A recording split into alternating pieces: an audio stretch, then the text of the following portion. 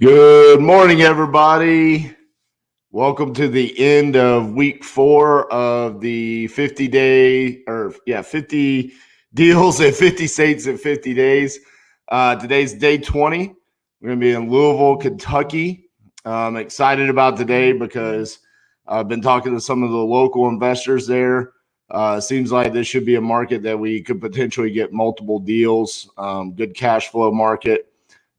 Solid entry point. So hoping that we get similar results to like Kansas City, Shreveport, places like that, or even similar to what we got in Jackson, Mississippi, which was a quick contract.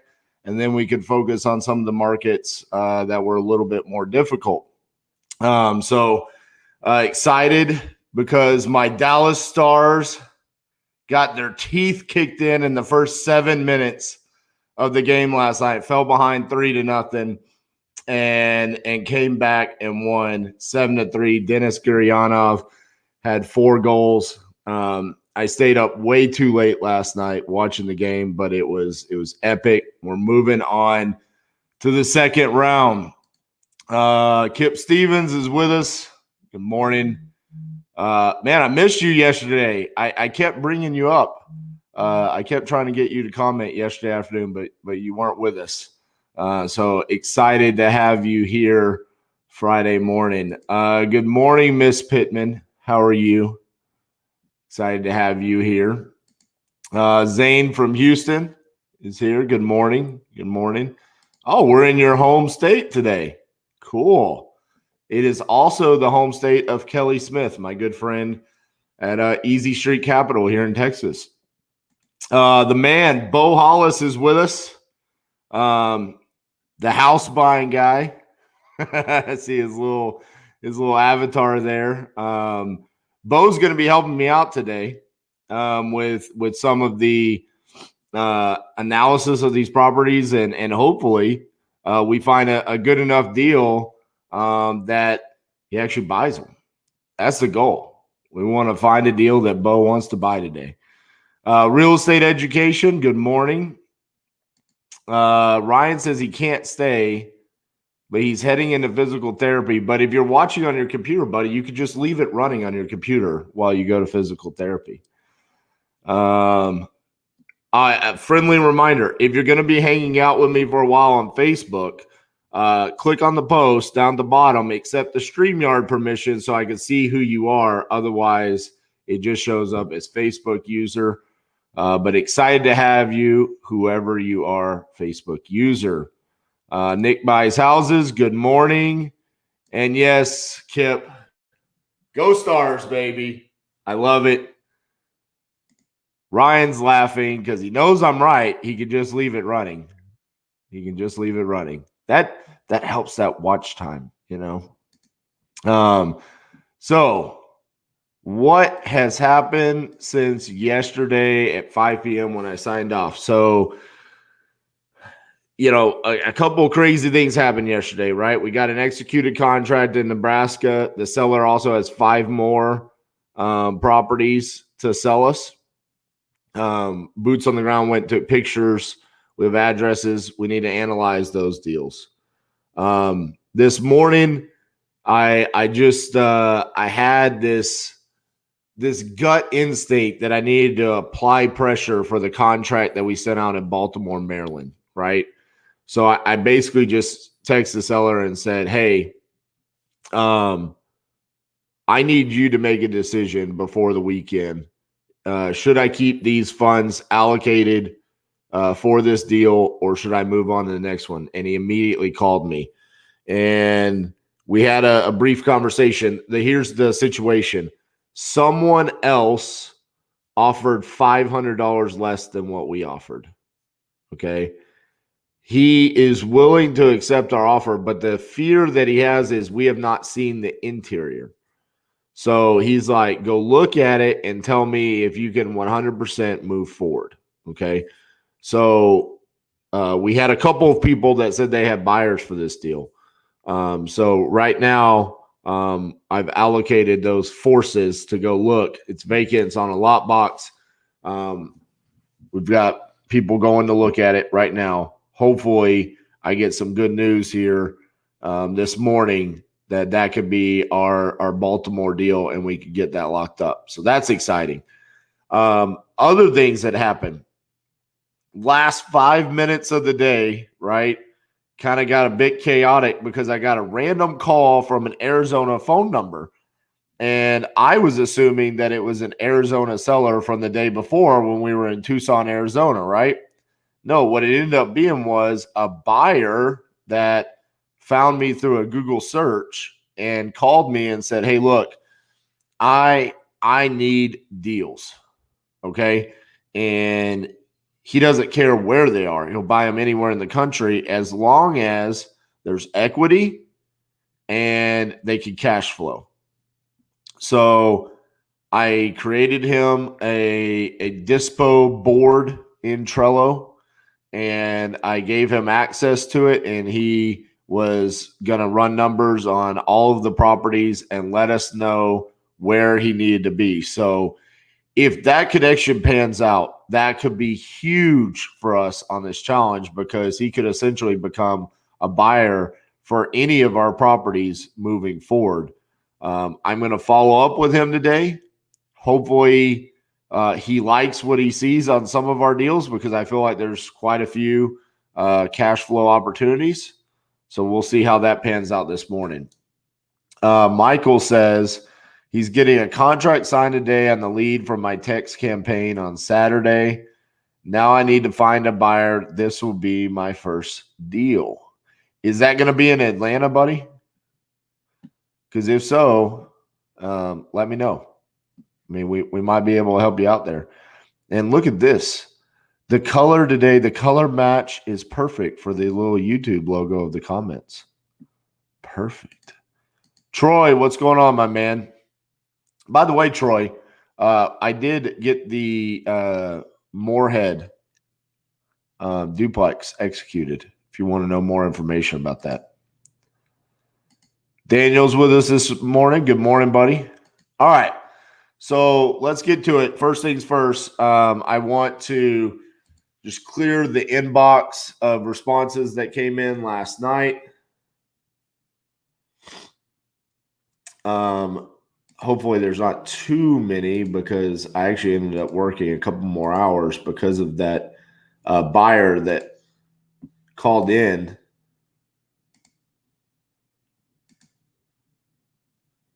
And I cleared them for the most part. I did. Last night was really odd. I had some very angry sellers texting me last night.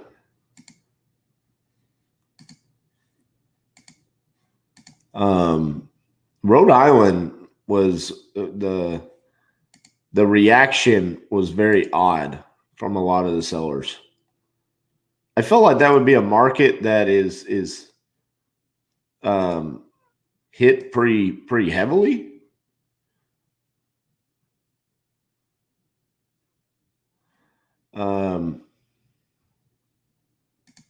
But unfortunately, it was not the case.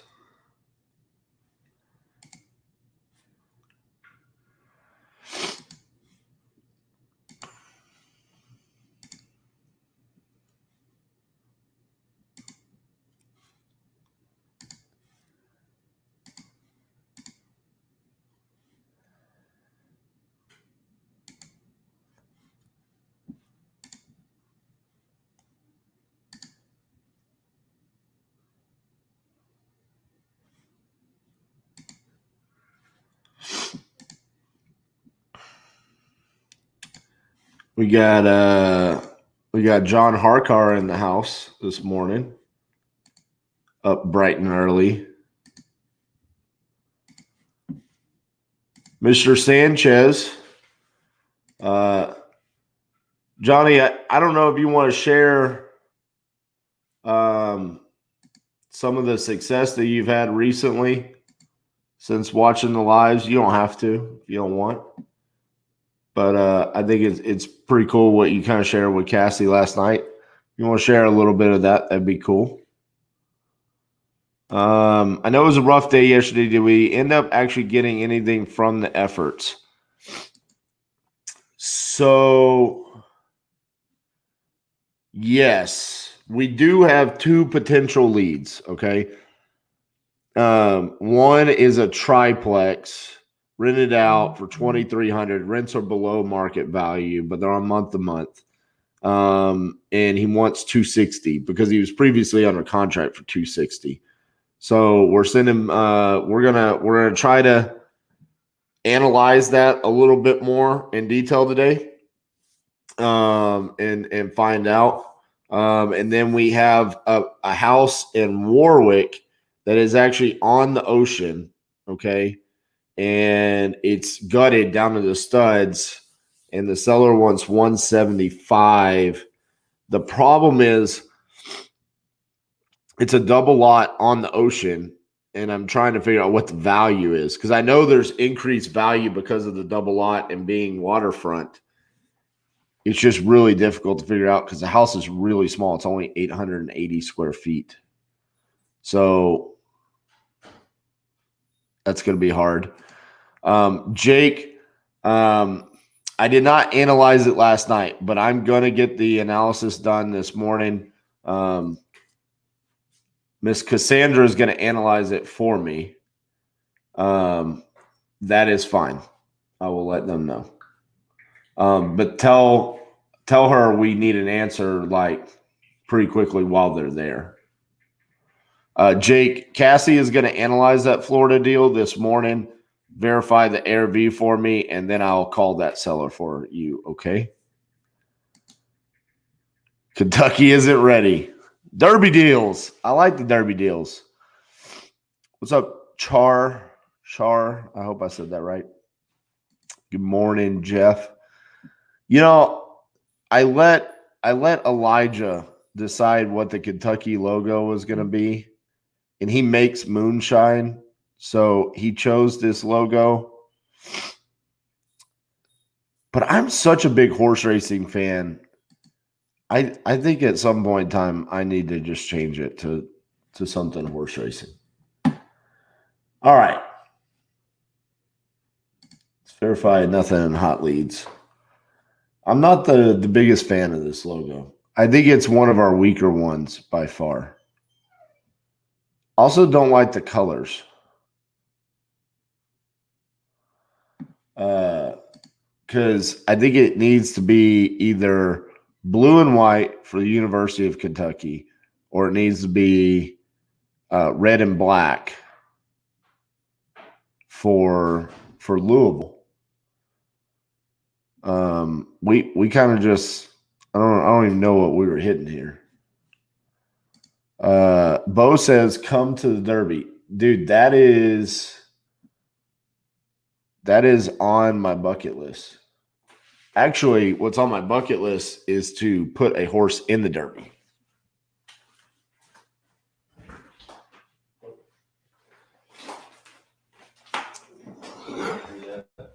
What's up, man? All right. Look at that. We just assigned a text lead from Batch for $25,000 yesterday. I keep telling everybody, you got to sign up for Batch leads. It's only going to get better, people. If y'all were on here yesterday, you saw me lose my mind with some of the new features. All right. Let's get our data for the day. Let's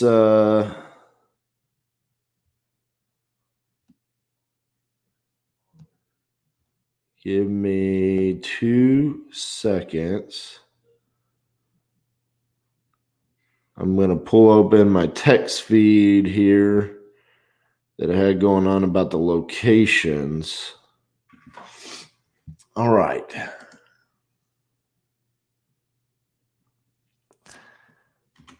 Four zero two one three. Does this work?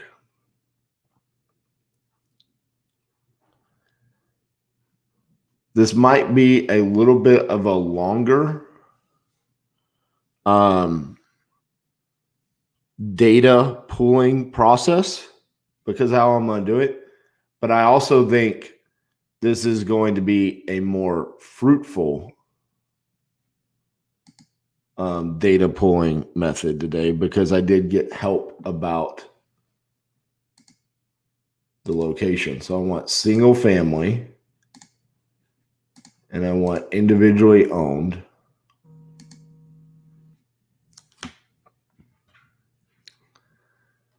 Okay.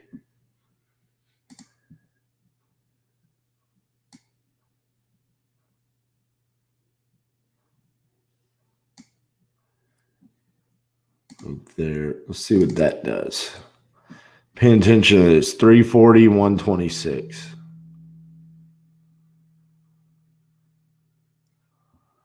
Okay, so I'm going to pull the tired landlords.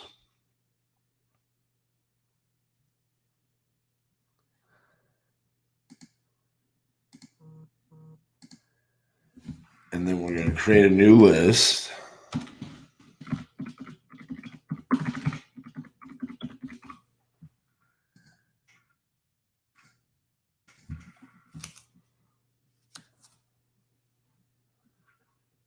Okay, so that was 40213.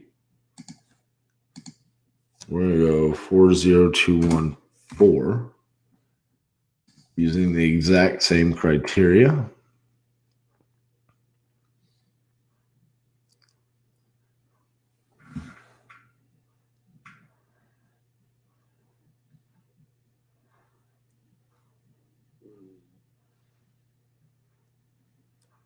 $345.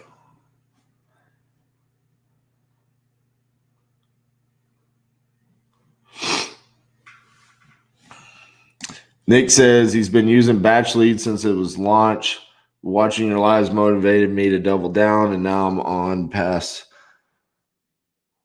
to be my biggest month, 7 in escrow and counting. Dude, yes. Like, guys, I can't explain to y'all how much that means to me when y'all share those stories. I mean, look, there's like two sides to me doing this challenge, right? There's the selfish side of it, right? It's good for business on many different fronts, right? Obviously, we're getting properties under contract that we're going to assign. We're going to make money on. It's what we do, right? So it's important for us on the selfish side. From the aspect of doing it live and seeing that it's impacted y'all's business the way that it has, I mean, that means the world to me. I really didn't know if it would have that big of an impact on other people. So that just is the more that y'all can share those, if it has had an impact, it gives me energy to keep doing this. Want to find ways to continue to do these even after the challenge.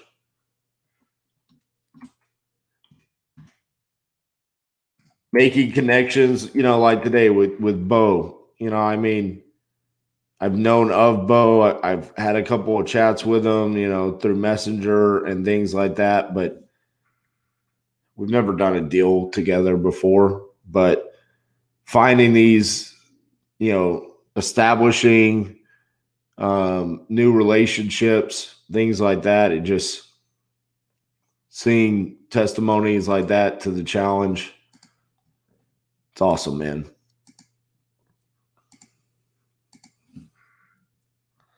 All right, last zip code, 258.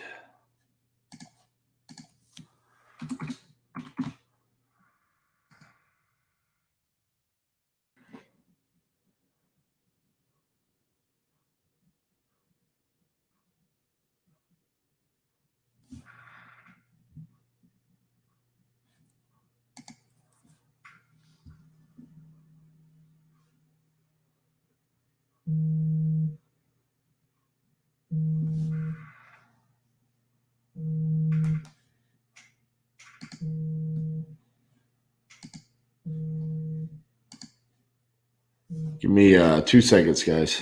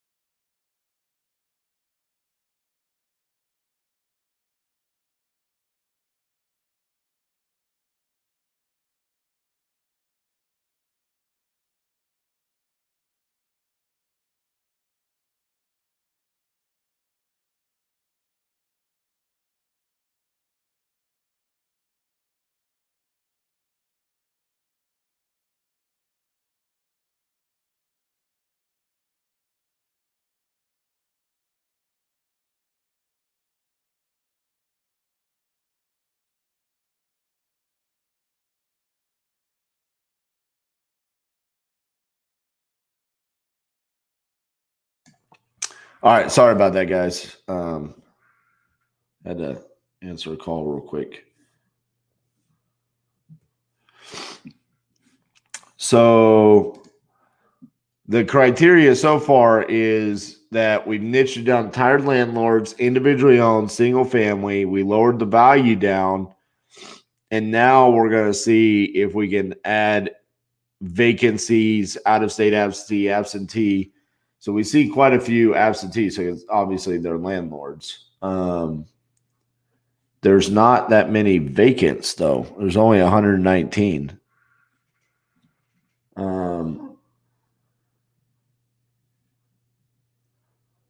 I've never done the mailing vacant.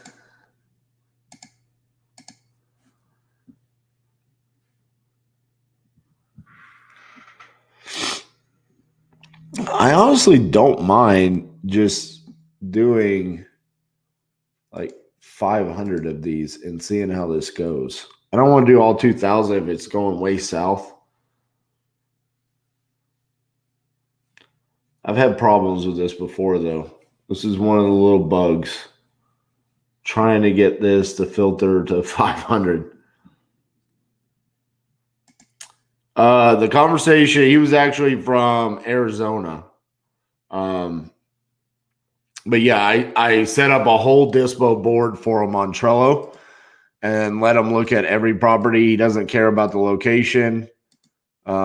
His business model is that he buys them, fixes them up, and then sells them to his buyers and then manages them. Majority of his buyers are Hispanic and they have money that they need to put somewhere.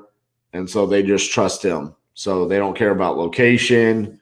They really don't care about anything. Like if he calls them and says, hey, buy this, 50,000, they do it.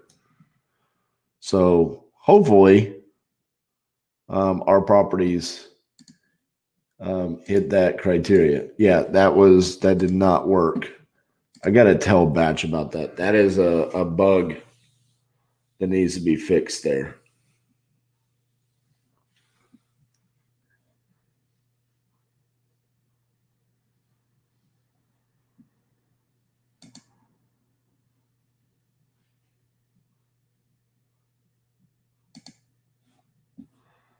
Okay, come back here.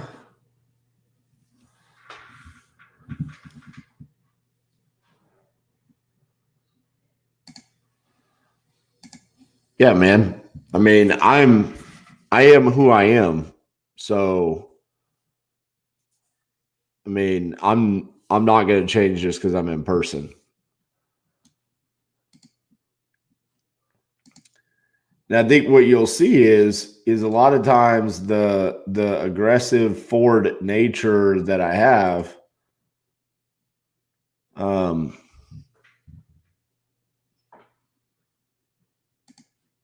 actually makes them respect me because I am forward with them. Very rarely does it backfire on me.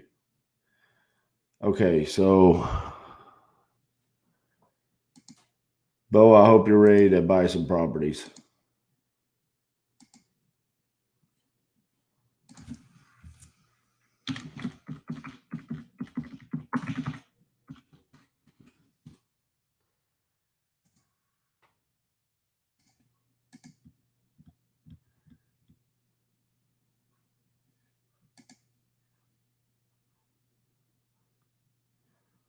No shortage of data today, baby.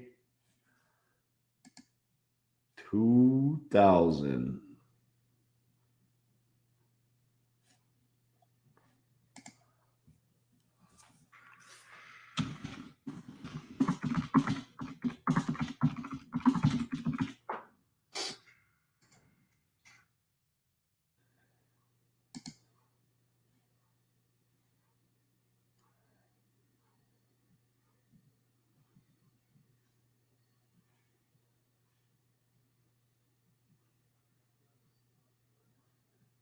Okay.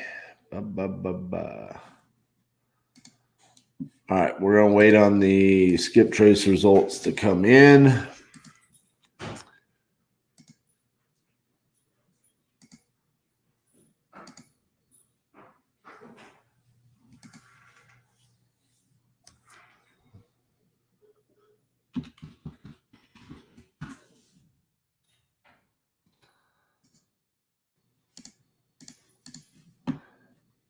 Bo is ready to go.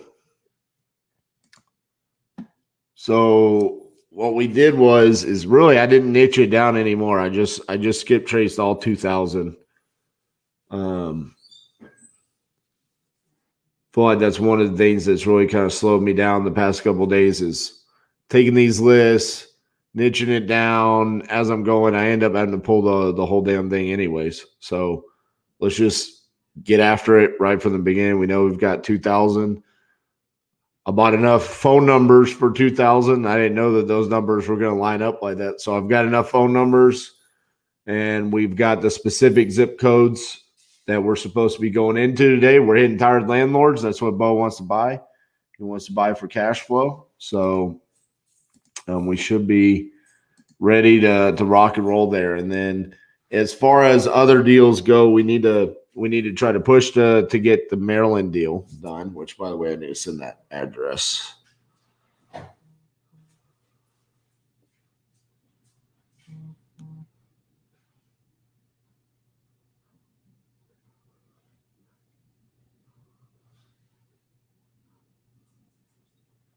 Two seconds.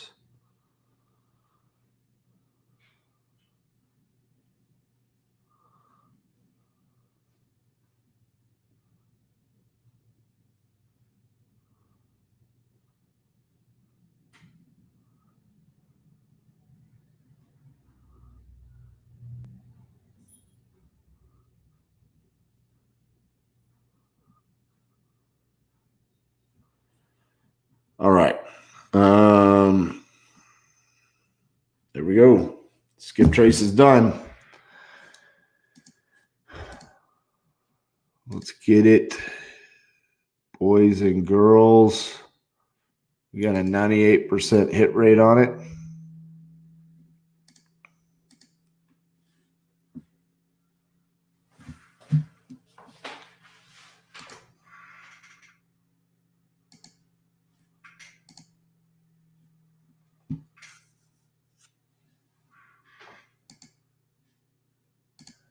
Create a new campaign.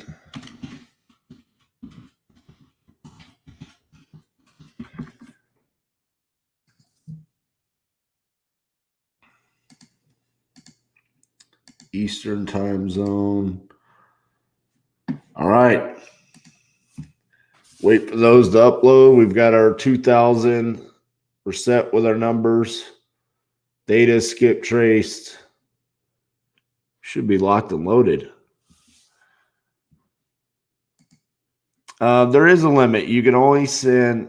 So I bought 40 phone numbers, and that can send 2,000 texts. So whatever that equals to. It is, every phone number can send like 50 texts a day, initial texts.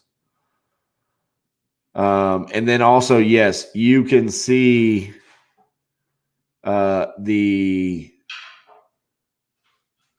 health of your phone numbers as well. You could go into your phone manager and it will show you like, hey, you've kind of spammed the hell out of people. Maybe you should sell this number or chill for a second. I don't think I saw this logo. You know, it's probably funny. I probably didn't show it because I don't like it. It's probably my least favorite one. Like, I was looking at the thumbnail this morning and I was just like, man, it's weak. I want to change it. I'm just not a fan. What else do we have going on this morning? We got to figure out if those Rhode Island deals are deals.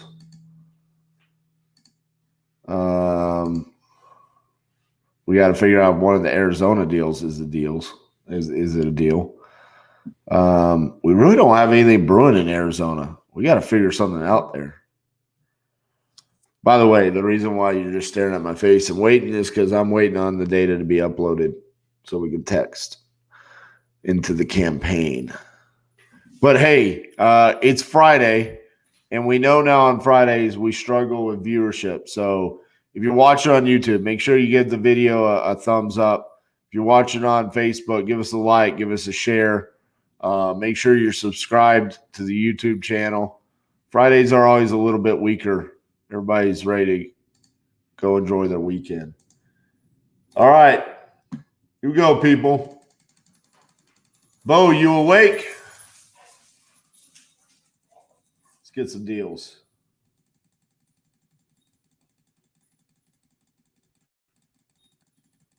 I bet the people in Louisville are going to be nice. There doesn't seem to be any reason to be angry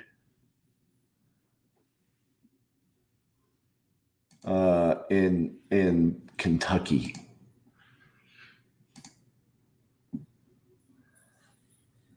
You know, like, I didn't think that there would be a reason to be angry, though, owning a property in Rhode Island. But, shoo. They gave old Nebraska a run for their money.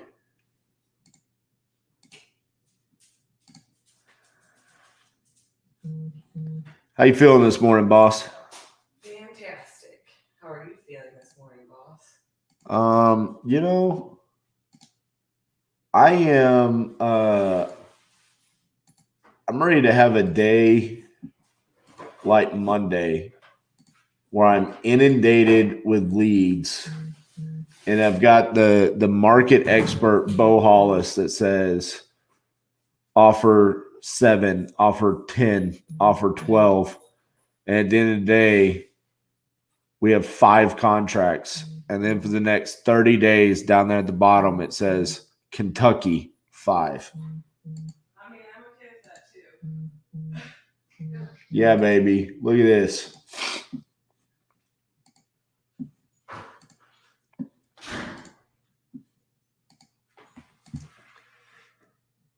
Lower end markets, right?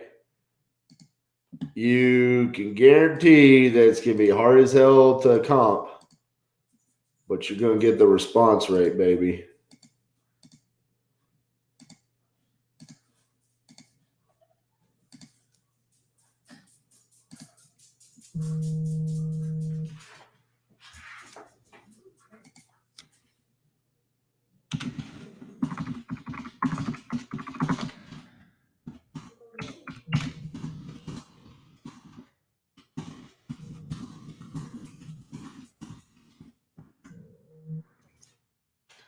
Hello, this is RJ.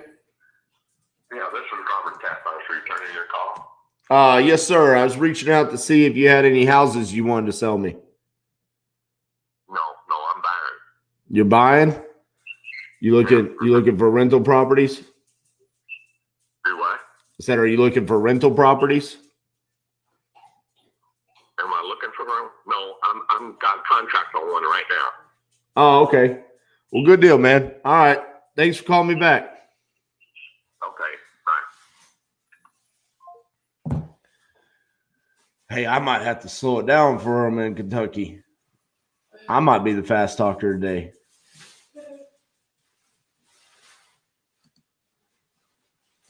We don't want no cranky crab cakes today. That's what Kip said. Who said that, Kip? Yeah. Cranky crab cake.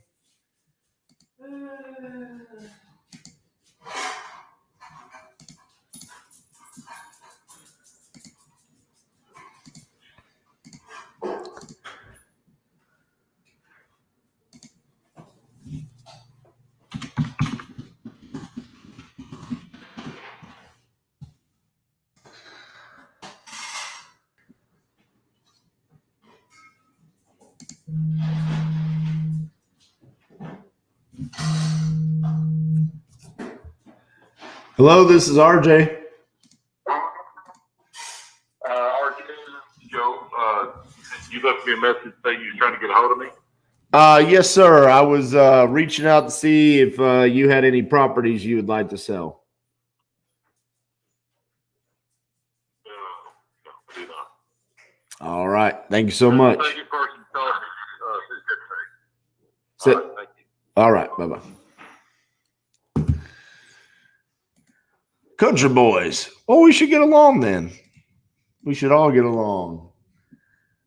No, 1206 home view for 65K. Oh, there we go.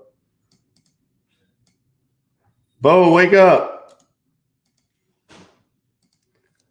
Let's find out what's going on.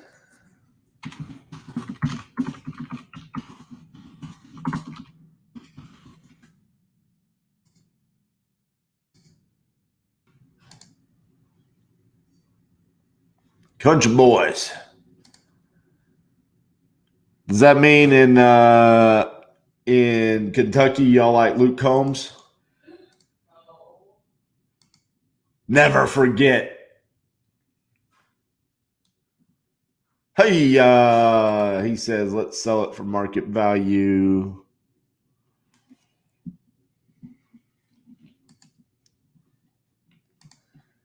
We'll come back to that in just a second.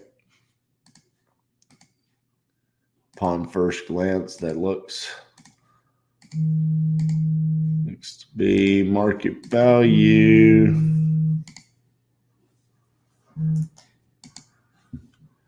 Hey, maybe not.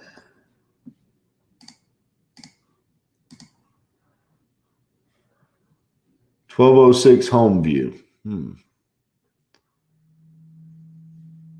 big are you, 1206 home view? Says Propelio doesn't want to share. Was this listed? No. Okay, very good. 1320. Well, there's one for 150. Smaller. 105, smaller. 189. What? This is why I'm glad I got Bo here. Freight train RJ be like, Airvies 189, 165, lock it up. We're done. Bye, Kentucky. 3 bed, 1 bath.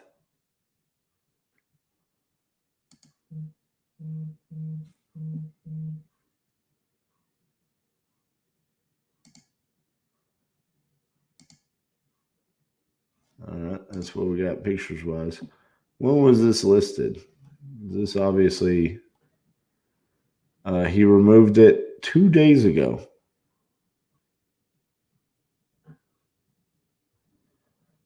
So he bought it in 2008, maybe.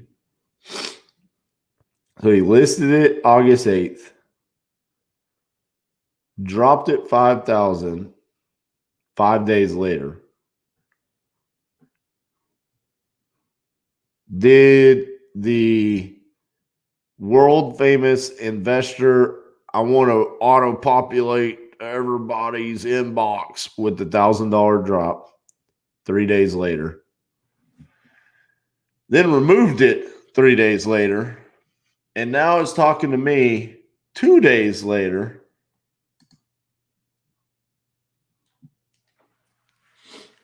Saying he wants 65K. Okay.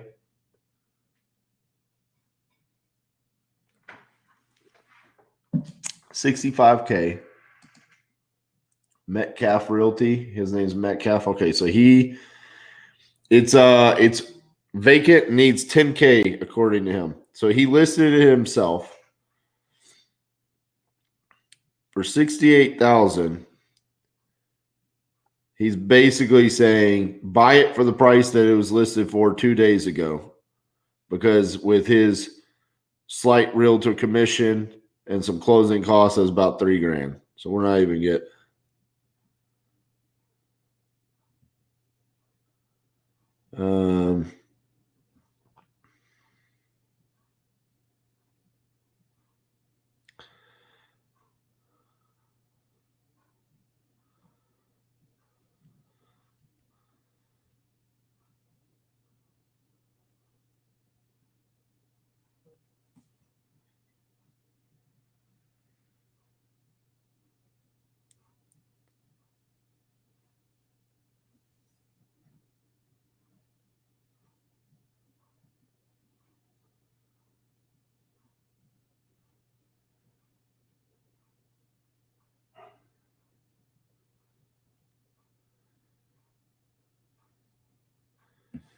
All right. Vacant needs 10K. I mean, Bo, you tell me. He says it needs 10K, but what if you came in here and you did something like this? You make it look fancy.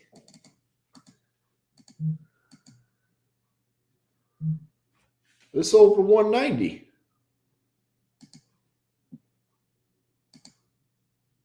Across the street sold for 73, and it's less than half the square foot.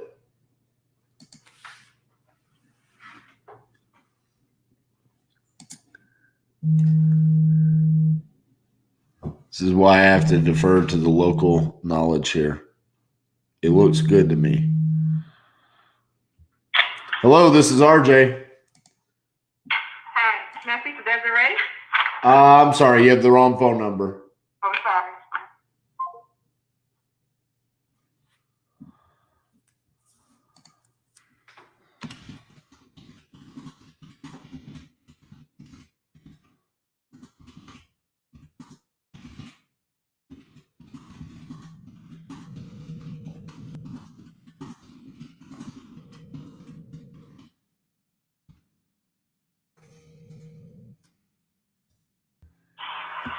You still looking for Desiree? Oh my God. All right. Thank you. All right.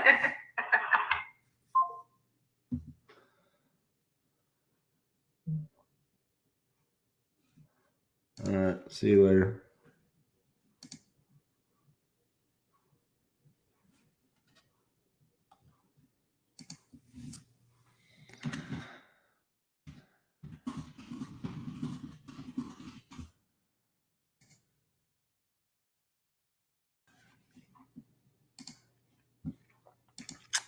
Thank you.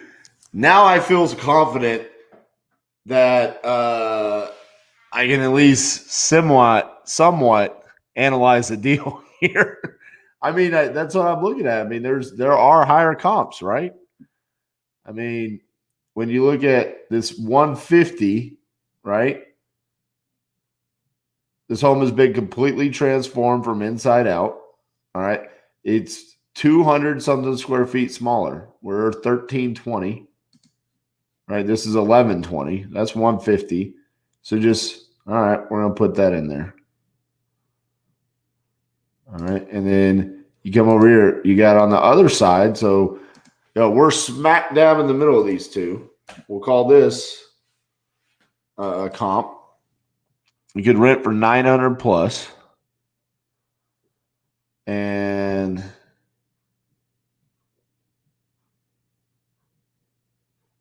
okay, let's look at this one. Beautifully updated. All right. So this one brings it down a little bit. When did this sell? I mean, this sold right in the heart of COVID madness. I don't know how much COVID hit there. This was post-COVID. I mean, post-COVID madness. And sold date. We don't, because this is pending. So I'm wondering if that 147 one is a little bit directly related to, the chaos, the fallout of the world was shutting down. Property details. Can we add property details on this?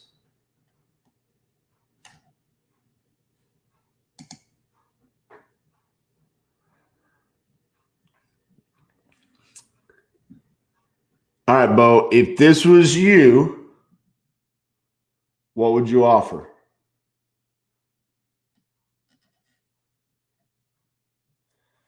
It really sucks that you can't just add.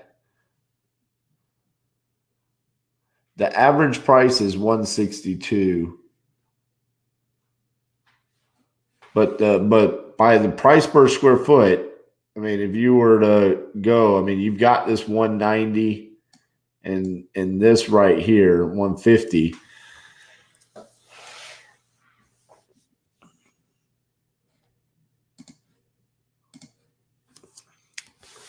So, Bo, if we're gonna wholesale this, right? Or would this be something that you would be interested in keeping as a rental? I don't know. I mean, 55 to 59.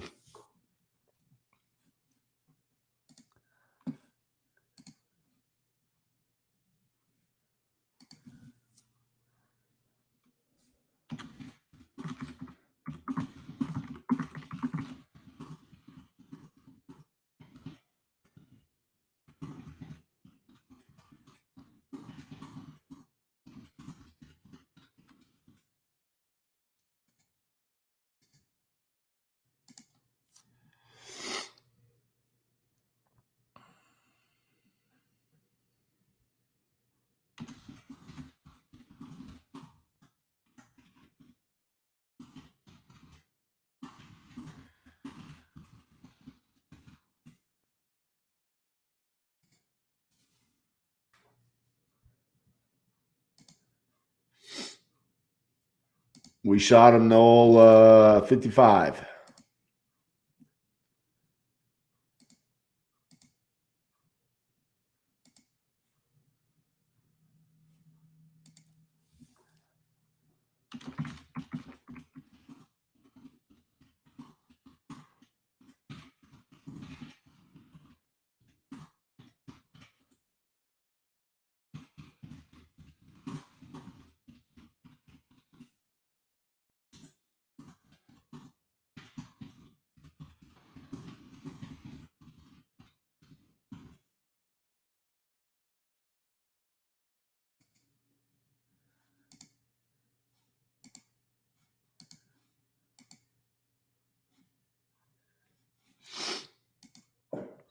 I'll find out, buddy.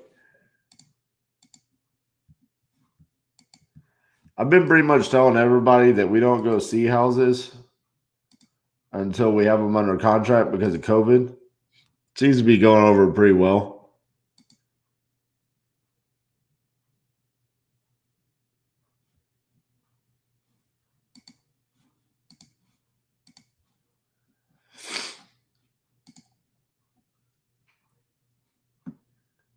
Wow. I can do 55K cash and no commissions. He said, no, good luck.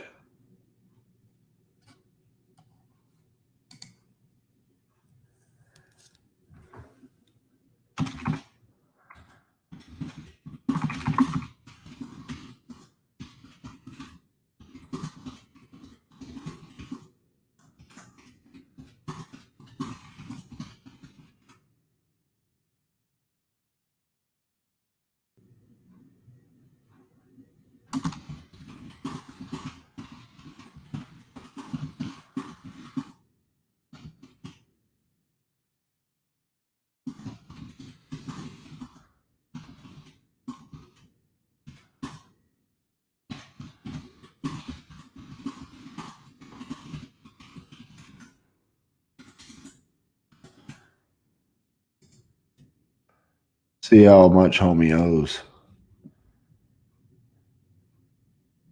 Ho! Yeah, the mortgage balance? No. That cannot be right. Oh, that's right, because he gave us a different address. I was about to be like, whoa.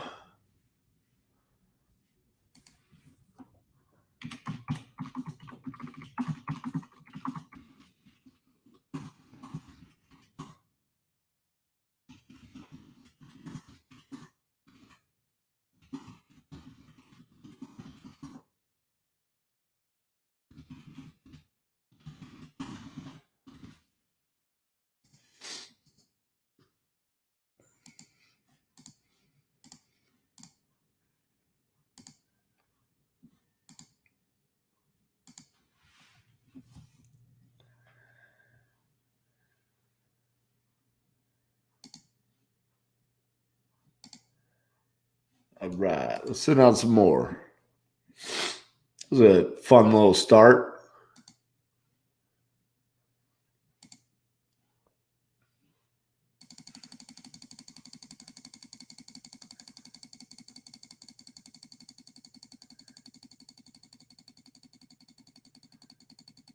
So on both something like that, if he said, yeah, I'll accept the 55, and you went and truly needed 10, what were you going to do with it?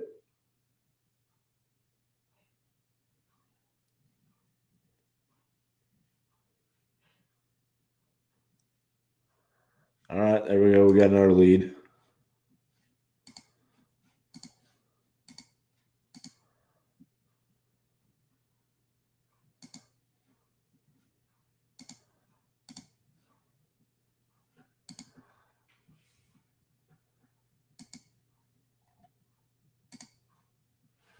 Wayne Moorhead.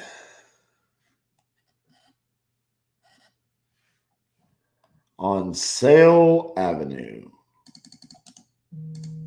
Wants 75,000. Hello, this is RJ. Hello.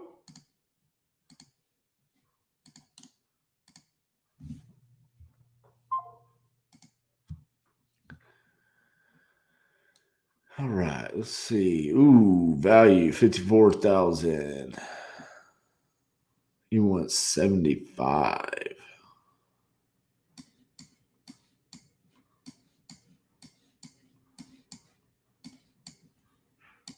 What is this right next to it?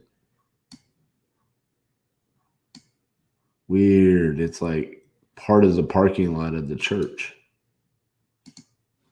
Huh.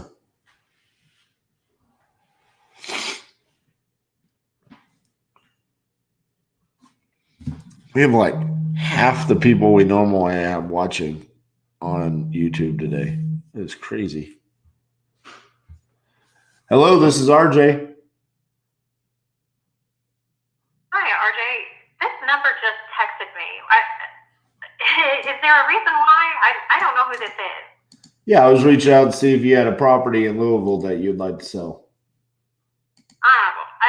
Maybe next time put that in the text. No, I don't. But thank you very much. I can't because carriers shut it down, so I have to send something fairly vague to not get spammed.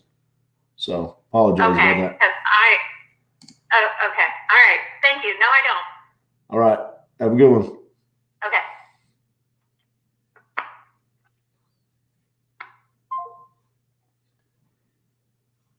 Educating homeowners one call at a time.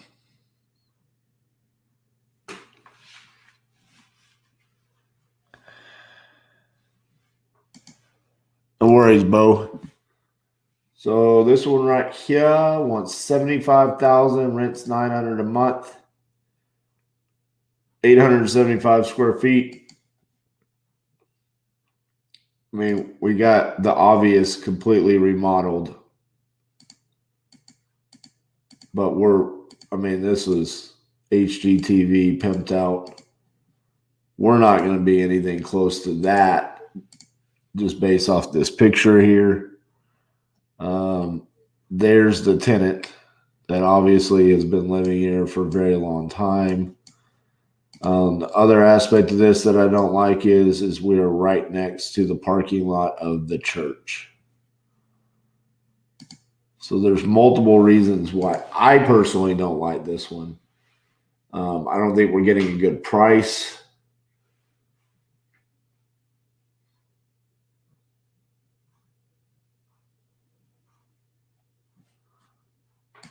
I think we can find better deals.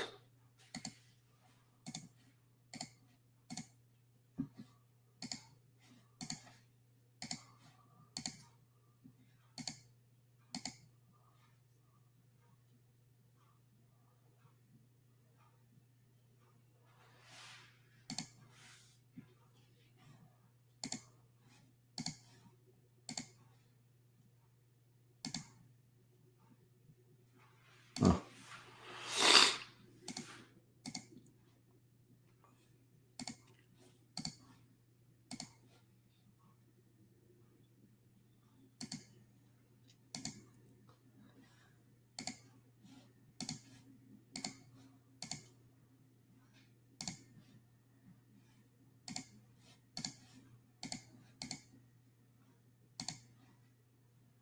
Definitely like this. This is a much more active list today.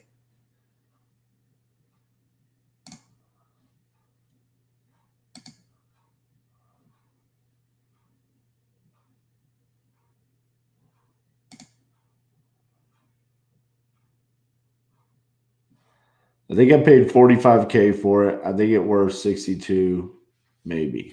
All right. Is it currently rented or vacant? Let's see what we got here.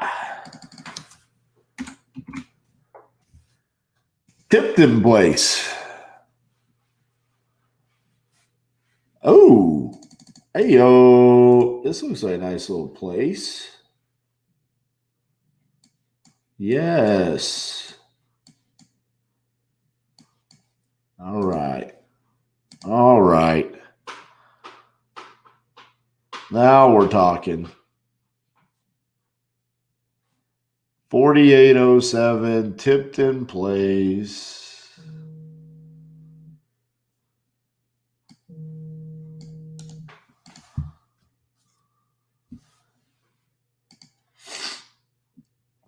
Our square foot is 925.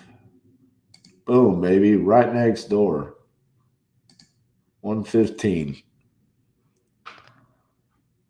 All right. Here we go. Oh, yeah. 925. 125. Here we go. We got something brewing. 130. Yeah, baby. Keeps getting better. They're all 925 square feet. Is this? It's like one builder came in and said the perfect size house is 925 square feet.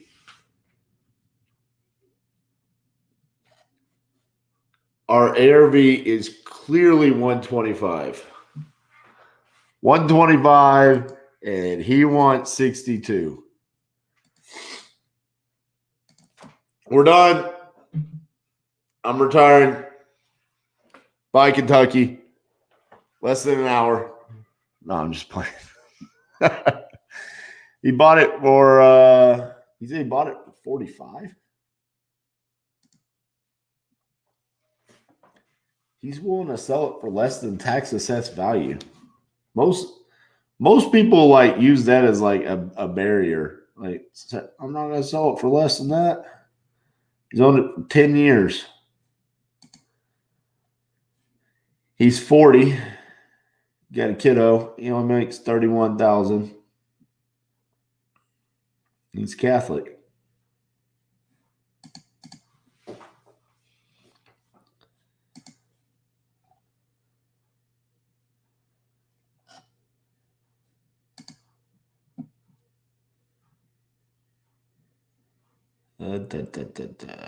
He bought it cash. I mean, this is just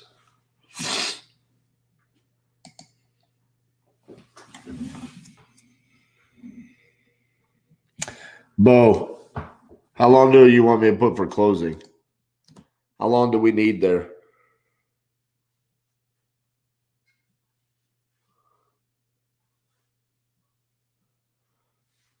Is it like 2 weeks, 30 days?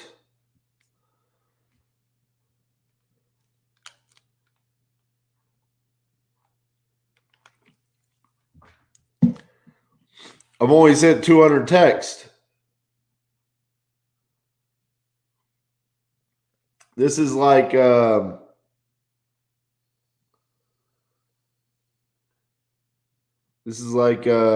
Jackson, Mississippi. I said that. I bought 2,000. I skip traced 2,000. That means we would get 10 deals if we stay at this pace.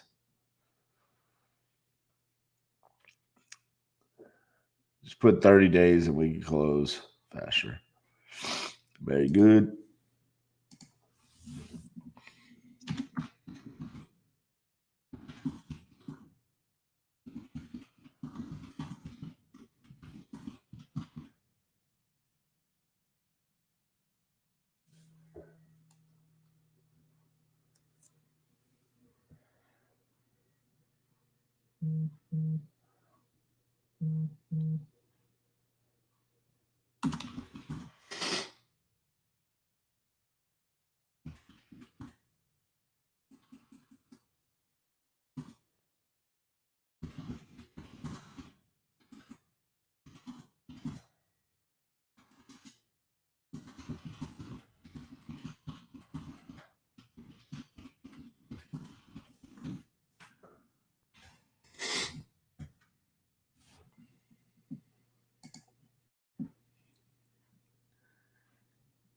No, thank you. Wrong number.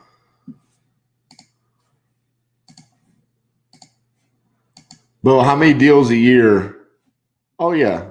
Yeah, that's why I just asked them. What's my price? Cash and make it the smoothest transaction of all time. I bet you he says 55. That's my guess. 55.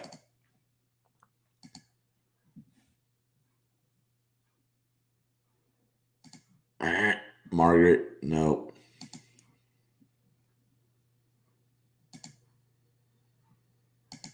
This is going to be fun today. I'm going to have fun.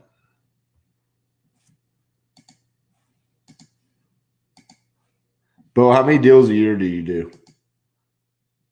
You don't have to answer if you don't want, but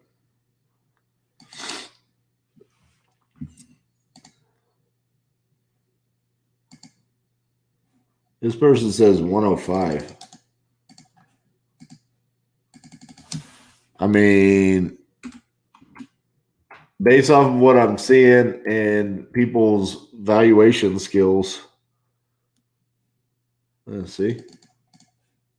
I kind of want to just check, see.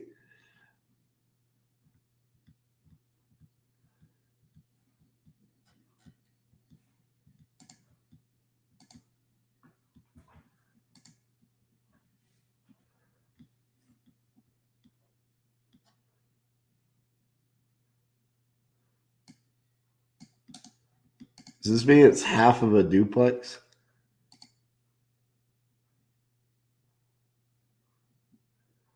$1,086.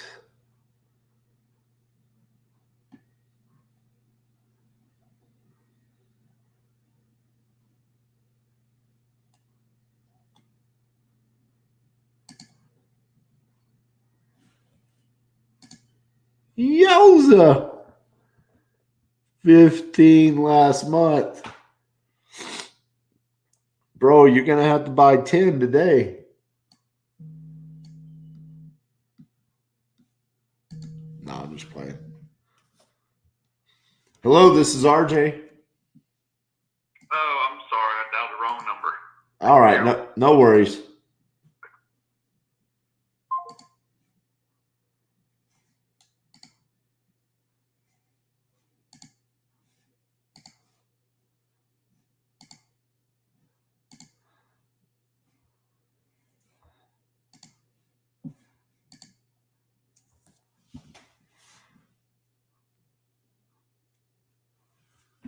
Yeah. Okay, so this one wants 105, 163. What is this one? 180. What is happening, dude? No, hold on. If this is like an actual house and these are I'm moving to Kentucky, bro. I'm coming, Bo. I'm coming. This gone 180, and this guy's like, yeah, I'll sell it to you for 105.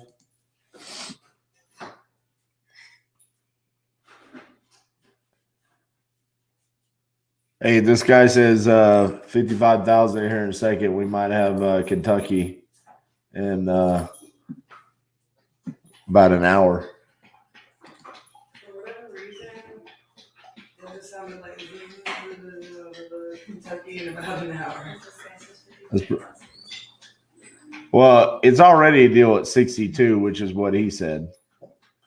But my prediction was if by asking him, what's my price for paying cash and being smooth?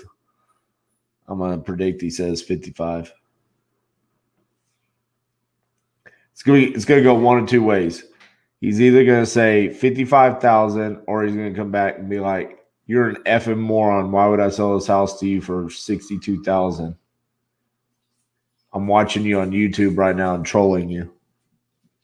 It's Isaiah. It's Isaiah. Okay. What does this half mean? 4810 half Burkhead Avenue. I've seen this in a couple of markets and it throws me off. Is it saying it's a duplex? It's the only thing that could make me feel like it's I should pull up prop stream.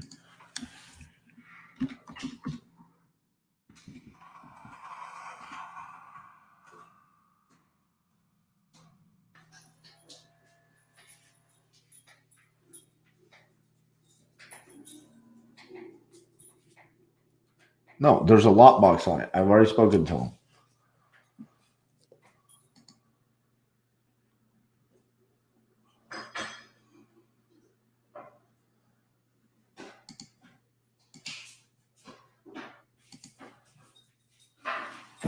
Come on, Tommy. Wake up. 2 houses on same lot. Okay, so 2 houses on same lot. Does that significantly hurt the value or duplex style? Okay, so that's what I'm trying to figure out here on this one. Oh, y'all can't see.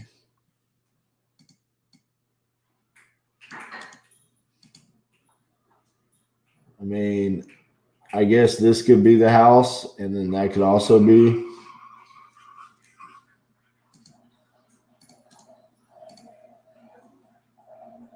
So I guess my question is, how do you know which one is one 4810 and then the other one is the half?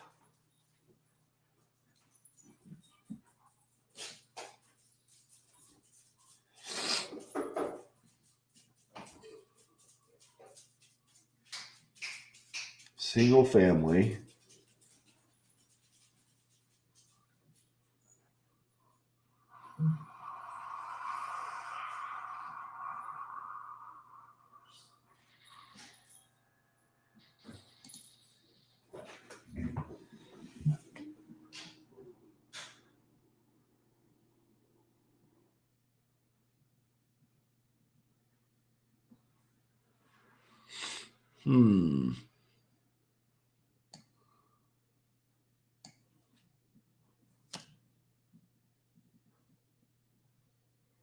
So we're the little brother because we're the half.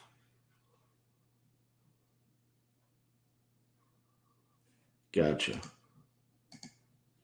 Very good.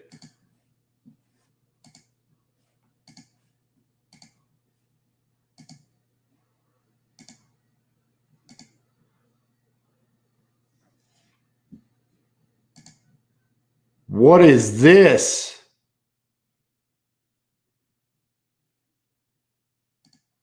What just happened? What is this super chat? And why is there a dollar amount? Does that mean you just paid me $1.99? I don't even know what this means. I just turned it on because you told me to yesterday. That is so cool.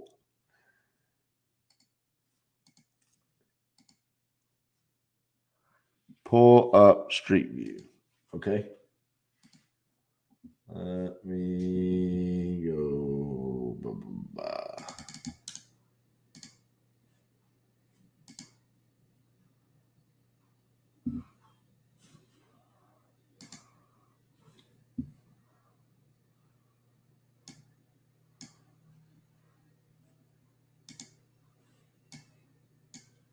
So that's what this is. This is one lot.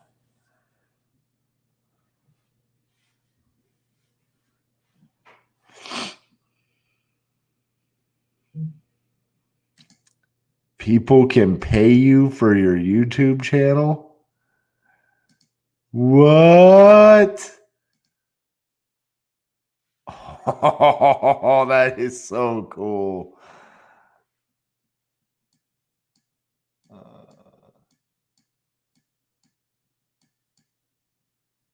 Is this normal? This looks like a dirt road or gravel road.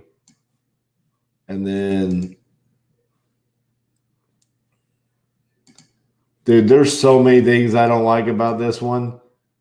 I mean, you got this. We're sharing a lot. We're on a gravel road. I don't like it. I mean, obviously, you know a lot more about the market, but to me, those are all things that I run from.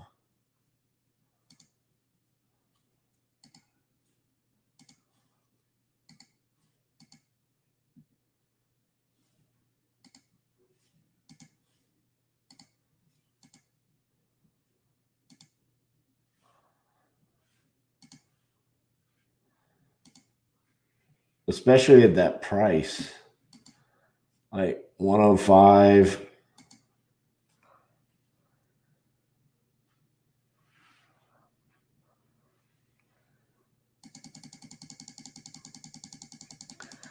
I don't know if it's in a floodplain, but it just from the gravel road, the sharing of the lot, and then the drain, like you're basically your house is sitting in the drainage system, you know. And it doesn't look like we're getting that big of a discount.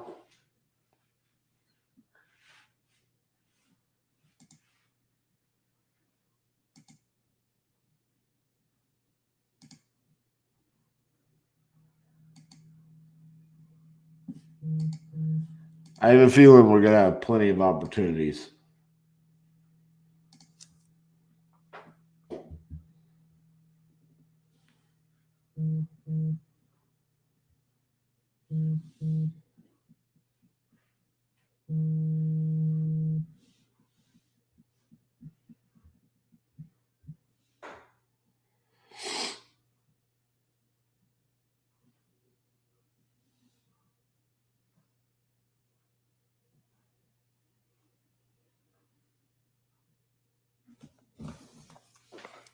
Hold on one second.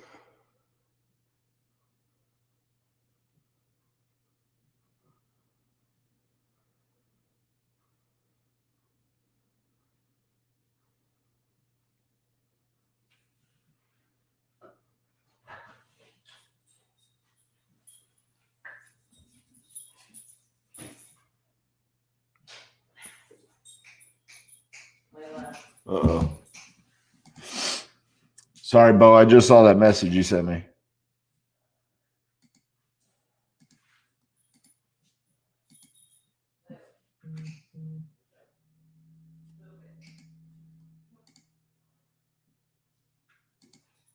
I'm so that super chat thing is so cool. Cassie, guess what? What?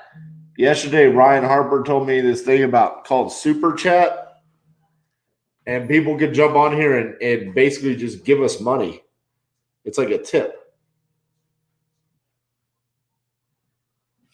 So, like, right, look, are you watching on TV? Watch this.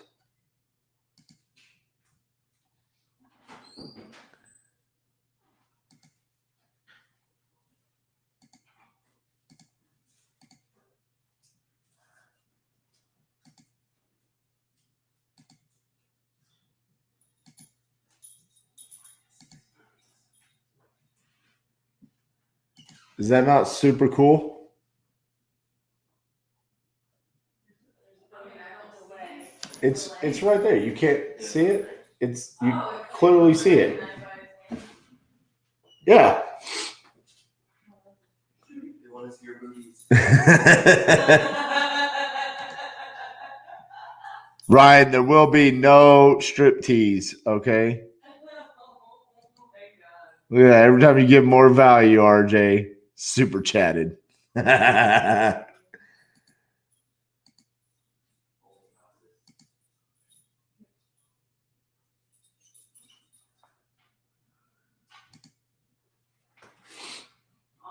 thanks. You're gonna buy me a Starbies. Maybe I'll buy you one too. Thanks. That you would buy me something with the money that, you know. Look, that money is for me too. Being behind the scenes, making it all happen. I've earned my Starbucks. I tell you.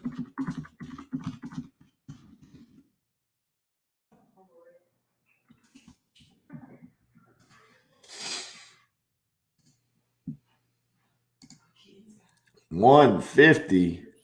Oh wait, how much work do you think it needs?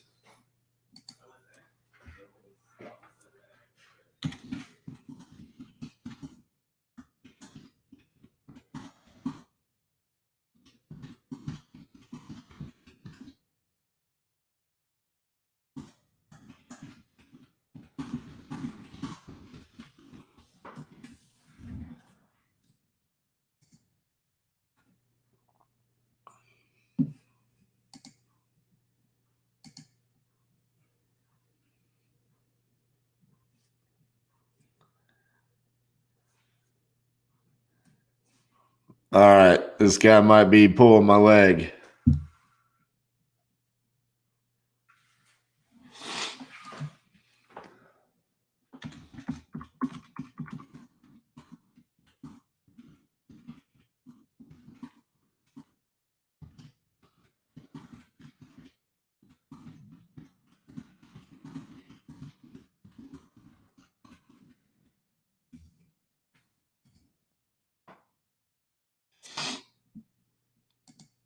Oh, baby.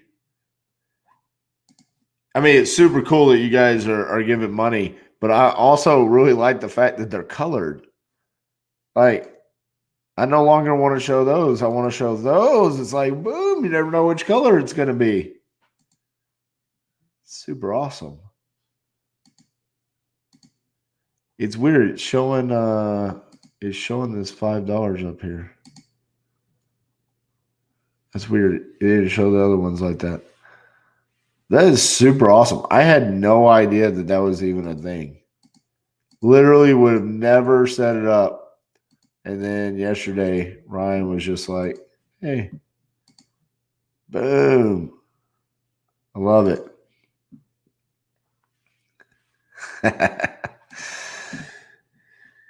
This guy came back and says, oh, maybe 65. I say that be far price.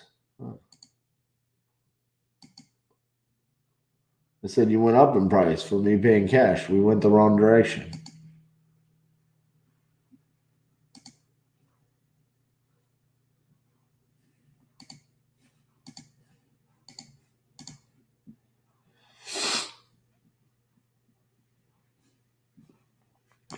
Nice. I like the JV deals better. I'm not gonna lie. I mean, as much as I like the $5 tips, I prefer the real estate.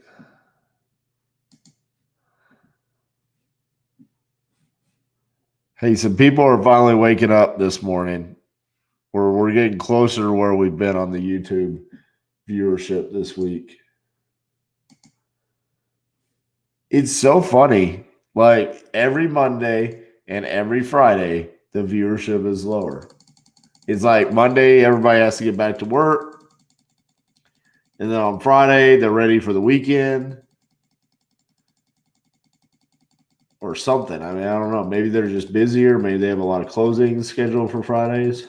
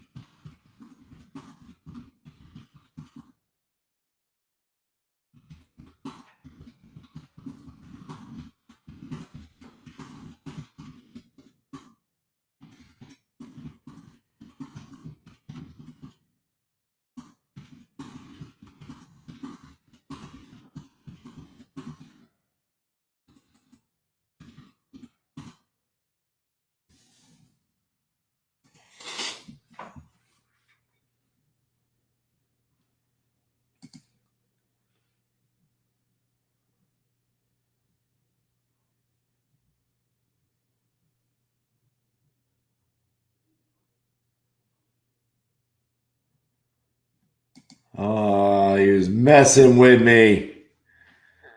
I kind of wanted to sell that old house, but my wife, and this whole time we owned it, so I sell it to you for a fair price, but you give me $6,000 just to me, so my wife can't find out. Can you do that?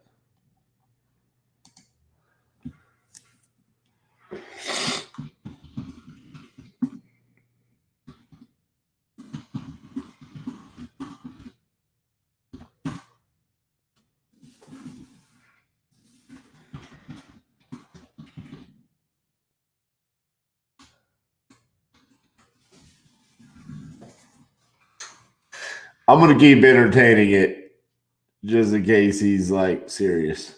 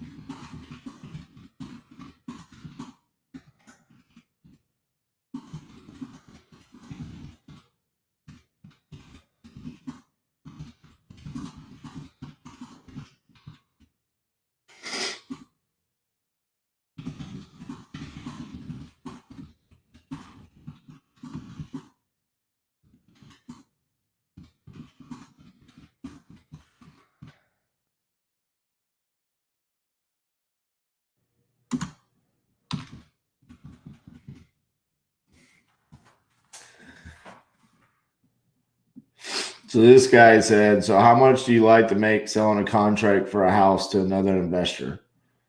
I said, wholesaling?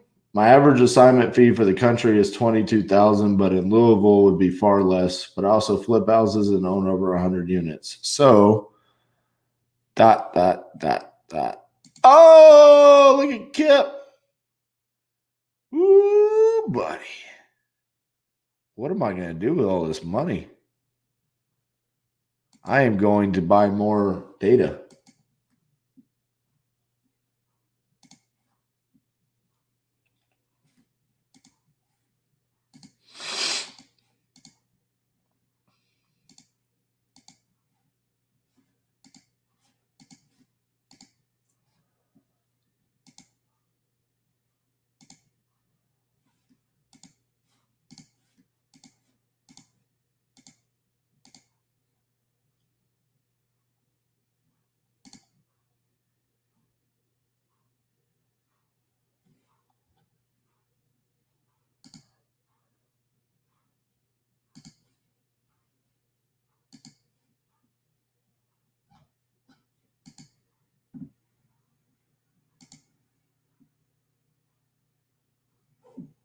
140,000.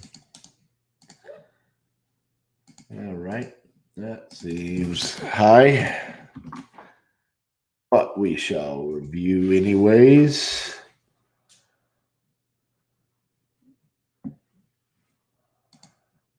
That is hilarious.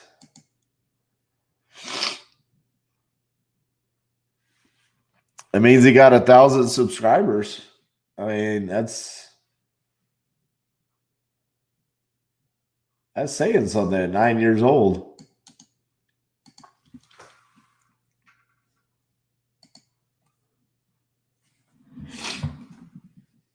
Is he streaming video games? Yeah, his games. Yeah. 1125.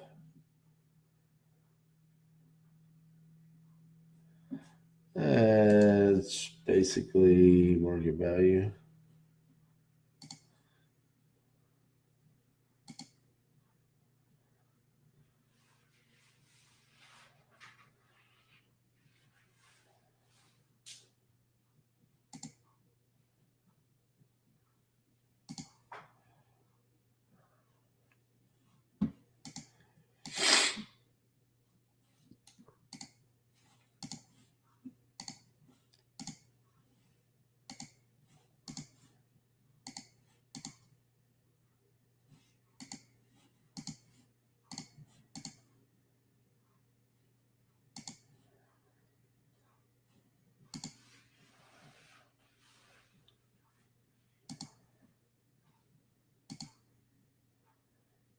All right, we kind of chilled off here.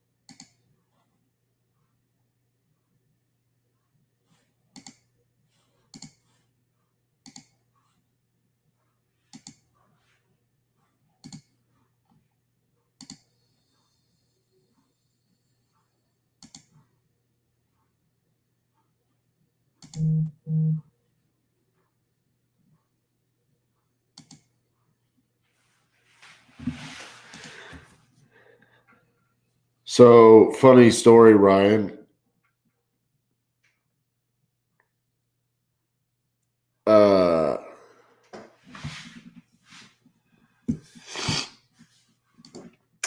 So yesterday, Ryan tells me about the super chat, right? Which is super awesome that you guys get. I had no idea that that's what it was, literally. I thought it was gonna be like some kind of special chat for, I don't know, subscribers or something. I don't even know. But I got on the YouTube channel to do that because he said, hey, you need to add your super chat.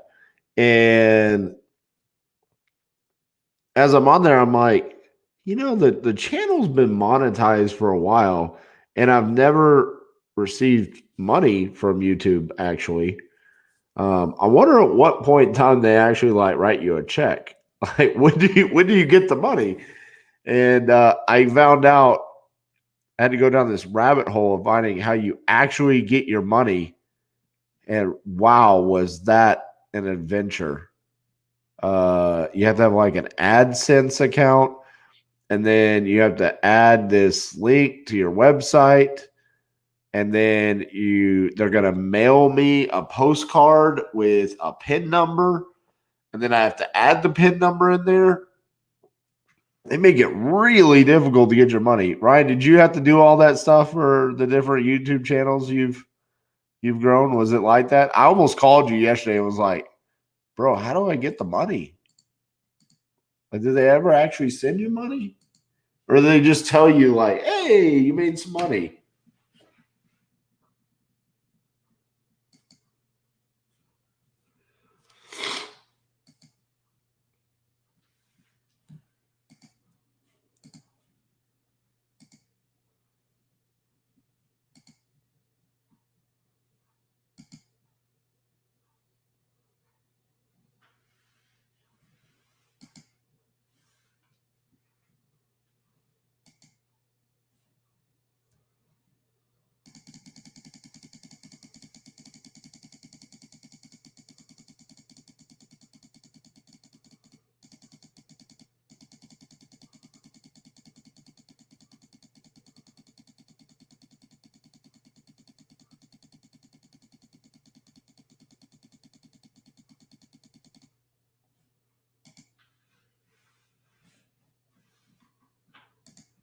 Yeah, dude. It's an insane rabbit hole.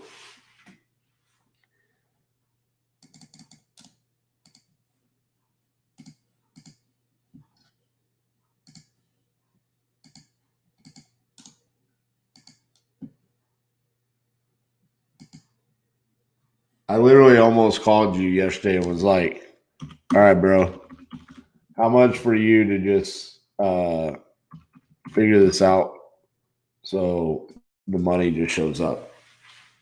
I don't want to deal with this. And I was like, he's not going to like that. He's going to have so many questions.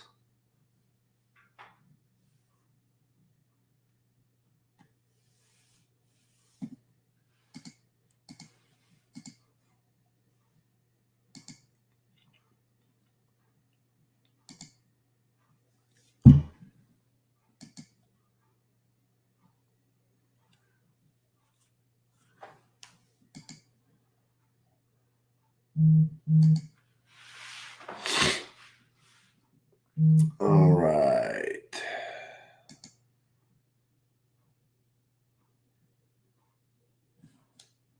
Oh, almost killed the wrong name.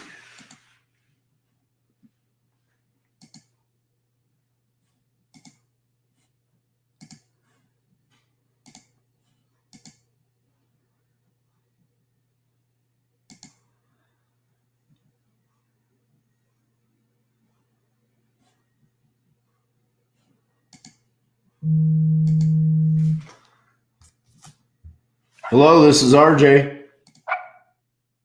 you say it was RJ? This is Jill. Hey, Jill. Did you get a text message from me? I did, and it creeped me all the way out. Well, I was like, do I answer? okay. Do I call him back with, what do you do, huh? Yeah, so sorry about that. Sometimes those text templates can be a bit creepy. But yeah, I was just reaching out to see if you had a property that you'd like to sell. Oh. Do you have one in mind? Probably either a vacant or a rental property that you own. Okay, that checks all the boxes. The only one here's the question.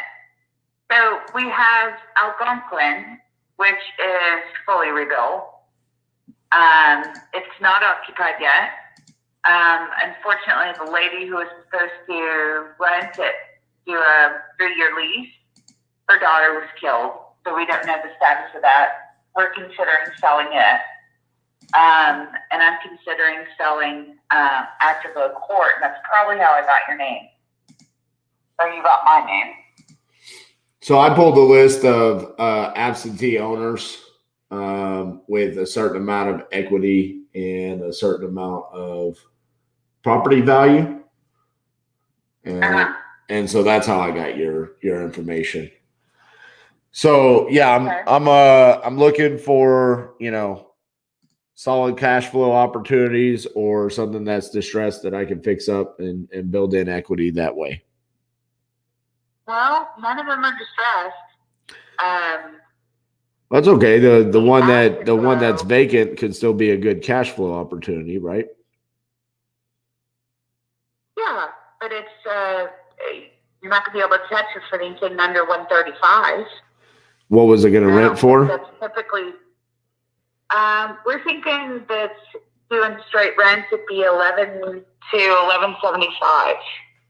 Okay. Yeah, that would I could see that area is just about to go into flip mode. Right. Yeah, but I could definitely get our hotel a block away. Yeah, but I could definitely get better cash flow, and that on something like that I'd be, I'd be parking a lot of capital for not the same kind of cash flow that I could get, across the city. So Right. Any other properties you're looking to sell? About Algonquin is we're estimating 2 years. 2 years it'll be up to $1,500 a month. because they're starting to buy up all those houses along those 2 blocks at the intersection. Right. That's the question. Don't really know what it's doing. Afterglow. I would consider Afterglow. Okay. What's going on with Only that? because my sister's sick. So that's my house. It's rented. It was rebuilt, but the cabinets are original. They were nice cabinets. It's got, what is it? It's on 3/4 acre. Huge backyard, private, in a cul-de-sac. Okay. And how much would you want for that? So, I wouldn't do anything under 115. Depends. Now, if we're not paying sellers, commissions, that kind of stuff, I would do 112. Okay. And do you mind sharing what the actual address is on that? Yeah, it's 1211 Afterglow Court. That one has a new gas, new water main, new furnace, new HVAC. I never replaced the windows, but they're nice windows. Let's see, I'm ready for a new roof in, I don't know, 8 years, 7 years. How many square feet is it? 970, I think. Okay.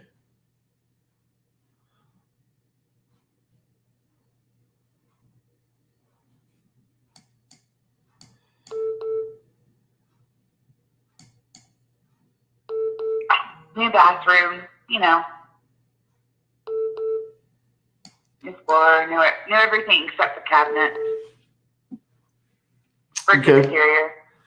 Well, yeah. I mean, let me do some due diligence on it and see. I think 112 might be a little bit tight for me, but let me dig around on it a little bit more and see what I can come up with. And if I'm interested, I'll give you a call back. Okay. Okay, cool. Have a good day. All right. You too. Bye-bye. Bye.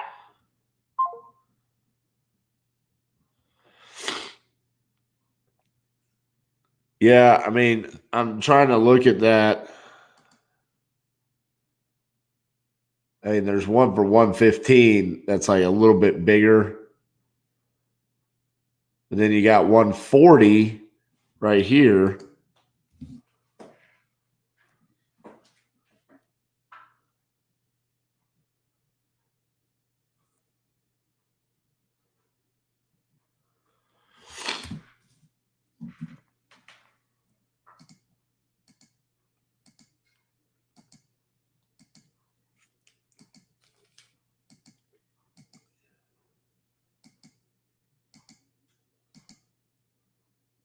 I mean, this is not super updated, but even if that was the case, I mean, we're still not.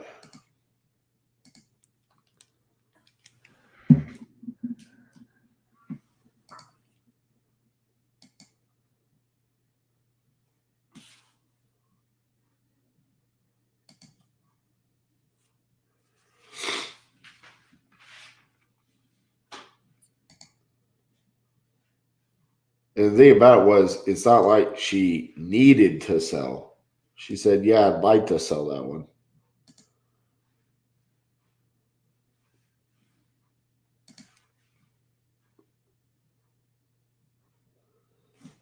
TJ Kirkland. Thank you. Thank you. I appreciate it.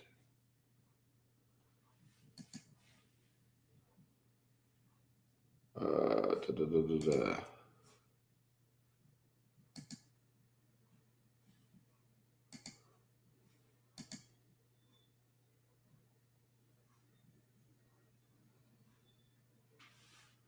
Is this who I just talked to?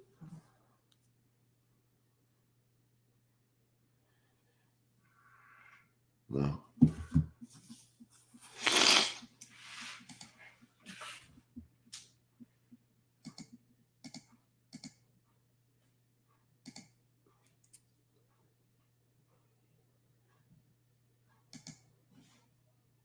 Oh, man. Wow. Oh, we got to block TJ. After he tipped me and everything, I might have to block him.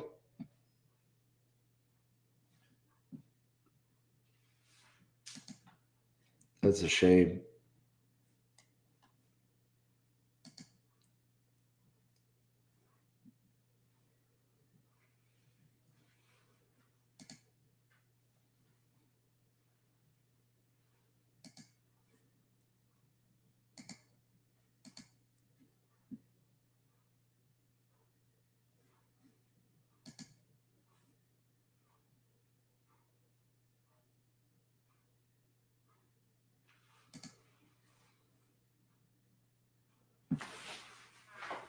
All right. So it's kind of weird. I mean, we came flying out the gates. Thought we had a couple of potential deals. We made an offer.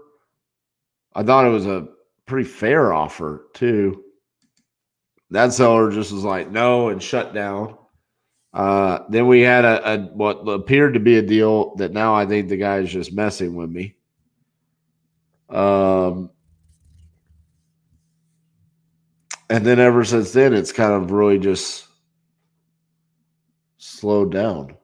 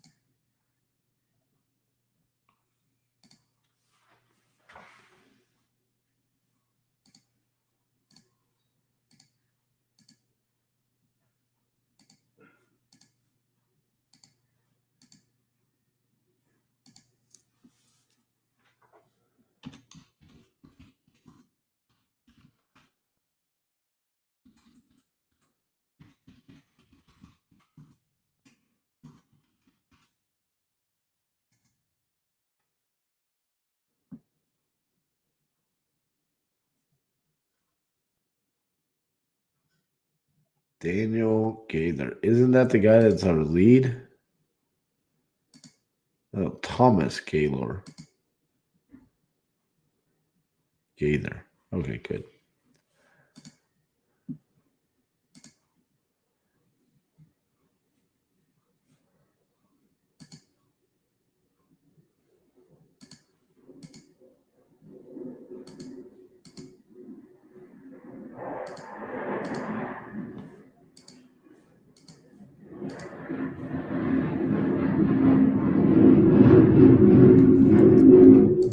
Have fun, buddy.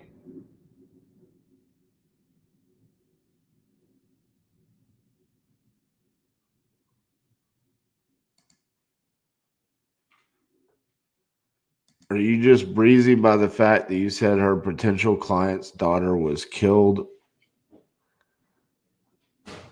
I mean, she continued to talk. I mean,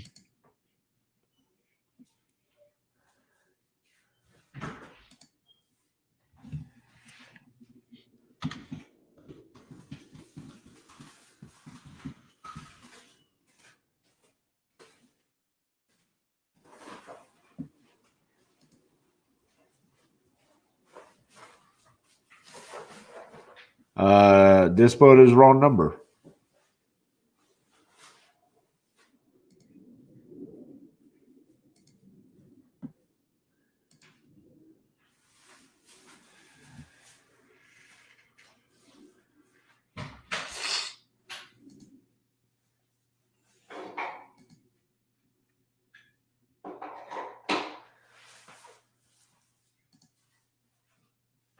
Hey, boss, you want to give me a break here in a few? Sure. Sure do.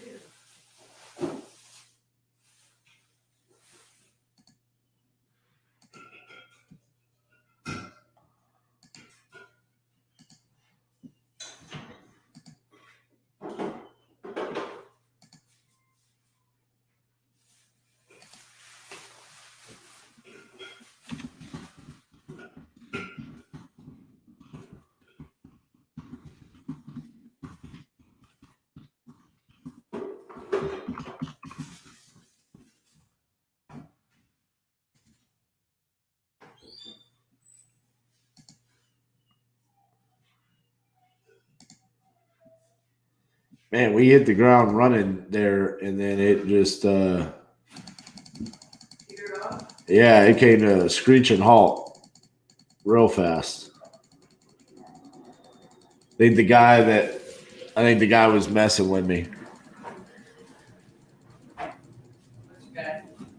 What we thought was going to be the deal. Remember, I said he's either going to say 55 or he's going to say you're crazy. Yeah, well, he came back something goofy. He said,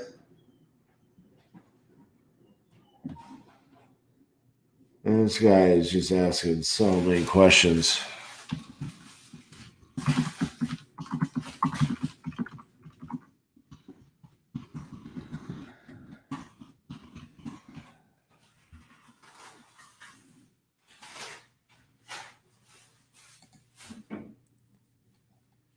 He says, I kind of wanted to sell that old house, but my wife's been bitch this whole time we owned it. So I sell it to you for a fair price, but you give me $6,000 just to me, so my wife can't find out about that. Can you do that?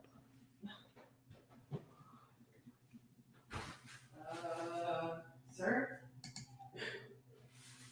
I can't perform illegal actions. That is not true. I told him I'll do whatever you want me to do.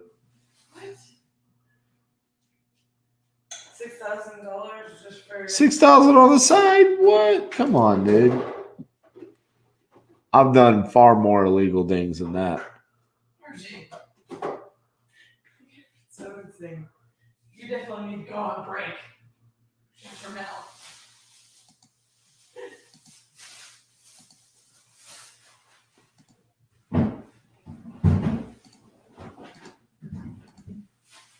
You made it sound like, you're promoting illegal activity. Sometimes you gotta bend the rules. Bro.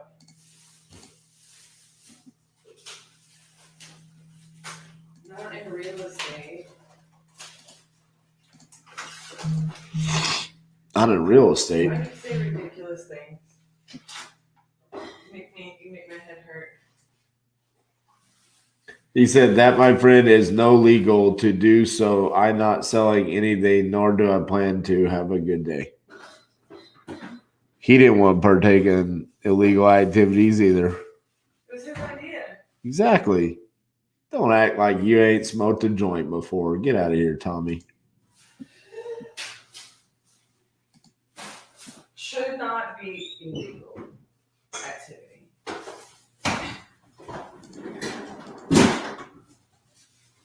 Versus His illiterate writing should be illegal. That's what should be illegal.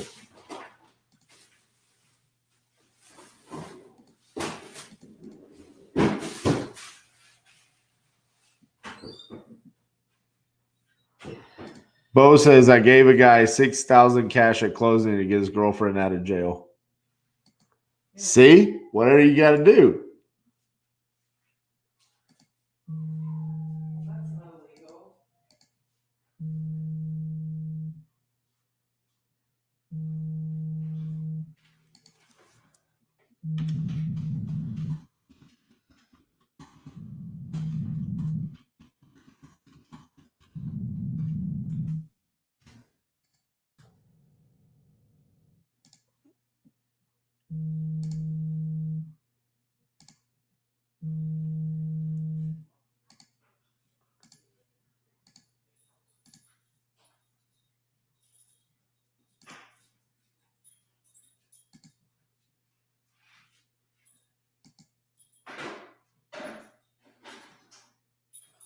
You want me to hammer out some fresh text for you before I step out? Yeah, let's go. Just gonna get my little coffee ready here. Get Titus ready, camera ready.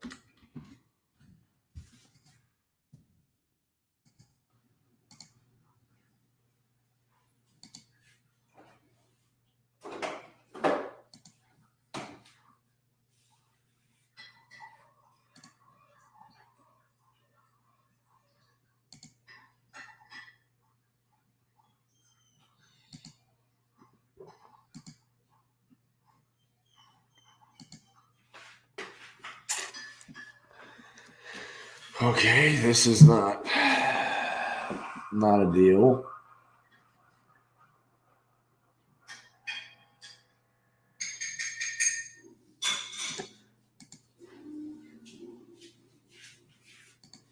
Someone got mad at me because someone on the phone said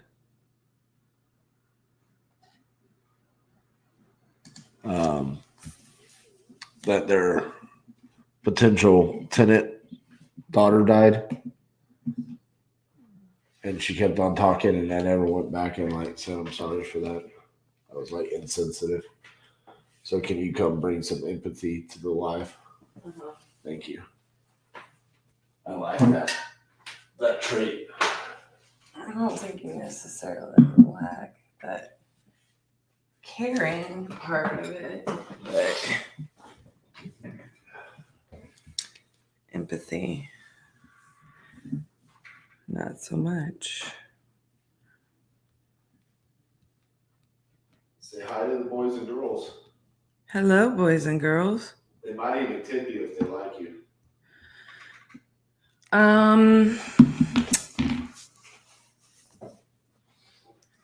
6K cash. What's up, everyone? How is everyone doing on this fine Friday morning? If you don't know who I am, my name is Cassie. Oh, my friend Ryan. My friend Ryan is gone before I could get on.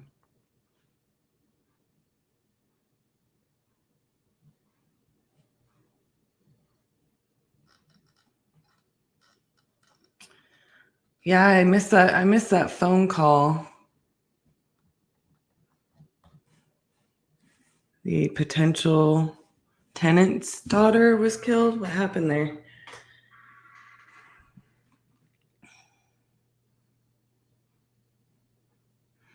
I mean, is that was it like a third party condolence? What are you supposed to do to a number that replies wrong number? Typically speaking, I just go ahead and put it in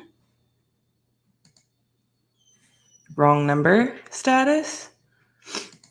So I guess we'll get back to replying. Y'all are awfully quiet. Are y'all texting this morning alongside us here?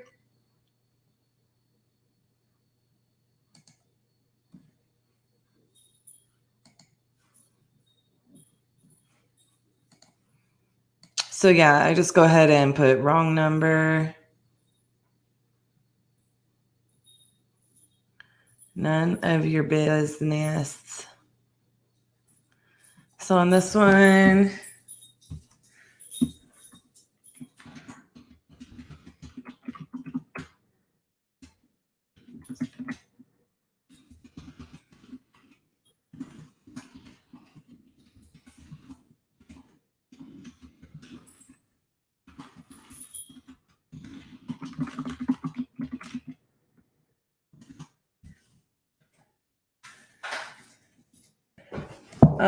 Titus is being very needy this morning. For those of you who do know, do you want to say hi, buddy?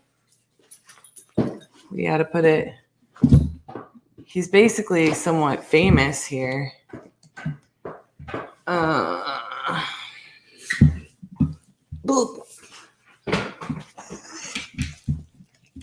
Titus, you say hi to all the Facebook people.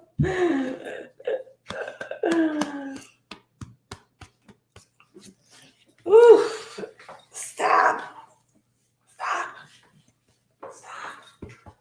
Yeah, he's being a bit needy this morning. Ooh, big boy. Big boy's gonna go to doggy school soon. All right. Puppies, they just make everyone smile. Maybe not everyone.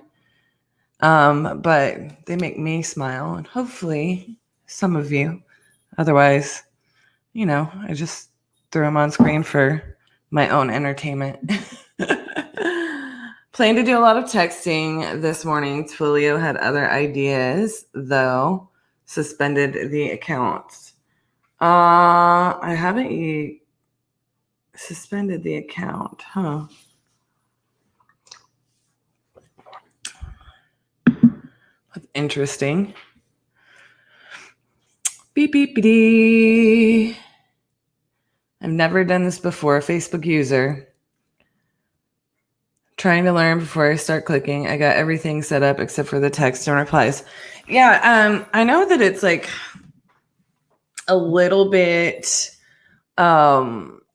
tedious getting, into a new system and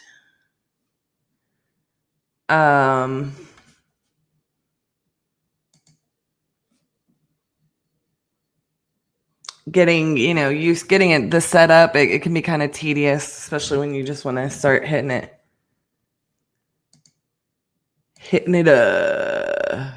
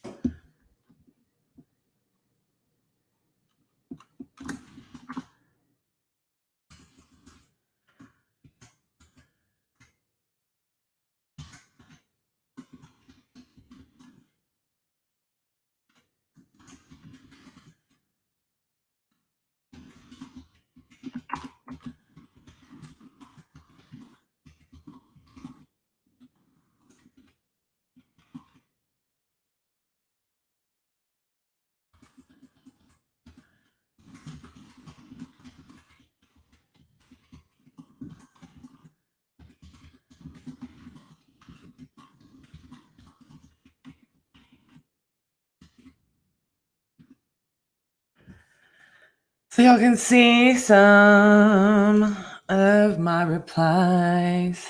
What's up, Cassie?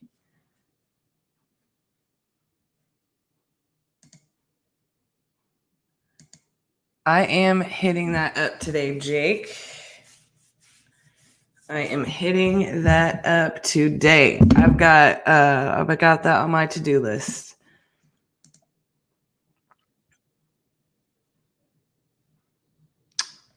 Are you looking to sell? Not yet.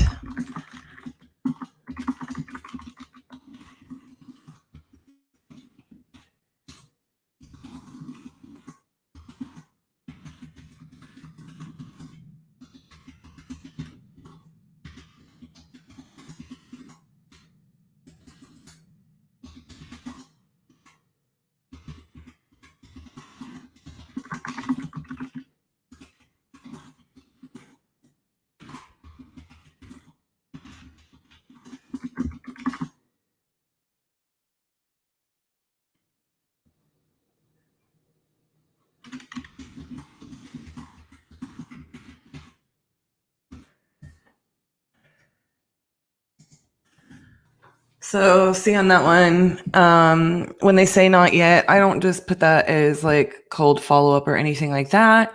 I just go ahead and like let people know. Because here's the deal.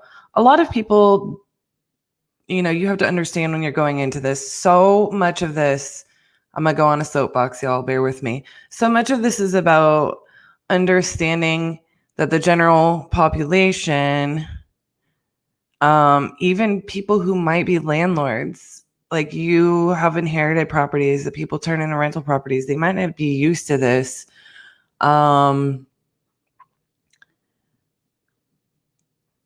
Etc.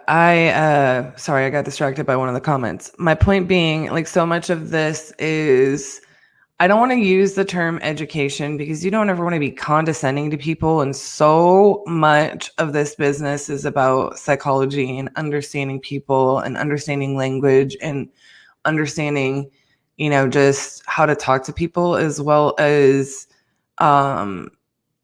help formulate a plan that actually suits their needs. So, that's why when somebody says not yet, I don't just let that go. I'd be interested in purchasing an as-is condition, potentially helping structure a plan that meets your current needs. So if they're thinking about selling at some point in time, what's holding them up is basically the question I'm asking. Maybe they're putting money into the property. We don't know.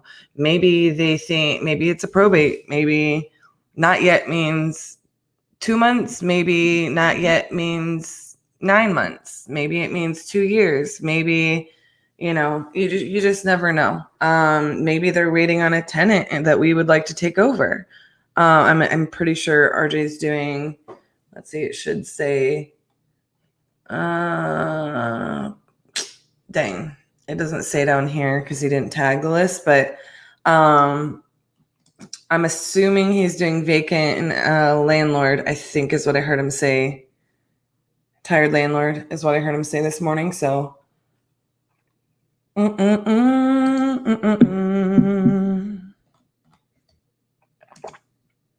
let's go here.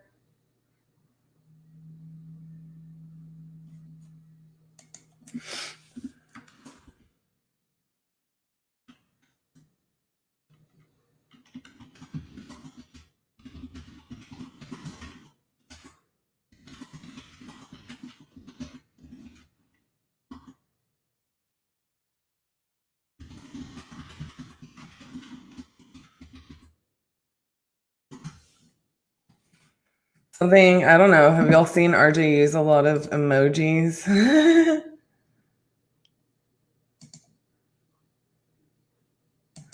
I haven't used them yet, but I use them like so much in normal life.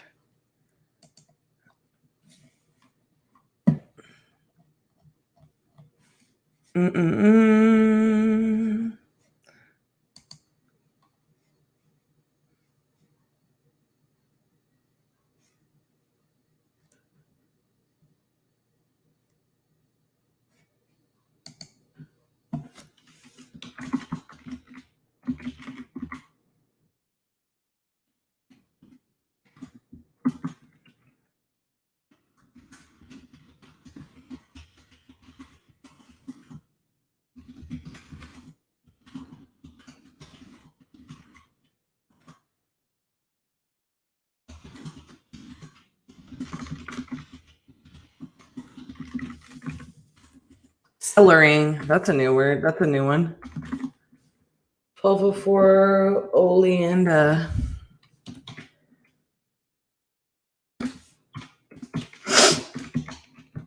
Sorry, you guys. I'm definitely not used to this keyboard. I'm normally a little faster than this.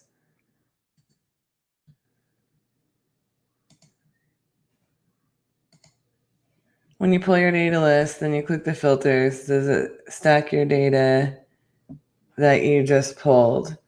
Okay, so here's the thing with that. It just depends. We do have a master list.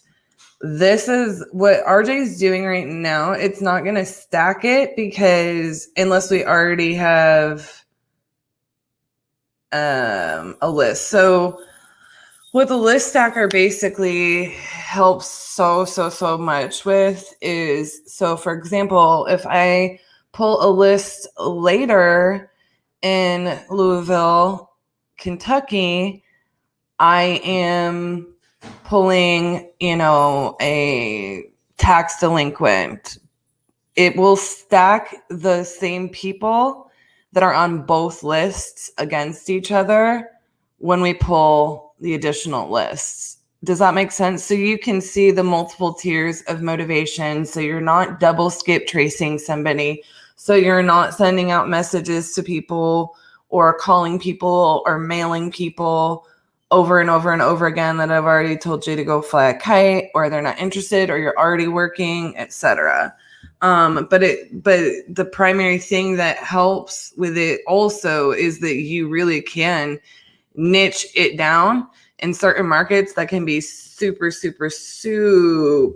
clutch to see those people that have the multiple motivations instead of pulling. I mean, and I know that you can do that. You can pull a list that has, 10 motivating factors on it, but then you're also not marketing to the rest of the people that might have 9 or 8 or 7 or 6, of those motivating factors. So I hope that makes sense, William. If it doesn't, shoot another comment. If I didn't clarify it well for you. I am a sound effects person. I make noise.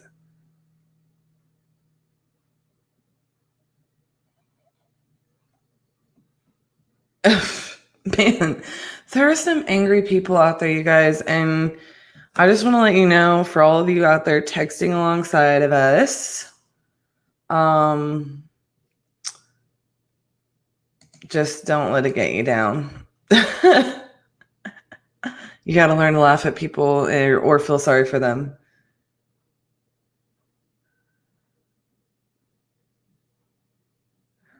I got it, Dawn. Thanks so much. Have a good day. I don't even know if this guy's messing with us right now or what.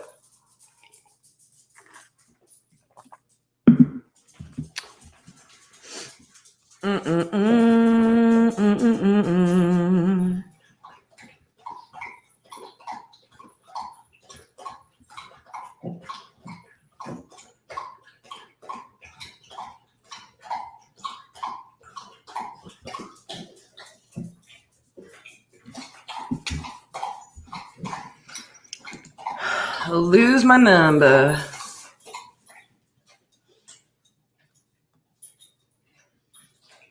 As you wish. Hey, Mr. Bates, can you handle the dog pile you just let out?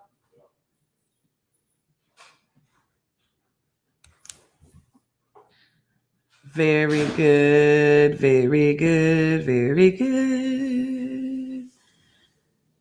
The F word is very popular and motivational.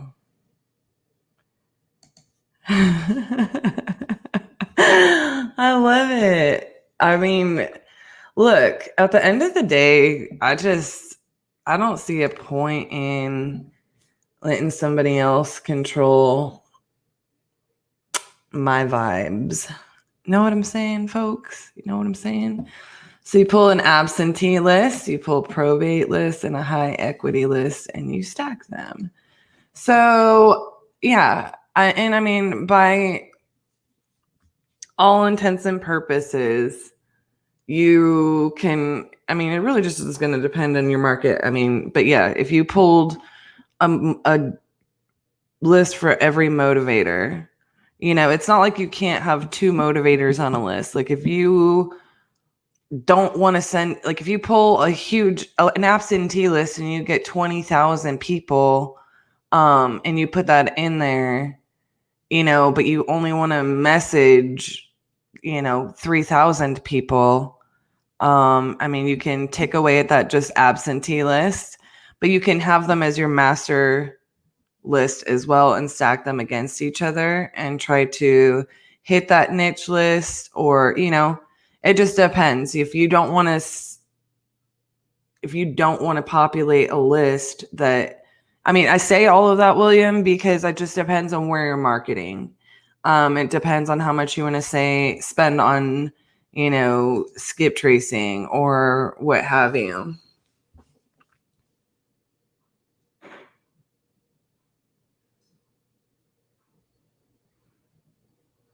Using tags within batch on a single list, Louisville, for example, when skip tracing or adding to a campaign, you can narrow the results according to those tags. Exactly. But you also don't double skip people. Ginger bean. Wrong number. So with the stop sign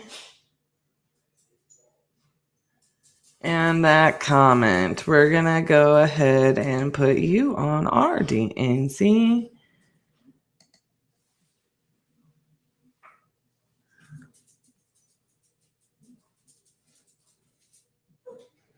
Yes. And William, definitely, I'm a visual person when it comes to this kind of stuff, for sure. And batch will definitely set you up and showing you exactly how to do that, if that makes sense. What market are you looking in? Mm-mm-mm.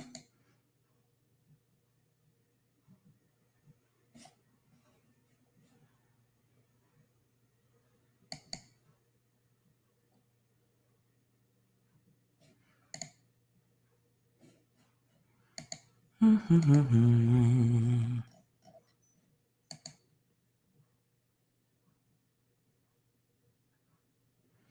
$150,000 for the house. You're gonna pay $150,000.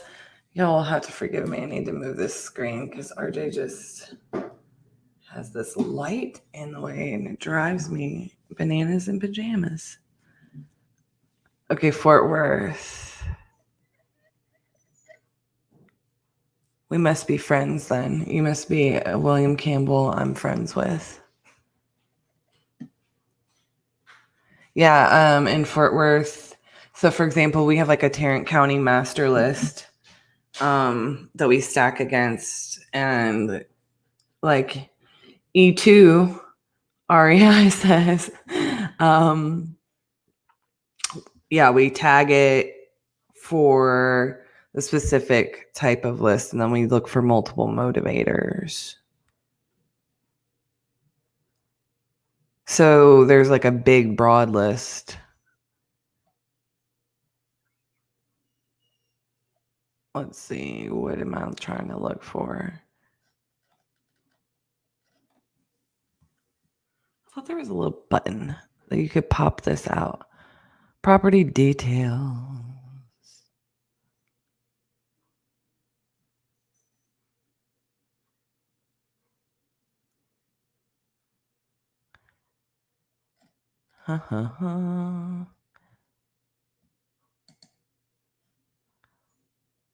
Data not found.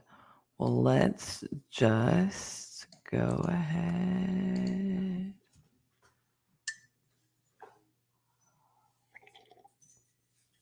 How about everybody tells me a positive milestone or positive goal that you reached this week, and if it was inspired in any way by RJ getting on here and working his butt off with y'all every day, make sure you say that too. So when he comes back, he's energized and he'll either throw out tons of comedy or end up dropping some gold nuggets for you. Not that he doesn't do that anyways, but Okay. They want 150,000 doll hairs for this. I am going to go. I really just want to wait for this to pop up. Oh, dear sweet. Bless your heart, as they say. Oh, this might be the person that we are talking to. So yeah, I'm gonna say, well,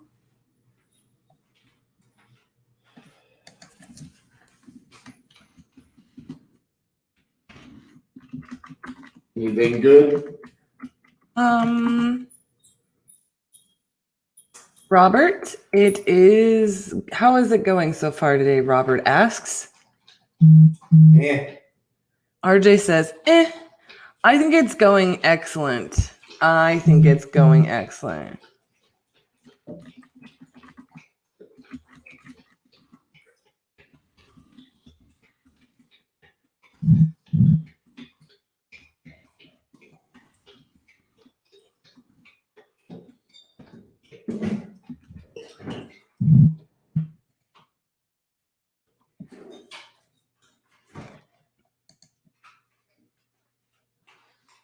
Uh-oh. Uh-oh. We have a hook in the mouth of this fish.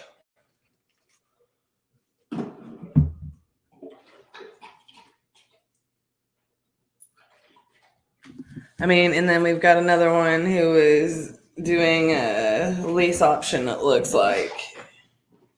We should ask, when is their lease option up? So, Robert, my positive energy is going to leave RJ with this fat deal on 28th Street. Fat deal. He's going to go get it. Did you make amazing things happen on your break? I made sure Titus didn't kill Layla a little bit. Yeah, that's always important.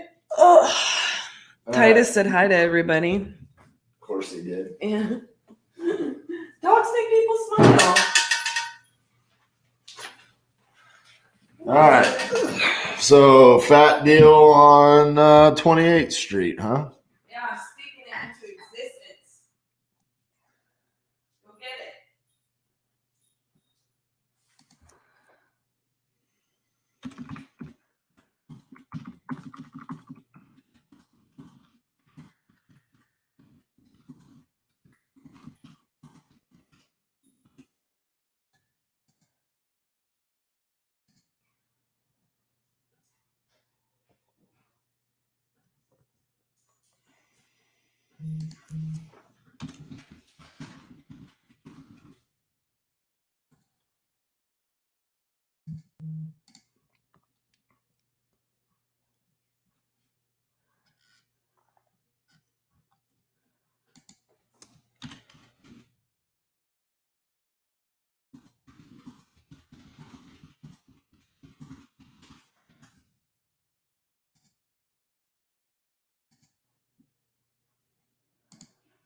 All right.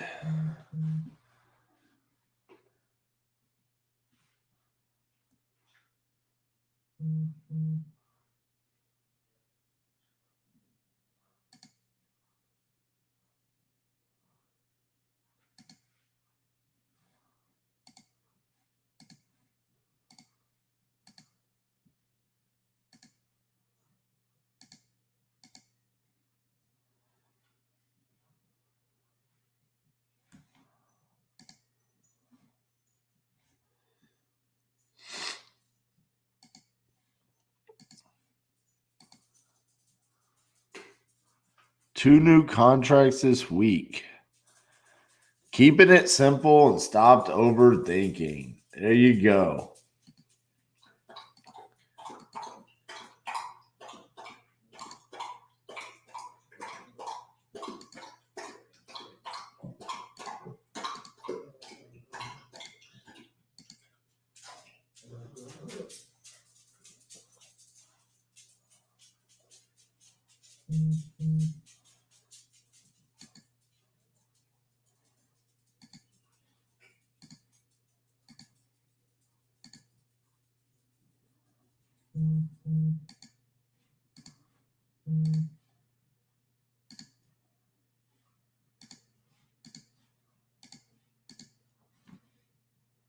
Good job, buddy. Keep us updated. Still have those deals turn out.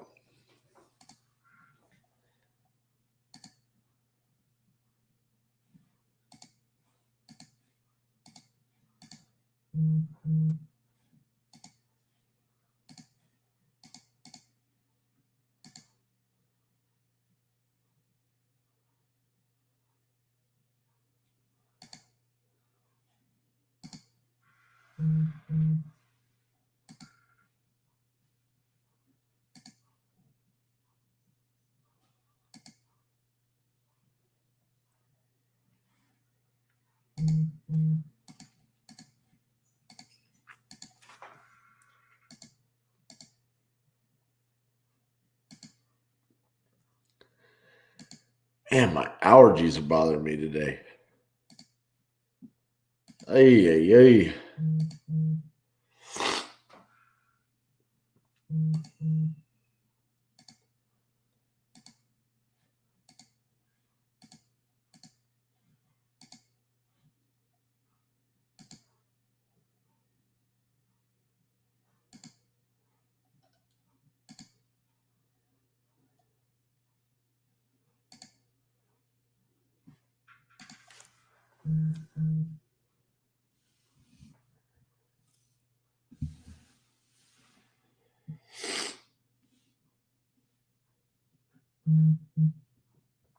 I missed her call. Blah, blah, blah.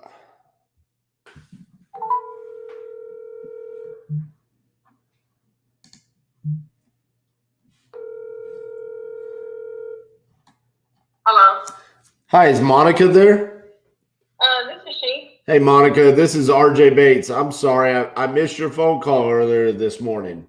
Hey, that's okay. Give me a second. Let me call my brother right quick and we should be on three-way. Is that okay? Yes. Okay, hold on.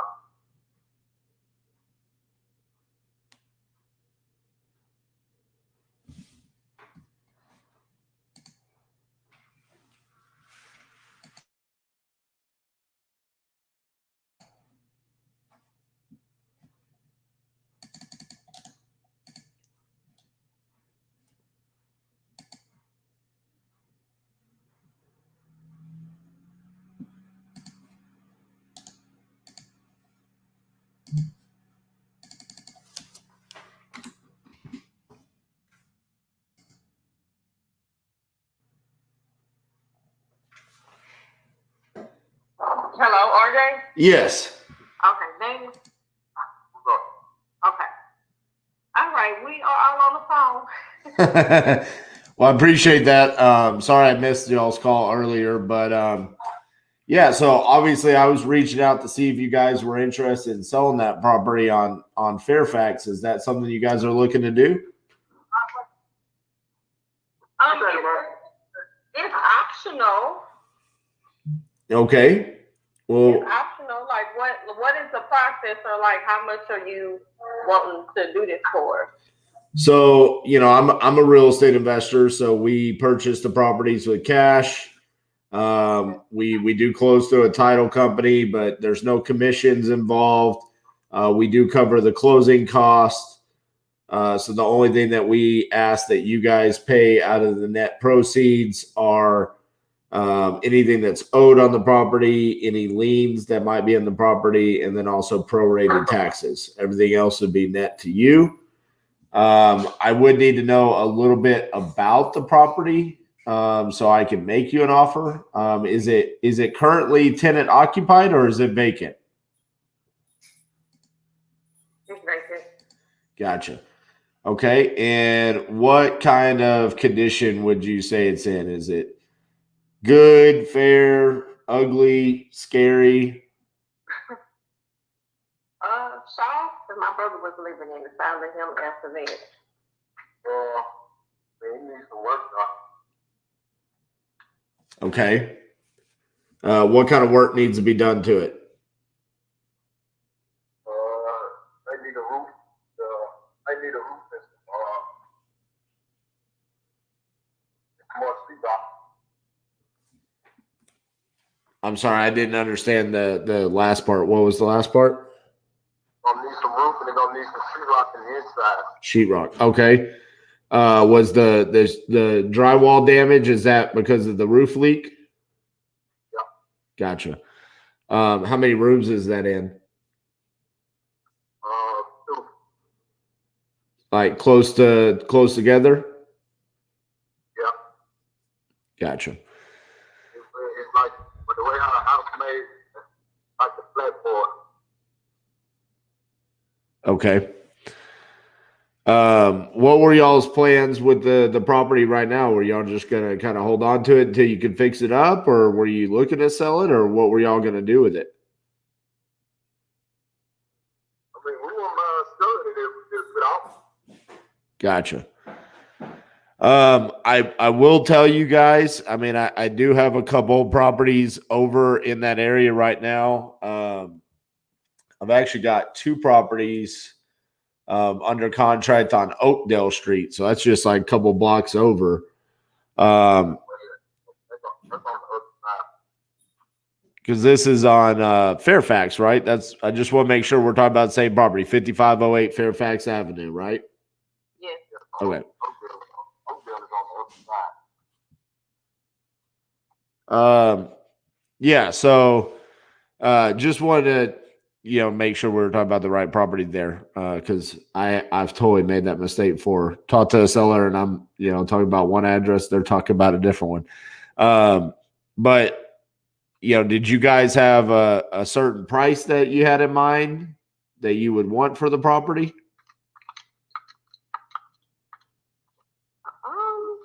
We haven't really discussed that. What do you think? I said, let's go about 30,000, 35,000, something like this, 40,000. No, I mean, I'm just gonna be real with you. I'm not gonna be anywhere close to those numbers. Like the 2 properties that I've got under contract over there, I've got those under contract for 10,000, and one of them's in good shape. It doesn't need any work. And it's almost identical to this property as far as specs go. So I'm not going to be anywhere close to 25,000, 30,000. Well,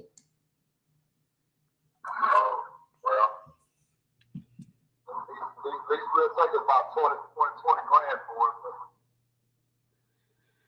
it. Okay, I mean I can do a little bit more research on it, but and make you guys an offer, but I believe I'm probably going to be less than that, but let me do a little bit more research on it and see, maybe because it's a couple blocks over, I can dig a little bit more value out of it, but just based off of what I'm seeing, I'm probably going to be less than that. See what you can find out and give us a call back and we might can work some, what you're saying. We might can work some a little bit more. Okay. All right. Well, yeah, give me a few minutes to take a look at it, and I'll give you guys a call back and let you know what I can do, okay? Okay. All right. Thanks, guys. Bye-bye.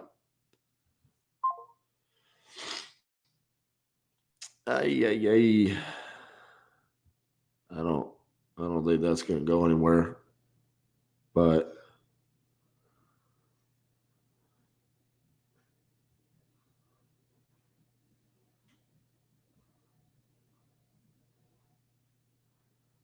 we shall see.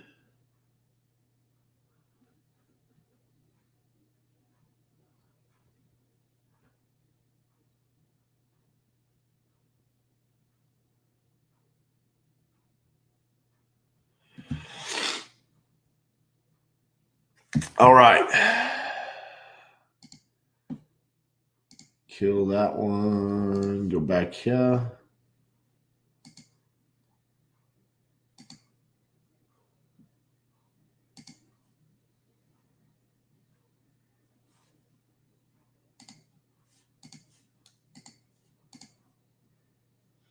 $85,000.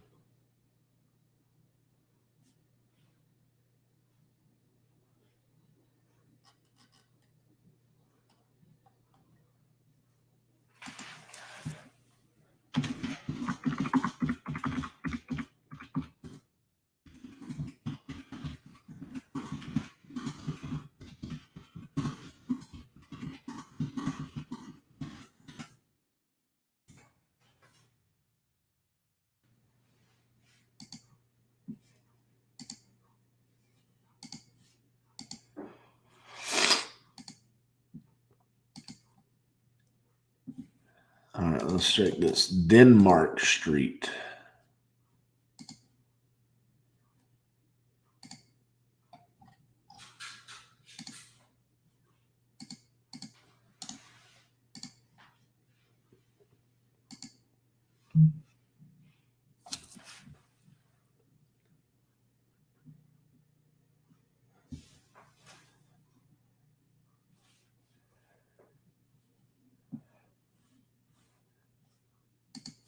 Who is an investor, Bo? E. Ray Wilson?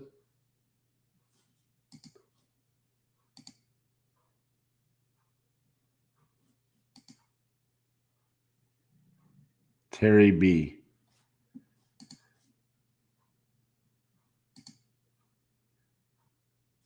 Oh, this guy?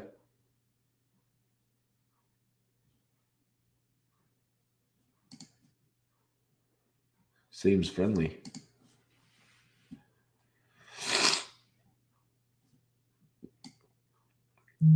$85,000. That is pretty steep.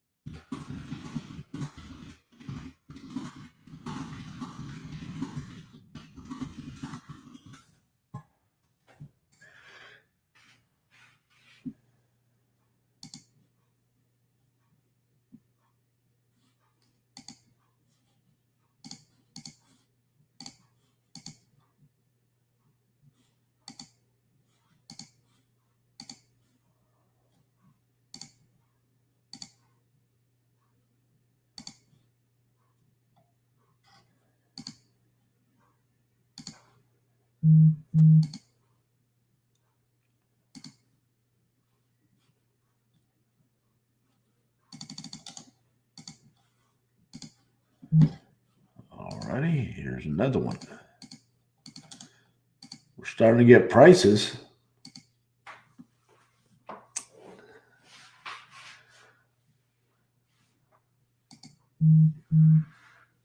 $125.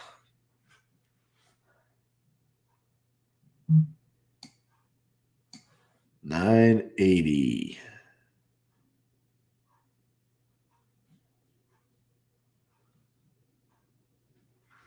$139. Oh, that's kind of in a weird little area right there.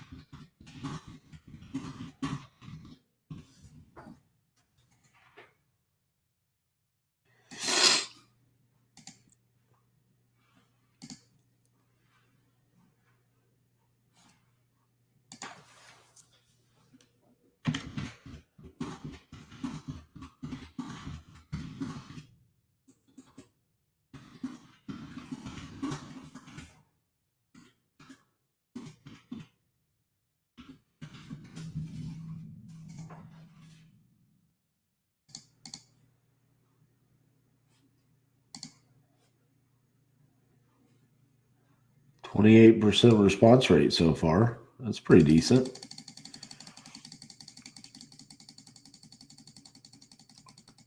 Still less than what we were getting on some of the earlier markets where we were in like the 30s and sometimes even 40s.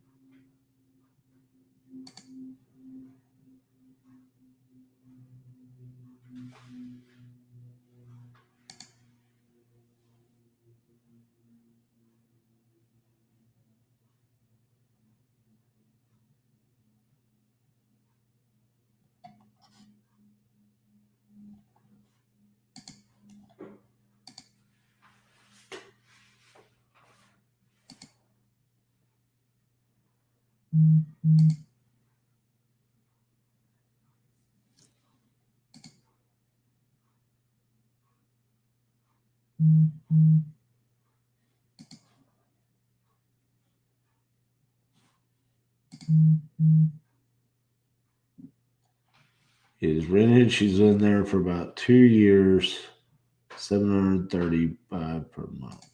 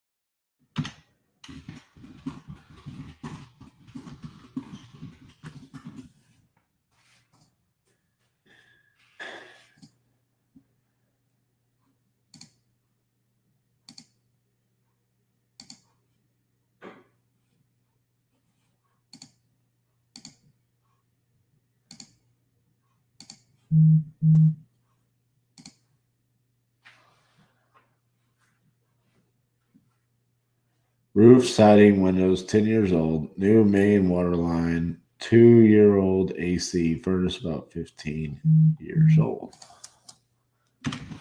Is it vacant or tenant?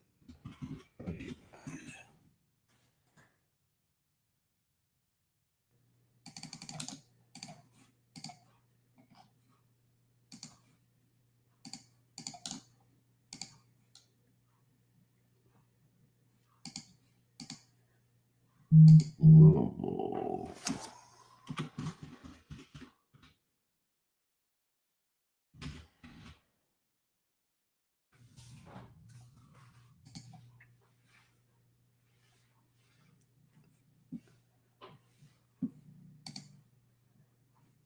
Come on, baby. Be a good one.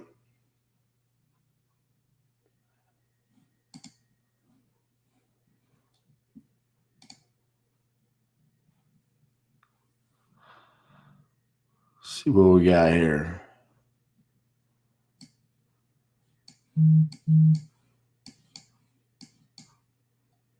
Look at that excellent curve appeal.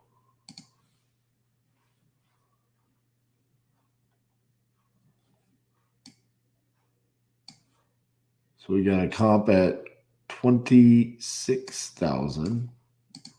See what kind of condition that was in.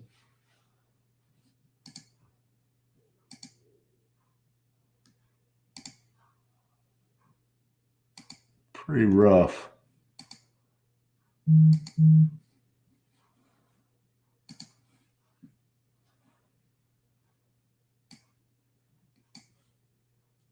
$47, $62.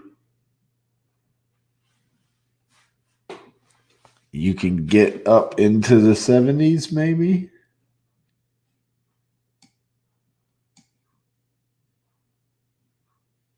Sold for $111. My goodness, what did they do to this? No, that did not sell for $111. Get out of my face. That is a lie. That'd be a part of a package deal.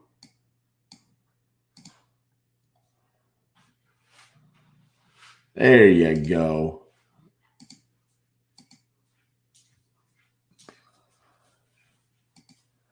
What's up?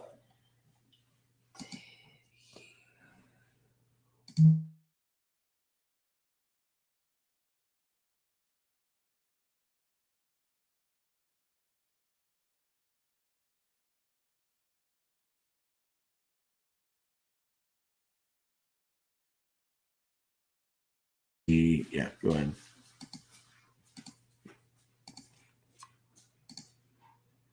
Okay, so that sold for 75. So we could assume 75.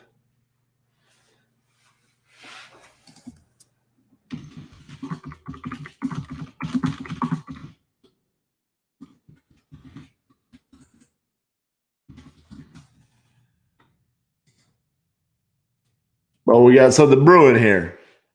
Oh, Eddie Ray. 1601 Clara.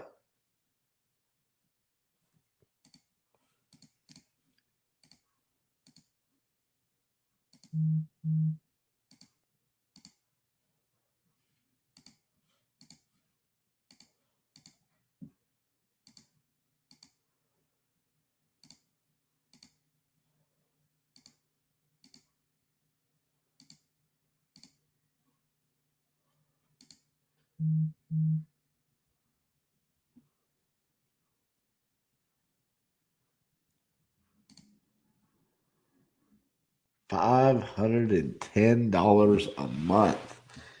All right, so ARV is 75. Tenant's paying 510 a month. Roof, siding, windows are 10 years old. It's got a new sewer main water line, a 2-year-old AC, and the furnace is old. Tenant has been living there 19 months.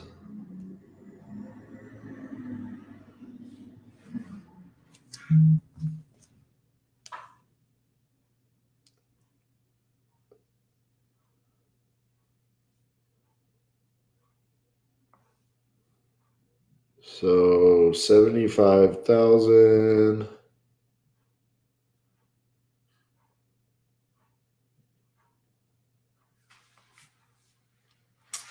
Bo, you with me?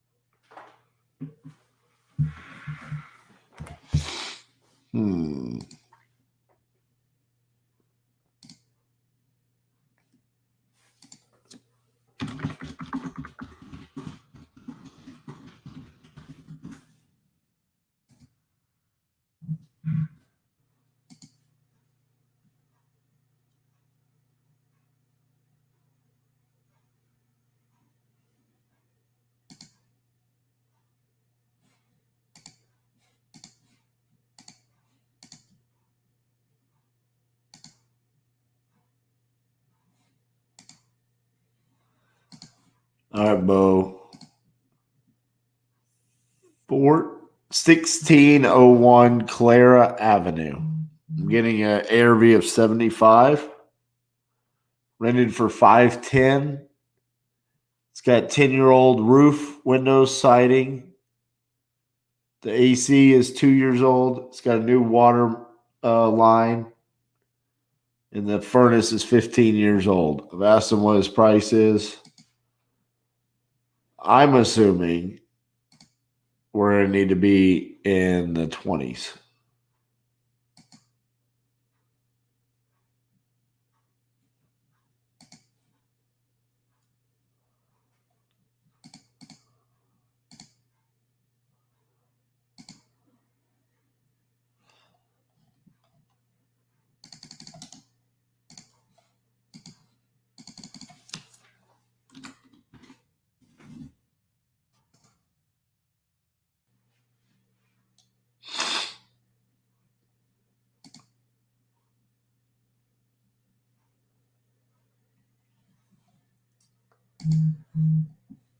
Bed and bath. There's 2 bathrooms.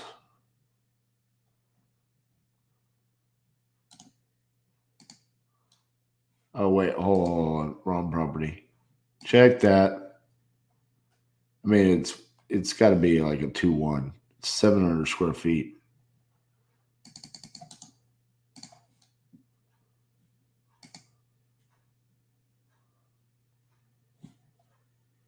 We might end up being a 1-1.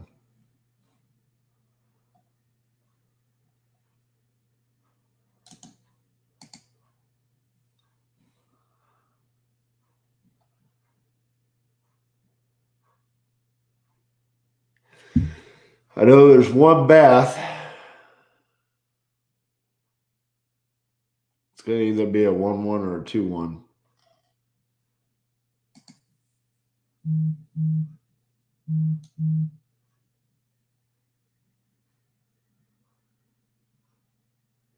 I'll ask him after he gives me his price.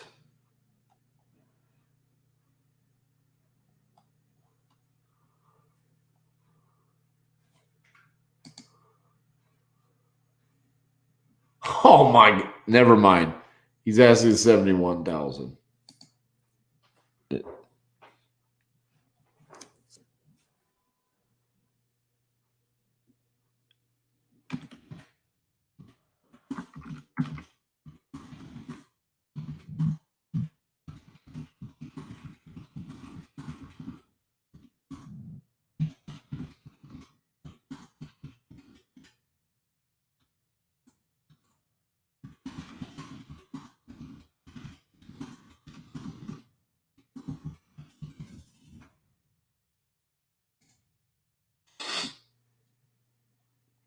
$71,000. Whoa. That's delusional.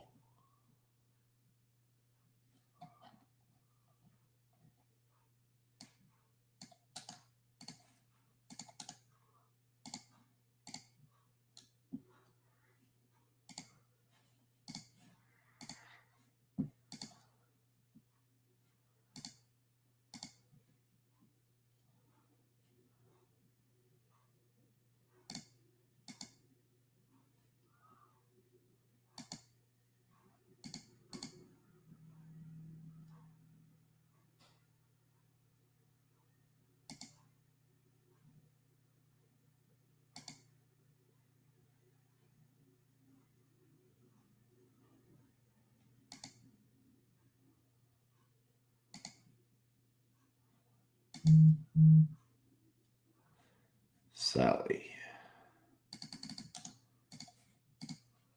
There we go. Sally wants more than any other house in the neighborhood. Very good.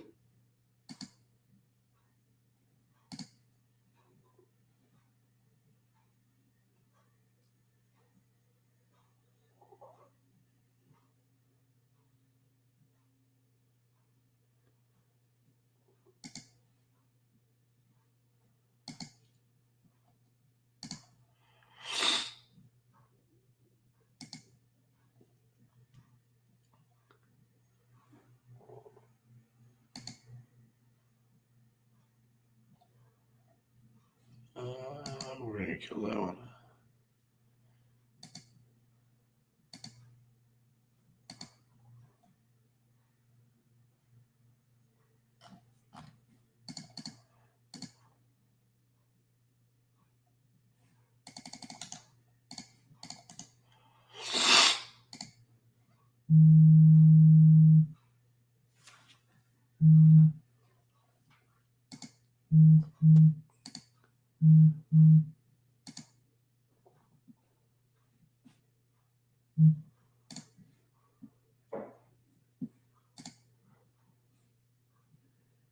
All right. Well, at least we got some numbers on some people.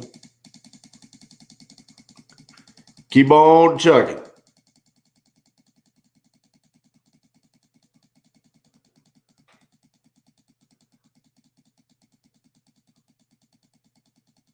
feel like my head is floating around in a bowl today. Oh, my allergies are bothering me.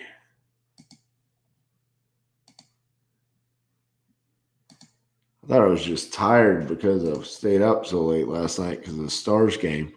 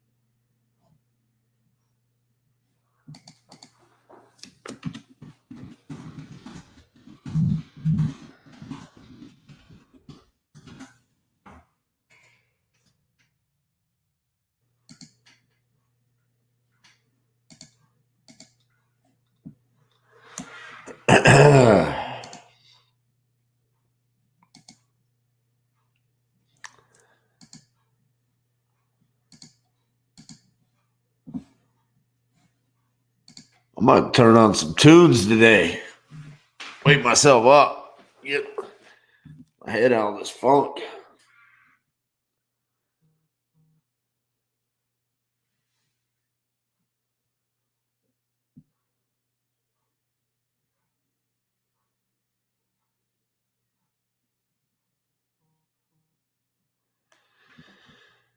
Oh, yeah, you're okay. Well,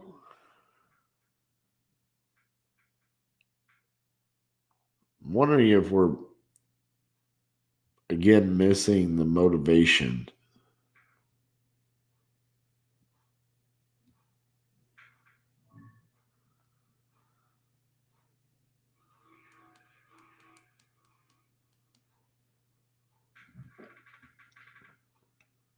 Has been the trend of the day or the week. Y'all can't hear that music, can you?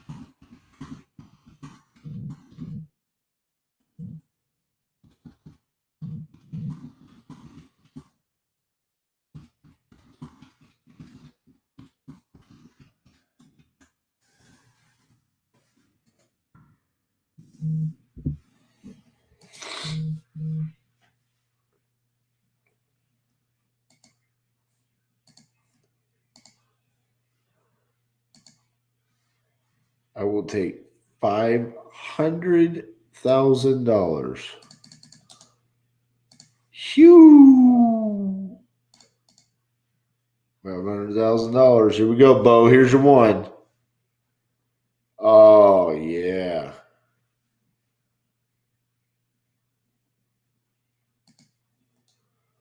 That's the one.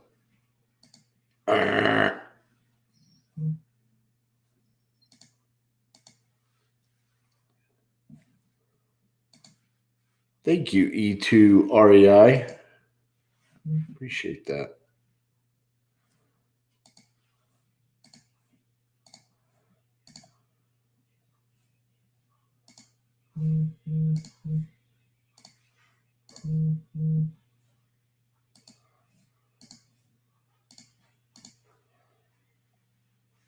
you will be hearing from my lawyer.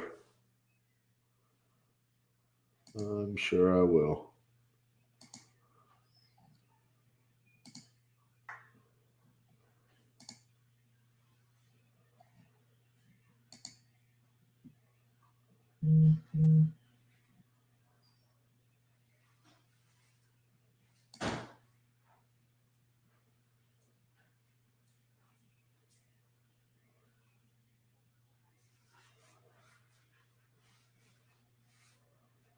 I didn't like that one.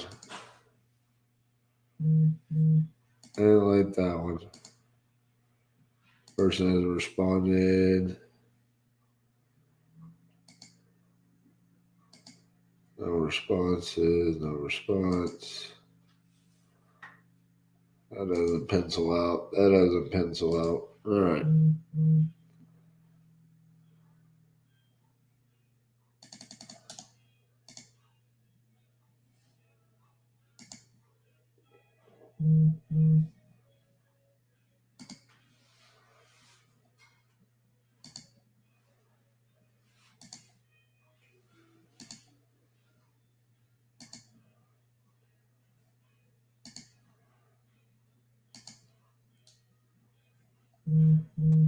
That's not how that works. You only have to type it once.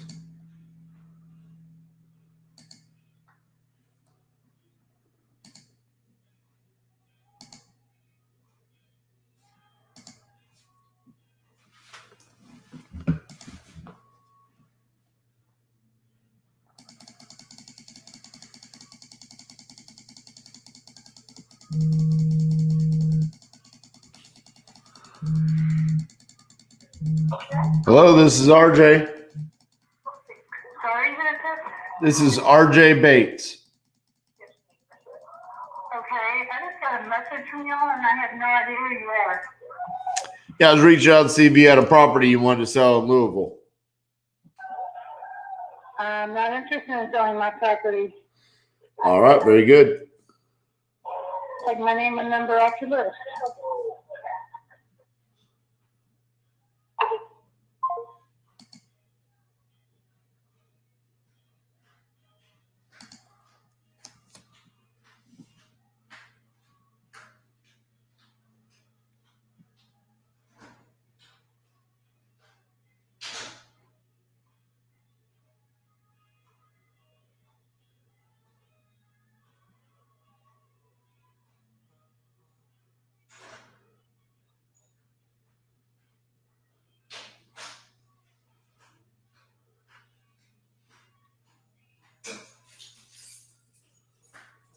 All right.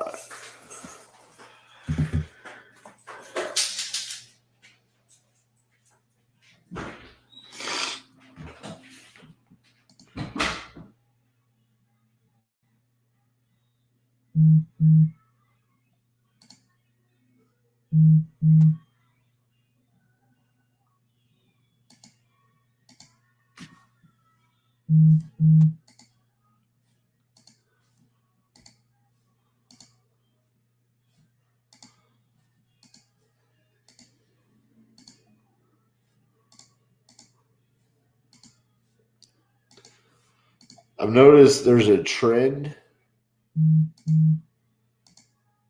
where sometimes people are so responsive and then we get to a certain point in the conversation and they just kind of really slow down on the responses. Cracks me up. I wonder if it's like they're doing due diligence on their end.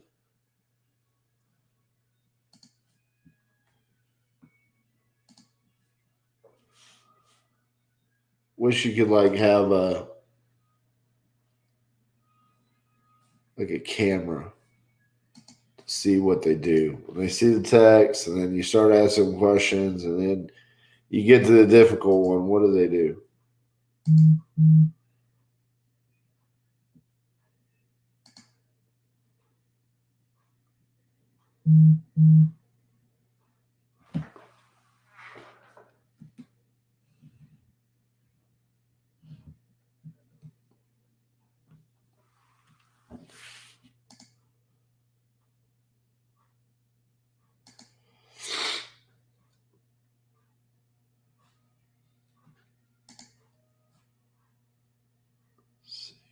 what else we got going on here?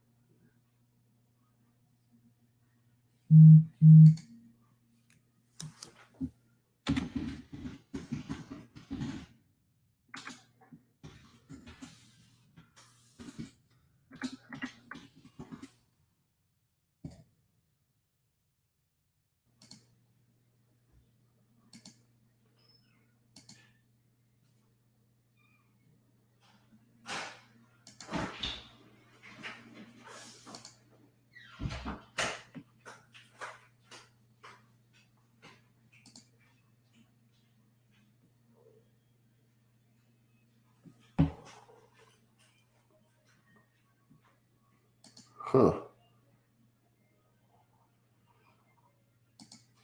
I wonder if like some of the messages I just sent out are still in queue. Because I just hammered out like 200 messages. John says they just give up and turn on Netflix.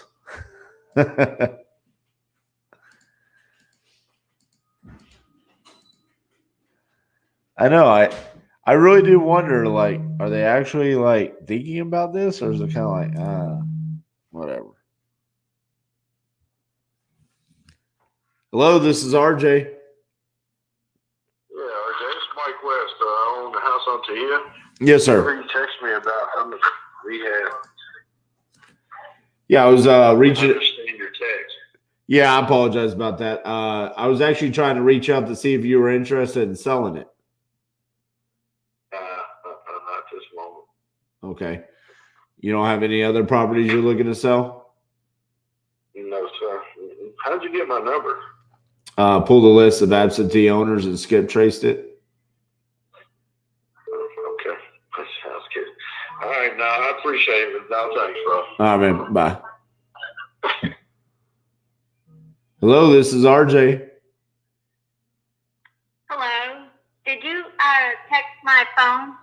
I did. I was reaching out to see if you were interested in selling one of your properties in Louisville.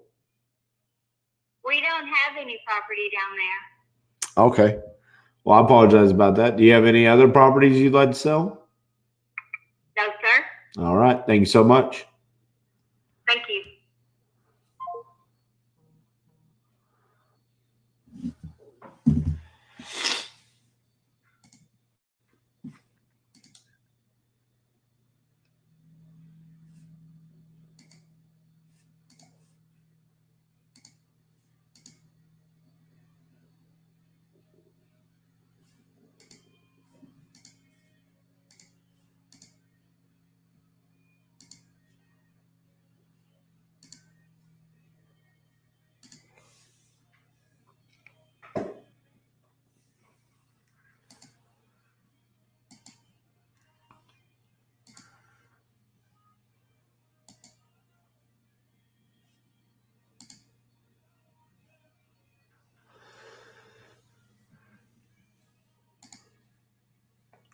Well, let's just hammer it anyways. If they get put in queue, they get put in queue.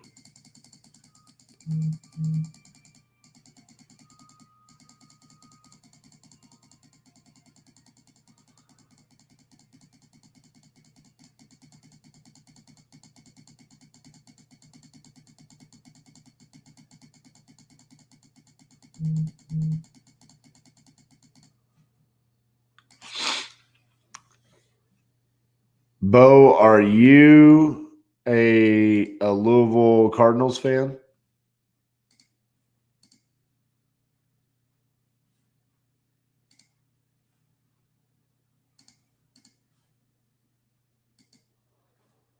Or do you pay attention to the football team? Or is it all about basketball there?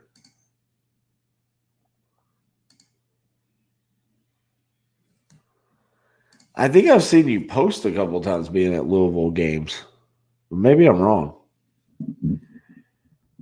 The reason why I ask is because Louisville participated in one of – oh, you're an alum. Oh, man. Well, I'm going to bring up a bad memory for you. Louisville participated in one of my favorite football games of all time. It was in the early 2000s. I can't remember the exact year, but it was Louisville versus Rutgers on a Thursday night, I believe. Back when Rutgers had Ray Rice and Brian Leonard. And I think his name was Jeremy Ito was the kicker. And Rutgers beat Louisville. At the time, they were both ranked, I believe, in the top 10. I think Louisville was actually in the top 5, and they were undefeated, I believe. And Louisville came in as a pretty heavy favorite. And Rutgers won, stormed the field. It's one of my favorite games of all time. At the time, I was getting out of college, and I've always loved the Texas Longhorns, but I kind of fell in love with Rutgers during that time because I loved the underdog. My best friend played in that game in horse-collared Ray Rice. That's funny. I would be curious to have the conversation with your best friend. Like, looking back at it now, is that one of those games? Like, is that a game that he looks back at fondly? Like, I get that he lost, right? I played in sporting games, way back when that I lost, and looking back at it, it's like, dude, that was an epic game. Like, even though we didn't turn out on the right side, like, that was just an honor to be a part of. Hello, this is RJ. Who is this? This is RJ Bates. This is David Bunch. Did you just get a text message from me? Yes, I did. Okay, well, I was reaching out to see if you had a piece of property that you were looking to sell. No, I don't. I don't have a piece of property. No. Okay, well, I'm sorry about that. That's okay. All right, bye-bye. I've got I'm sorry, what was that? Oh, jeez. Okay. I think he was just going to tell me how much property he owns. So you worked with football when Charlie Strong coached. Okay. So I hope you don't find this to be offensive. I hope you don't have like some deep love for Charlie Strong. And I mean this in no offense to him as a man or as a person. Okay. Because I've heard nothing but the highest praises for him as a coach with the kids and as a person. But as a Rutgers fan and playing Louisville year over year before you guys moved to the ACC and getting to witness Charlie Strong, I personally always felt like at Louisville, the reason why Louisville was good had nothing to do with Charlie Strong. It had to do with the talent that y'all had there. And Charlie Strong got to reap the benefits of the talent that was at Louisville in comparison to the rest of the teams in the Big East at the time. And then Texas fires Mac Brown, okay, who is the greatest thing that's ever happened to Texas football since, Darryl Royal, really, as a coach goes. And we boot him because we say he's just a recruiter. He doesn't know how to coach anymore. He's too old. And we start talking about who is going to be the replacement, and everyone starts talking about Charlie Strong. And the other person that they were talking about, because, you know, the conversations were, who are we going to hire? And the other option was James Franklin from Vanderbilt at the time. And I love the underdog, so I paid attention to Vanderbilt time, and I'm like, that's the guy. Go get James Franklin. He's a great football coach. And we go and we get Charlie Strong, and he was beyond trash, dude. Beyond. How you could be that pathetic of a football coach at a university like that is unbelievable. So I'm glad that you don't have some undying love for Charlie Strong, because he's been trash ever since he left Louisville. Just not a good coach.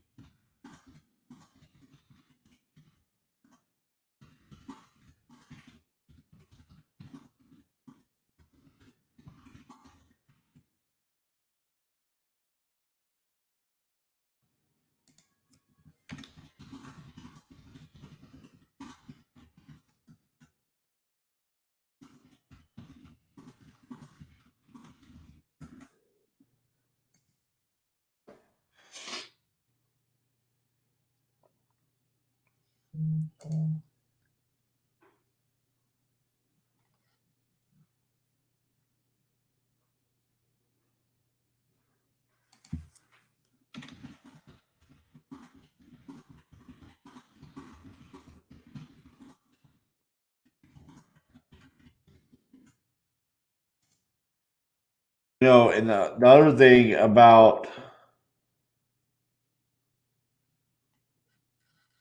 person keeps asking me the same question.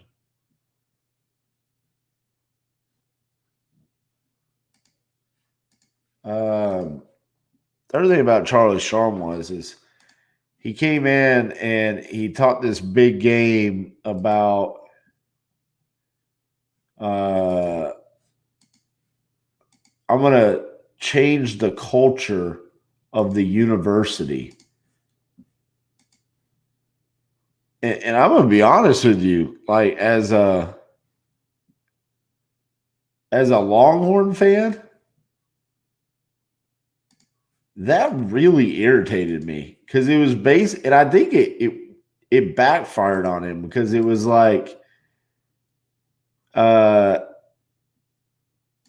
he was saying Mac Brown had created this bad culture at the university, and we were just a few years off of being in the national championship.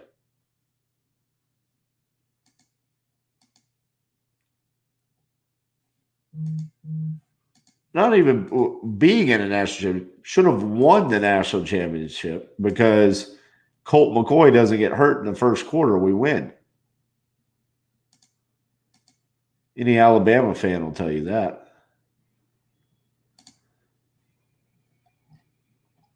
Nick Saban would tell you that. And then you got this punk coach who rode the coattails of all of the previous coaches of Louisville that had created this winning culture. And then he acts like he knows how to create that.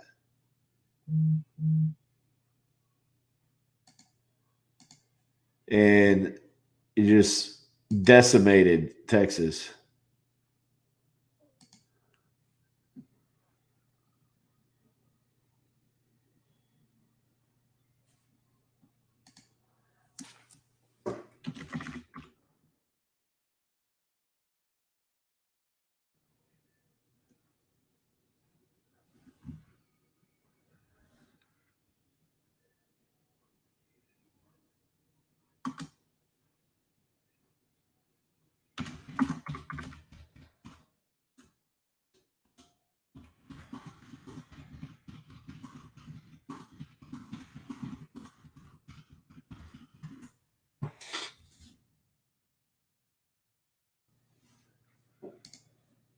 Yeah, I mean, I get Texas wasn't good Mac's last few years. But the thing there is 2009 won a national championship. Very senior laden team, right? That whole team basically graduates, and you're losing your star player, your quarterback, of 4 years, zero experience coming in. And you give Mac, like, I can't remember how many years it was, but it was like 2-3 years after that. And then it's like they were upset. We were a 10-win season every season except for his last season. I think we won like 8 or 9. And we got rid of them. It's crazy. Kip Stevens says RJ's commentary about college football is worth the tip. Even though we're not doing a whole lot real estate wise over here. I mean, I get people that say they want to sell, and then they just disappear on me.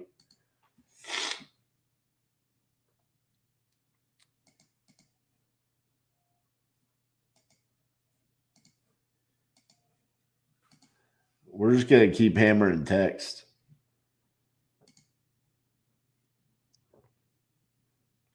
The buckshot approach. Just keep hitting them.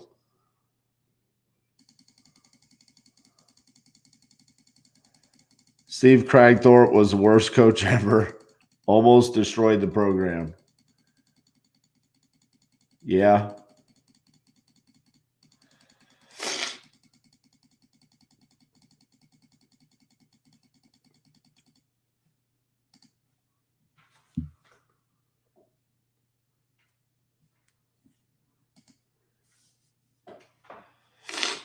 I'm excited to see what Greg Schiano does with his second go around with Rutgers.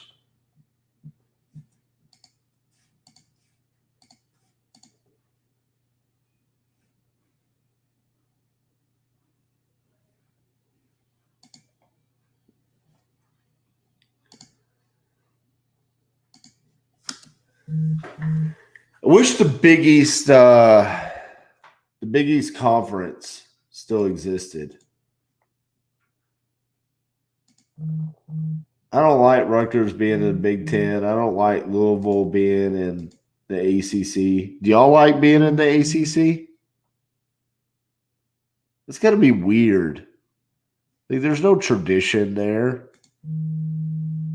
You know? Lacks rivalries, you know? I don't know. Like, is it really fun for Louisville to play Pitt in Virginia?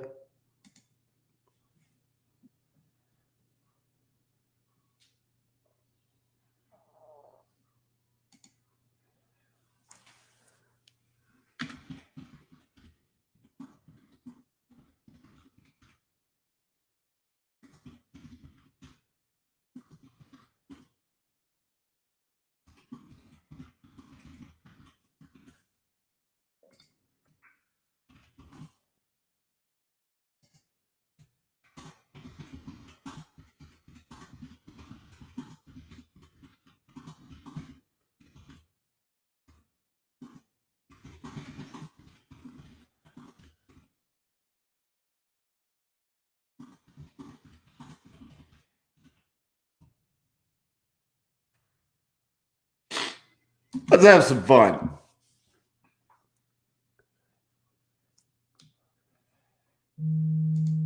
I get this. I get like an ACC for basketball because there are rivalries there, obviously, because of the programs. Hello, this is RJ. Hey, RJ, you're calling about Camden? Possibly. Camden? Yeah. Who are you? My name's RJ. Where did you get my number? I pulled a list of absentee owners and skip traced it. Yeah. Everything's for sale. How much for your wife? You can have that. I figured. Damn it. Yeah. Look, if you don't want to pay what taxable, what the property tax value, I don't want to talk to you, all right? All right. What's that? Have a good day. Hold on. We're not done yet. Oh, homie.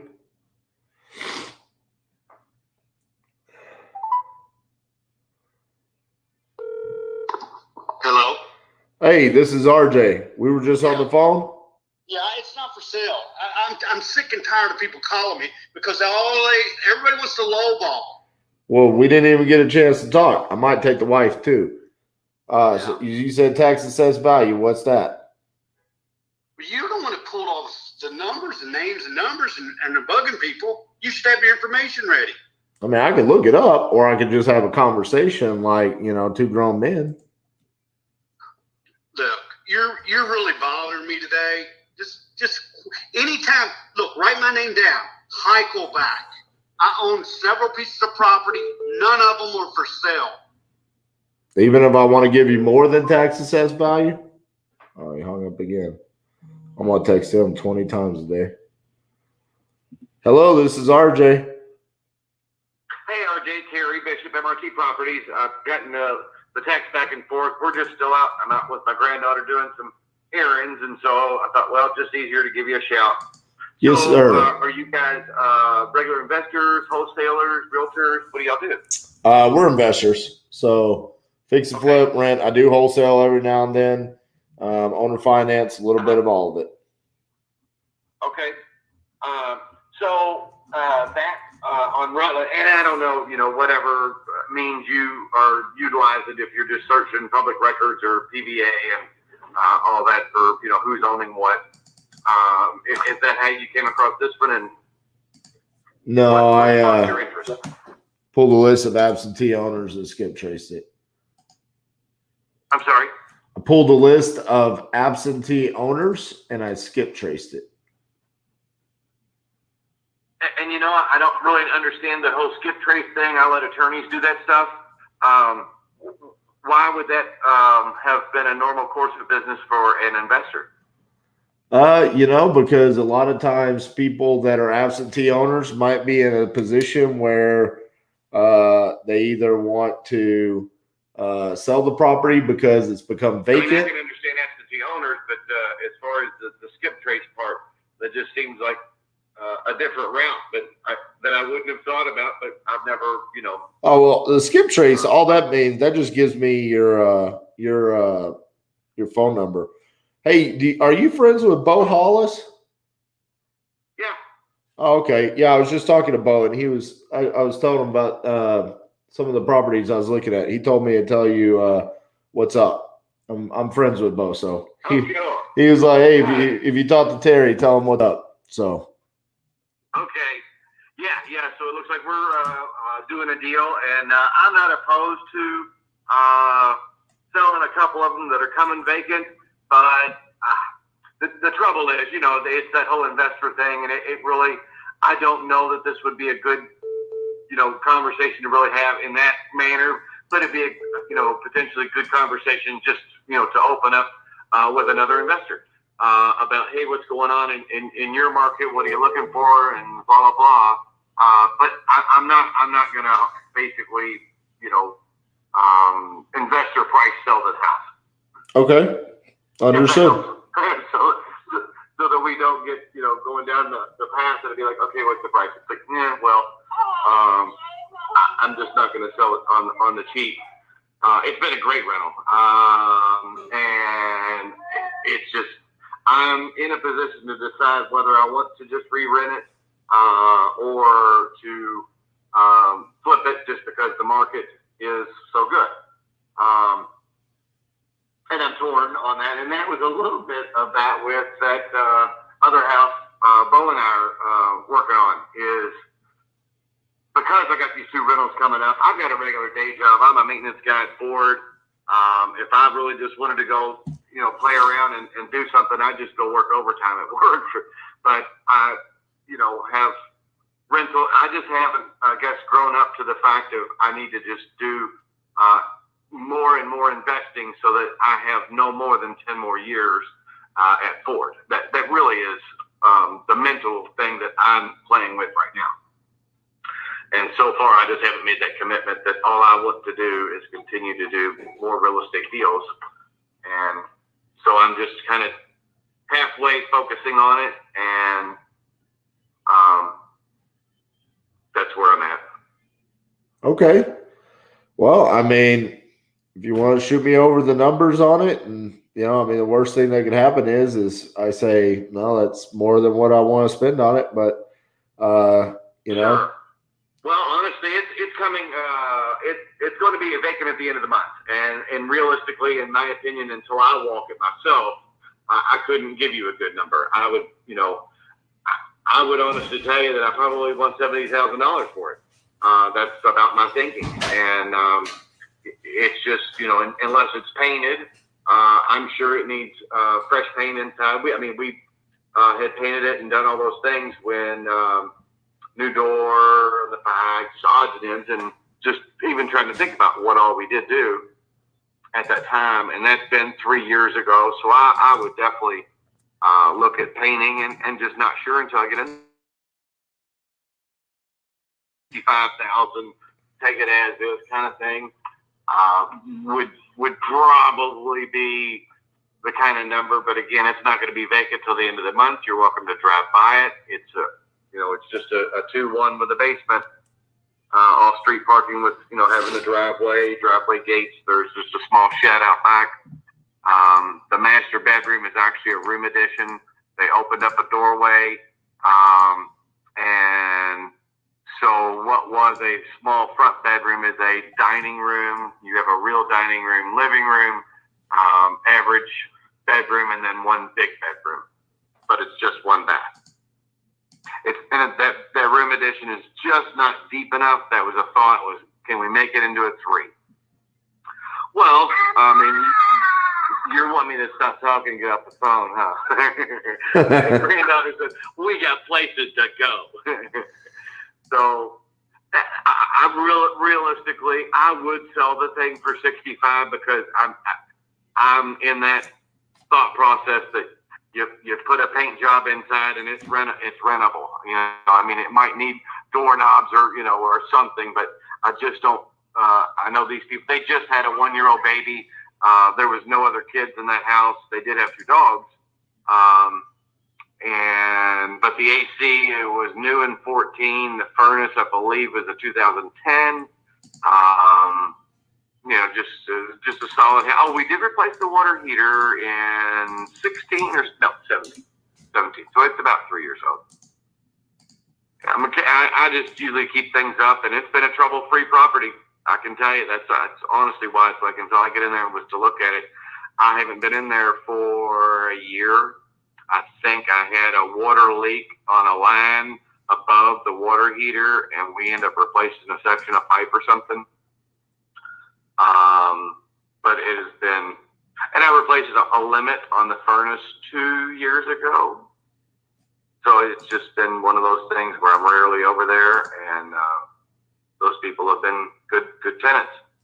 Gotcha. All right. Well, yeah, I'll run my numbers on it. That's I think you're pretty close to retail on it, so probably not gonna be it. That's what I'm saying. Is that I could probably doll it up, replace cabinets, and do a few odds and ends, and I can probably get 85 out of it. I do believe 80 maybe.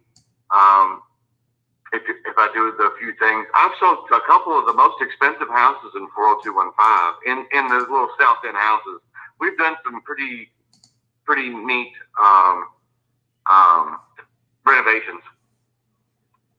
So awesome, man. Well, it was great to meet you. Bo had nothing but. Yeah, let's talk more. Can I get an email or send you an email, or we'll just text each other? Sorry, we're headed to the lake and I'm running late. I'm going to the drive-thru right now to get the granddaughter and I some food, get back to the house, throw the rest of the stuff together, and head on down and do some camping. Yeah, I'll text you my email address right now. Okay. Please do. Are you a KREA member or just or some other group kind of guy? No, I'm actually not even local to Louisville. I'm actually Okay. I live in Fort Worth, Texas, but I invest across the country. Okay.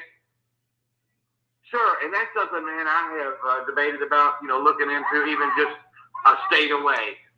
I'm just a small-time guy. I've got 9 rentals.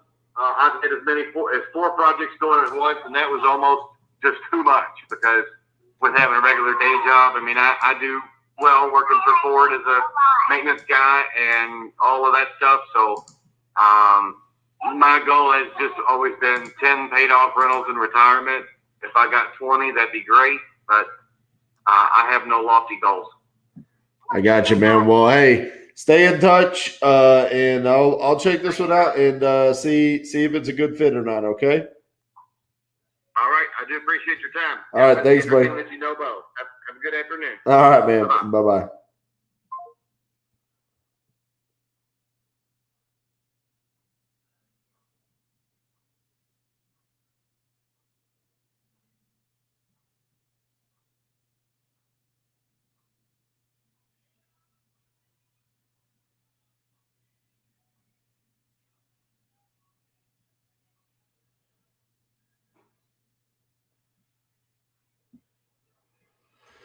Okay, well,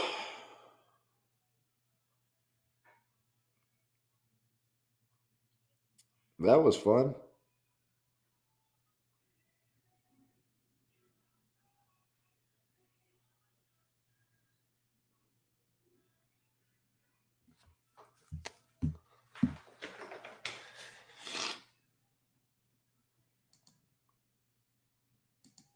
You don't say, Bo.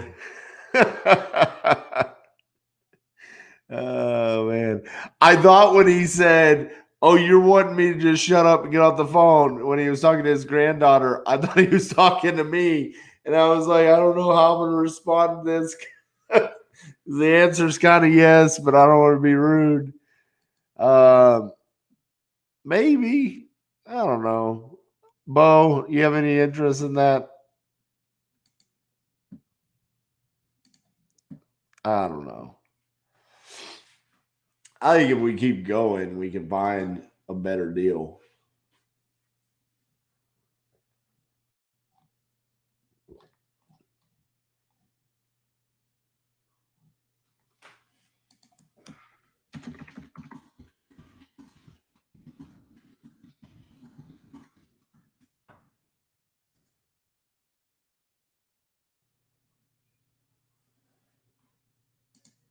Not yet. I'm waiting for Chevy to tell me what properties over there could go for. He's probably going to say 5.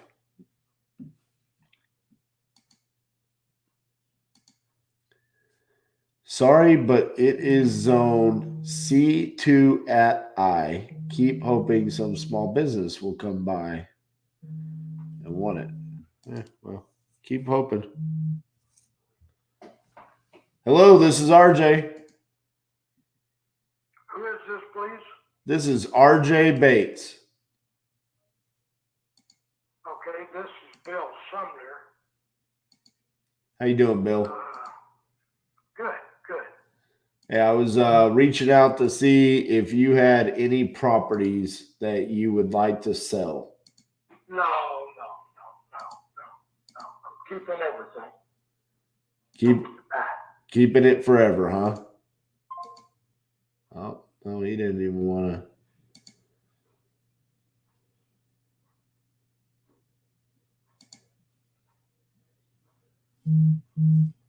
He didn't want to keep talking. It's very intrusive to receive phone calls unsolicited. I don't really think your joke is funny. Maybe I'll find out your personal phone number and I'll call you every time I wake up in the middle of the night. I have a job where I actually work during the day and the phone calls are more than annoying. My personal cell phone is 817-915-6860. Phone calls and texts don't bother me, especially with people trying to write me a check. Have a great day.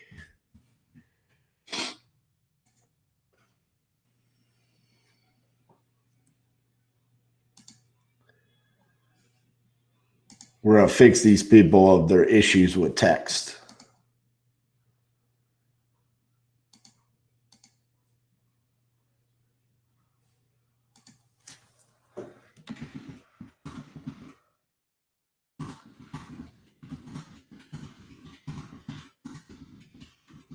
Here we go, baby. Come on.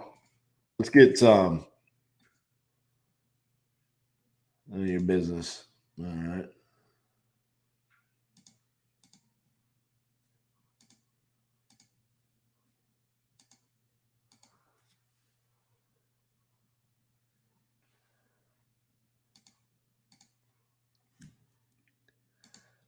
We buy it. We use it for the Kentucky Derby.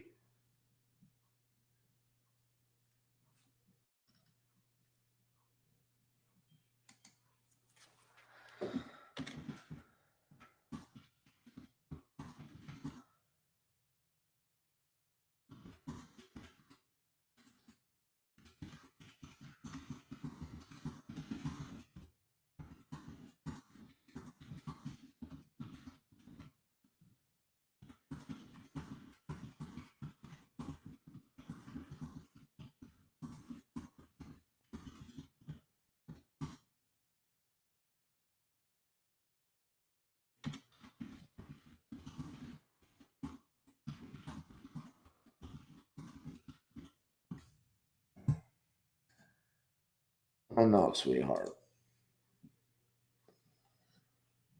Make me an offer. All cosmetic, baby. Here we go. Here we go. This is the one.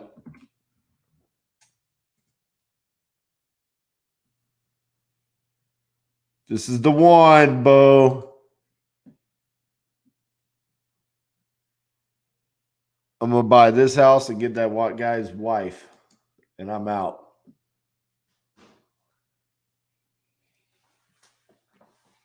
Wholesale the house in Louisville and got a wife. This is not from the 50-50-50, by the way.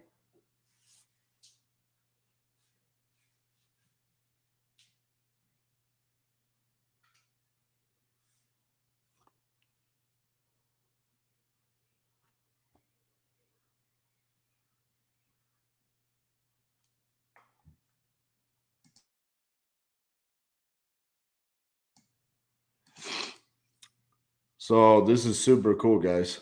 And we hooked them up with Jake. Gotcha. So,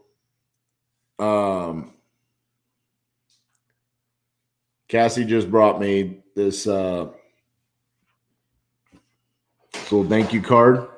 Okay. There's also a check. Had no idea that this was coming. So this is kind of a cool moment. It says, "Hi, RJ. We wanted to thank you for being an awesome example of a go-giver. Your tenacity and hustle inspired us to work more effectively in our business. Your attitude and energy are infectious. We tithe to those who spiritually feed us.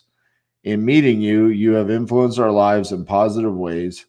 You're an example of hard work mixed with gratitude." No, kindness. They just ran out of room. Mixed with kindness. Oh, with kindness, with gratitude, the people. I won't share their names.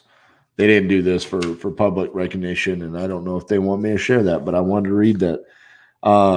That's really cool. So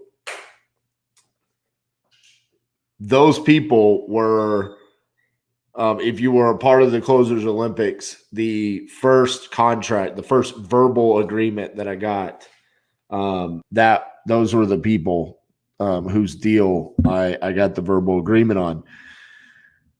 What's funny about this is they reached out to me immediately after, and they said, "Hey, that was our deal that you just got the verbal agreement on." My adrenaline was flowing so heavily at that moment during the Closers Olympics. I actually did not remember what I told the seller I would do. I knew that I had to send them a contract, send them an email or something like that. And I couldn't remember because my adrenaline was flowing so much, but had a good conversation with them. That deal never made it to the finish line. But these individuals were super awesome. They completely understood. They actually were the first people that said, "I don't think this deal's going to ever close." Even though I was like, "No, it is going to close. We're going to get it there." Person that I talked to was a lender. Okay. And he had to foreclose on the property, is what he told me during the Closers Olympics. Well, come to find out, there was some really funky stuff that went on here. Multiple quit claim deeds back and forth between different entities. He wouldn't allow us to see the property. The person that was living in the property, he said he couldn't talk to. So we couldn't talk to him. We had no contact information. He had built basically a fortress around the house. There was a fence that we could not get into, so we couldn't even go door knock on it. When we skip traced the gentleman, we got his mom, and his mom said, "Leave me the hell alone. I have nothing to do with that house." So it just got really messy really quick, but awesome that these people been impacted like that. So I just want to share that. That was really cool. It's not very often that's kind of stuff happens. All right, back to work. We're here on Derrick Drive. This person wants an offer and it needs all cosmetics. It's 1,000 square feet. Okay. Oh, wait. That must be a different one. Get out of here. Yeah, Derrick Drive. Okay. Can we do did you already make it? Speak. Is it already made? Speak. I was gonna say Dijonnaise, if it's available. I mean, there's already mayo on it, but there's no reason you can't have both. Sounds good. Let's do it. It's more nays than Dijon.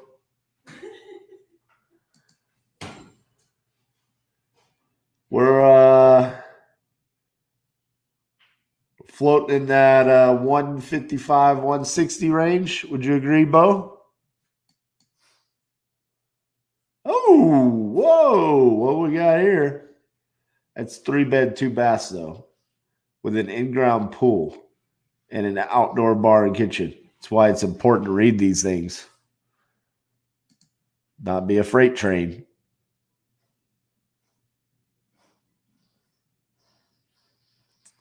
I think we call this 155. That Dijonnaise is making a terrible noise in the background where people cannot see me. And where people cannot see you. They're like, RJ, you're not on mute. Hey, the buyer from yesterday said, "Good morning. Trello's working now. Thank you very much. I'm signing 2 closings. I'm checking them as soon as I'm done, and I'll text you to review them together. Thank you." Oh, let's dispose some properties today. Yes, Jesus. We're going to call the ARV 155. Okay. It needs cosmetics. It's 1,000 square feet. I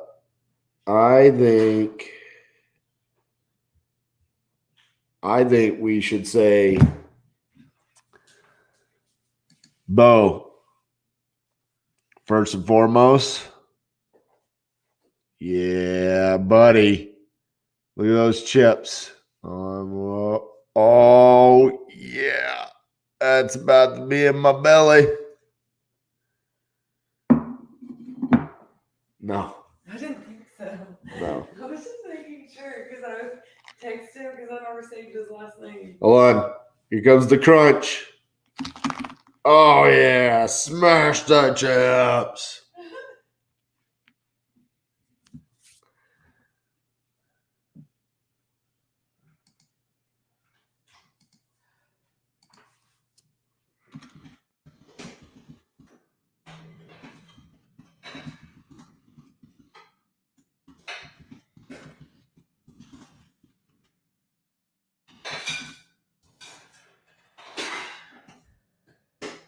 So, Bo, I'm gonna get those questions answered for you. Bed and bath, basement.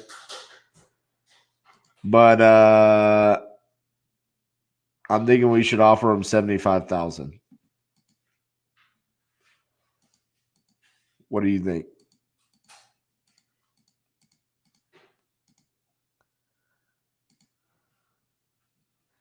Just me flying solo. That's what I would do.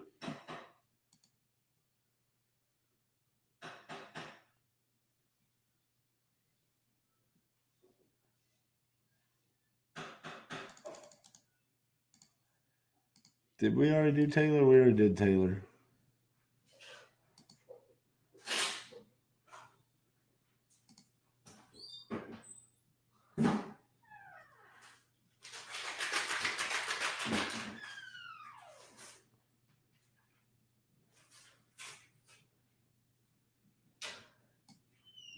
How many square feet is she?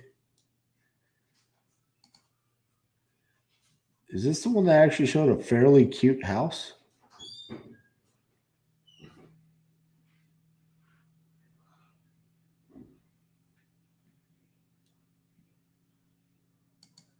Maybe go a little higher if needed. I got it. What about this one, Taylor?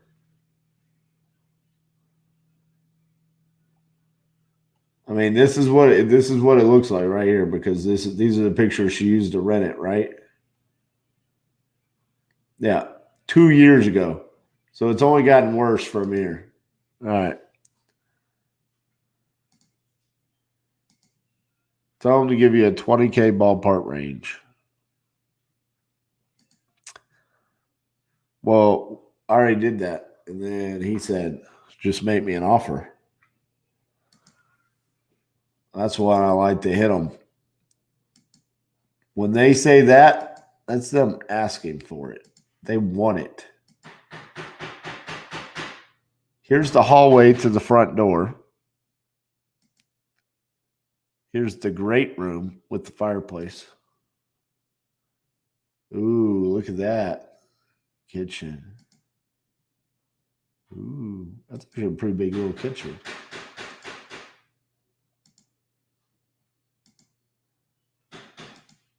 We've moved properties here, Bo, just so you know. I kind of flew around there for a second. So this one right here, she's got a tenant in it paying $850. $850 includes security. Hey, are you gonna come relieve me after you eat your sandwich so I can eat it without just chewing right in the microphone? My nose is kind of stuffy today, so I feel like the chewing and the mouth breathing is just not a good idea. Kip says he would rather eat Titus's wet dog food than eat bologna sandwiches. That is why you put all that exotic mustard on it to kill the taste. No, she didn't give a price. She said, would need to get it appraised. Being a 1900s home, to me, it has value, but right now times are not normal. I said, okay, well, I'm interested, but I don't go off of appraisals. I'm a cash buyer ready to move today. Someone will take my money. She said, what is market in that area going for? So if you click here, this says she owes $52,000.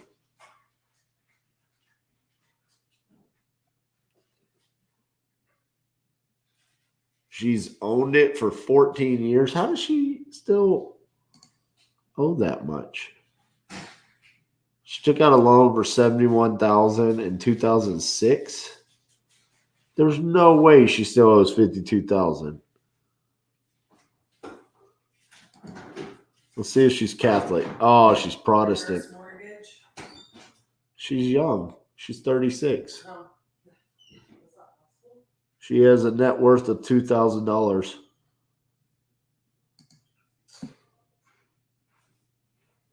Bitch. I appreciate you saying 36 is young.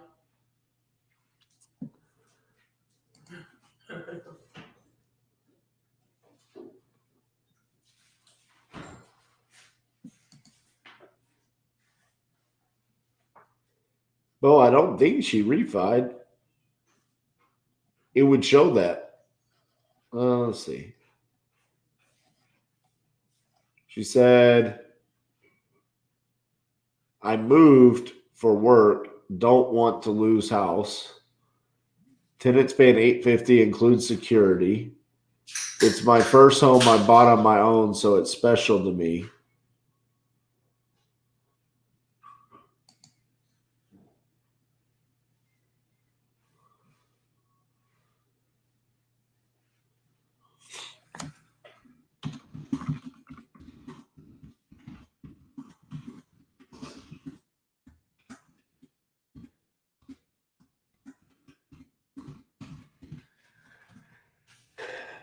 Break her heart.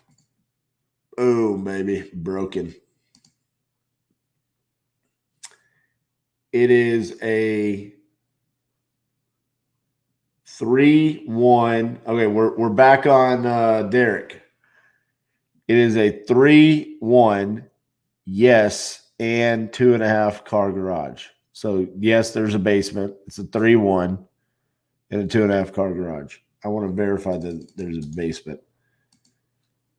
I wish people would learn how to like text with punctuation when they have to answer certain things. Oh, it's got a basement. Right? You can see the little windows.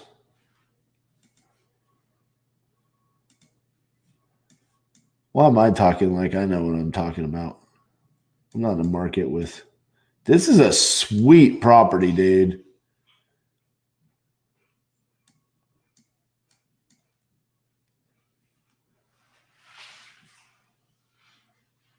Let's break his heart.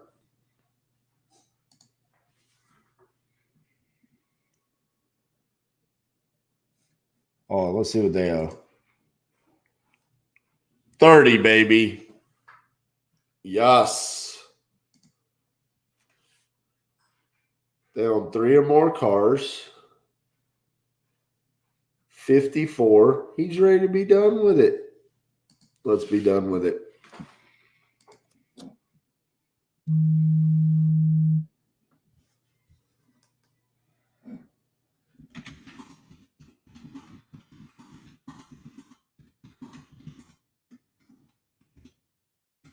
Ooh, $765,000 range. I'd want to be in the $75,000 range.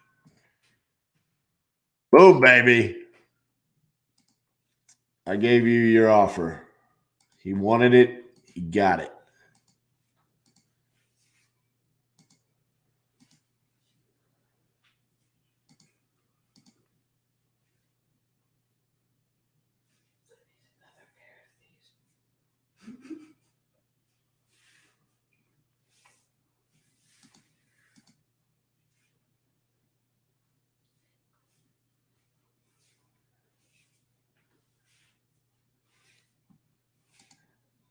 I love it when people just totally have the wrong phone number.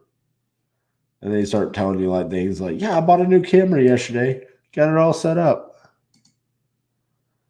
And then you're like, oh, do you want to sell me a house?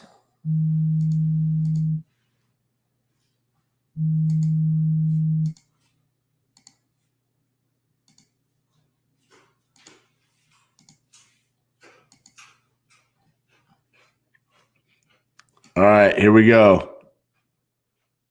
We're about to check and see if we broke their hearts or if we made their day. Let's see. Bo says we have room. Let's see.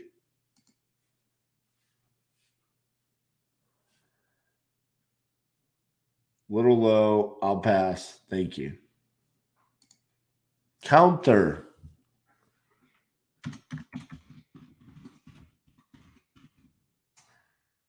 Always counter.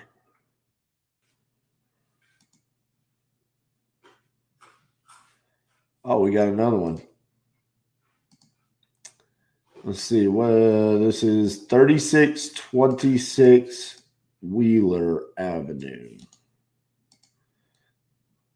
That wasn't really the one I wanted anyways. I want the one that we have room.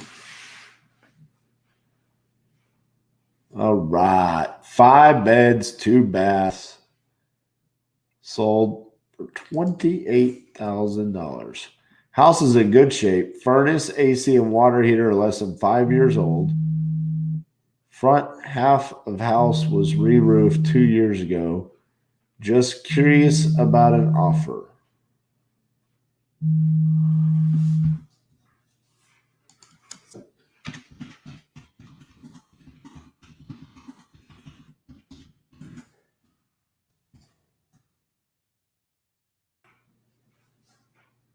Did you respond? No, worth more than that. Thank you.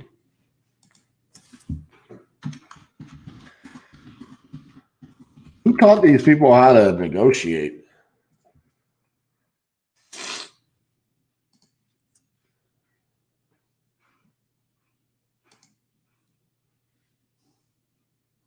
They think I was going to come out and be like $200,000.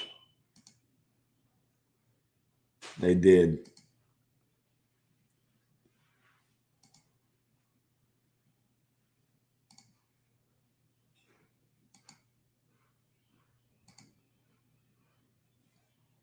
Oh, we got a price over here. Jeez. I'm sleeping on the job. What am I doing? It's because I need nutrition.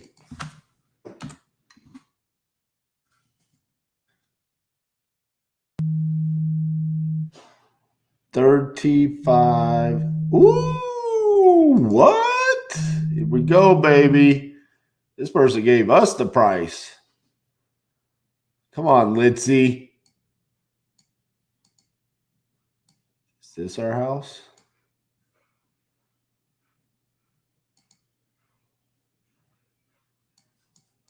Is this our house?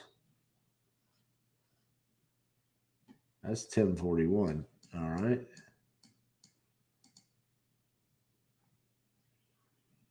That's 1040. So this one.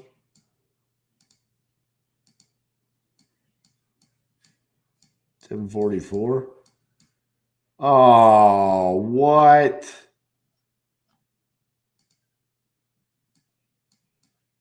We're that thing back there.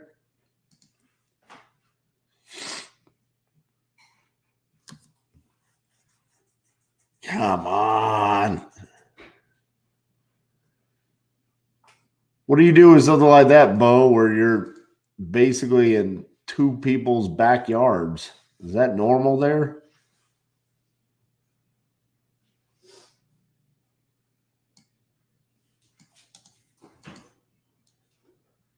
It's so funny how things are different in different places.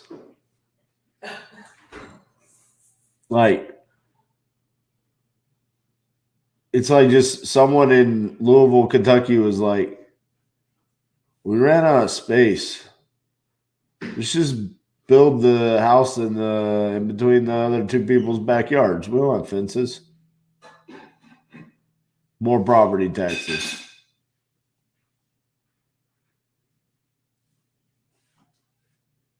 It's a 1-bed, 1-bath, 808 square feet.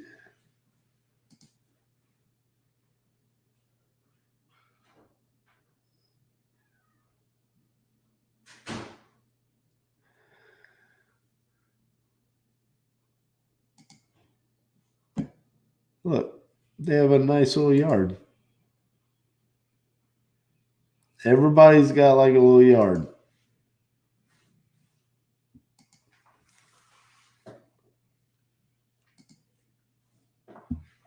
Hey, hey, hey.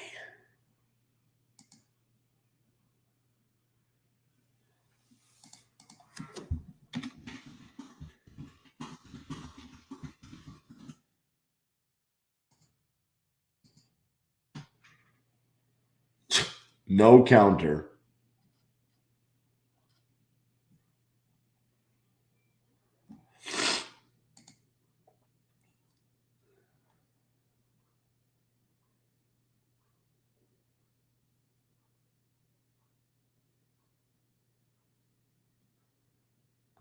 Which emoji should we use? We'll use this one. All right, what you thinking, homie?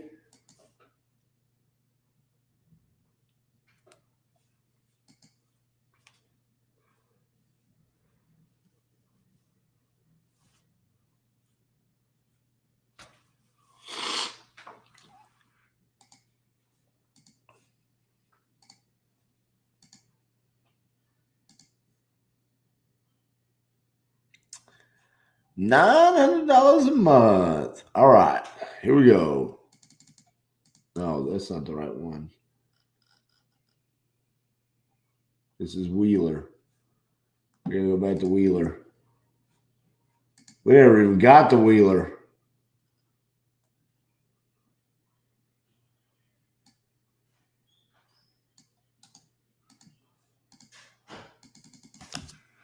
$900 a month. What he's getting.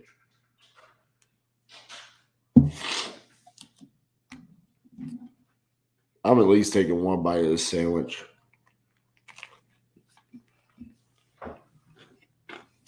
Yeah, buddy.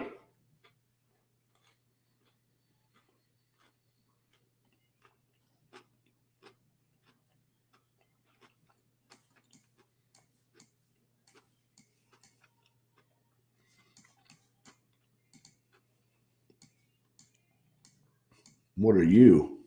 Are you at school?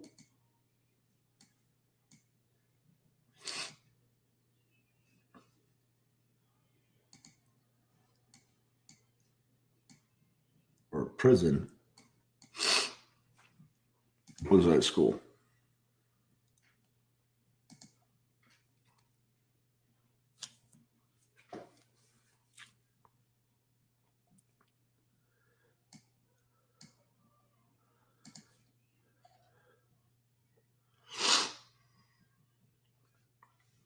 Well, it looks like $900 a month should cash flow nice there.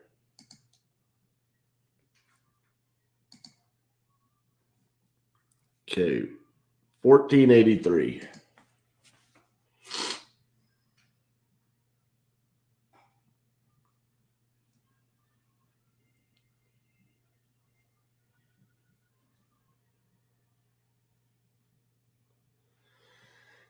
Yay. All right, Bo. I'm gonna need your help on this one. We're big. See, like this is bigger than us, but we've got more beds. We've got 5 bedrooms.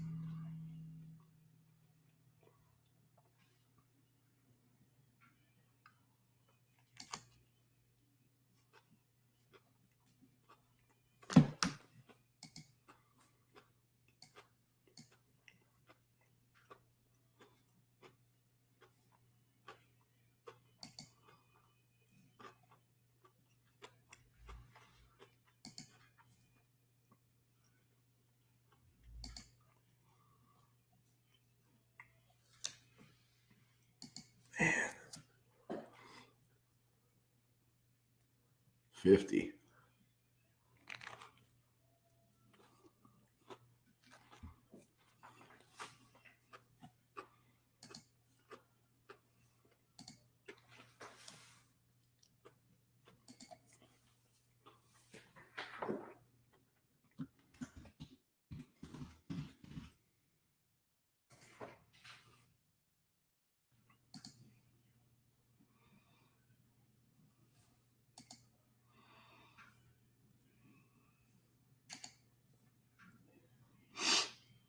Slinging the offers.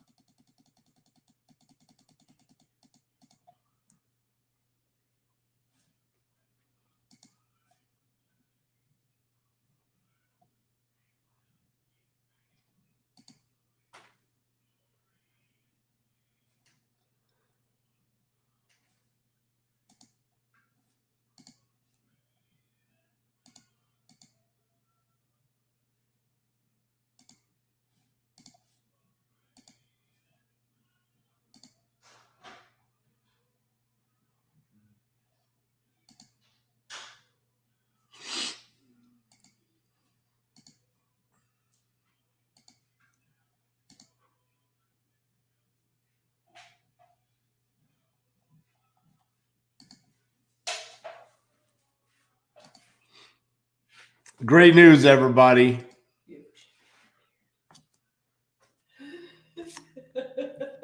I'm stepping away so I can go eat the rest of my sandwich. And Miss Cassandra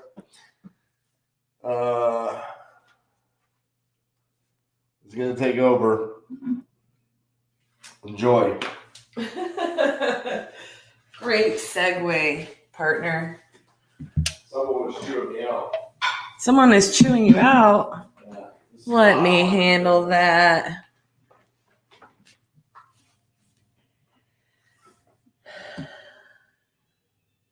Eat your chips, Sammy, and let's go.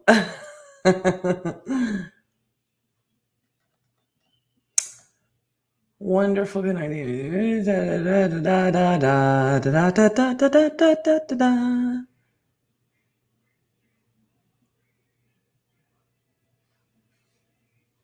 I'm at work.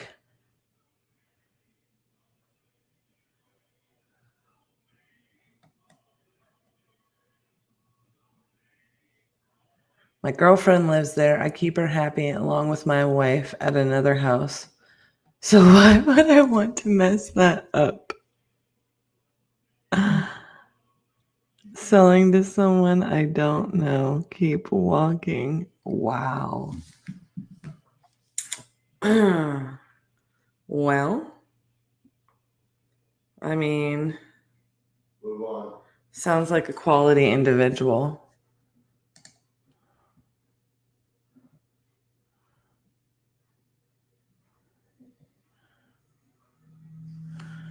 All right.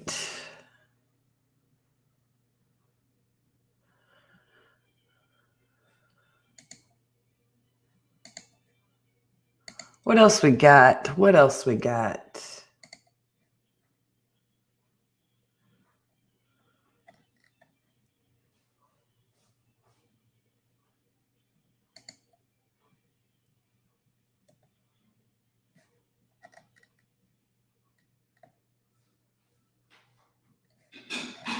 Do. I hope everyone is having a lovely and productive Friday.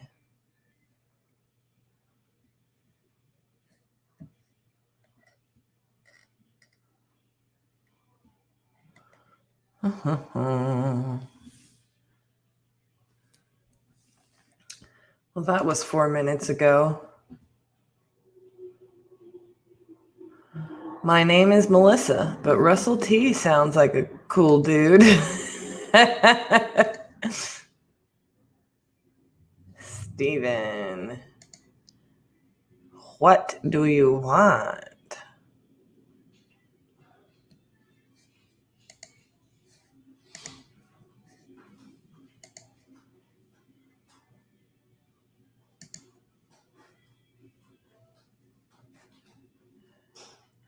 Which house was it?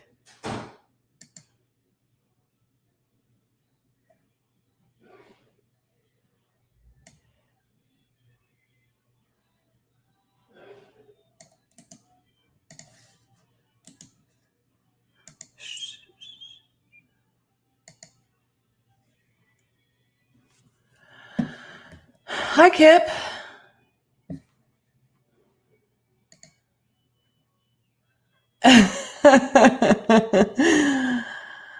I mean,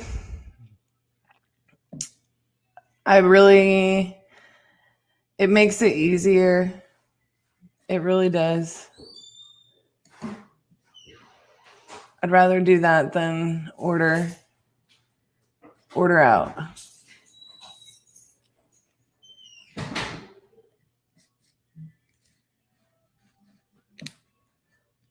Do.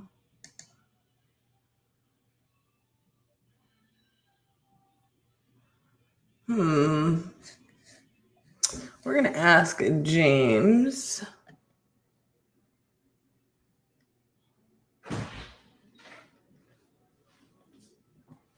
Let's see what James has.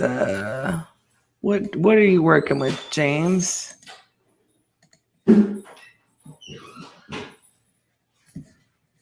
We're just going to do a quick boopity boop boo. Well, that looks pretty good.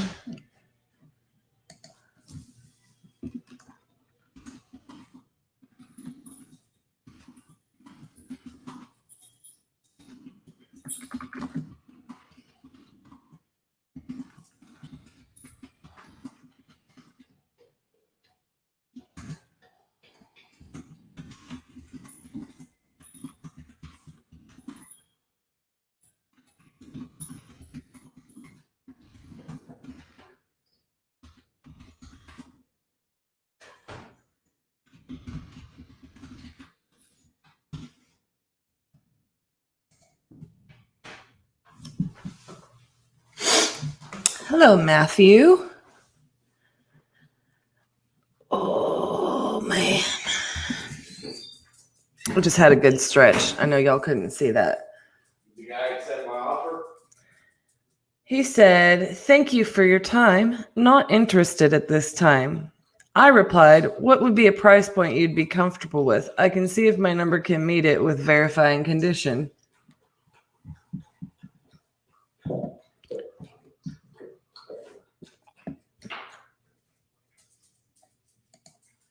Very good.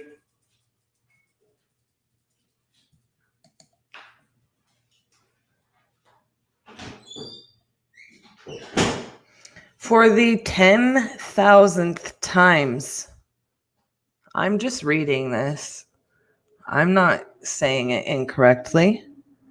I am not Betty. I have no property to sell.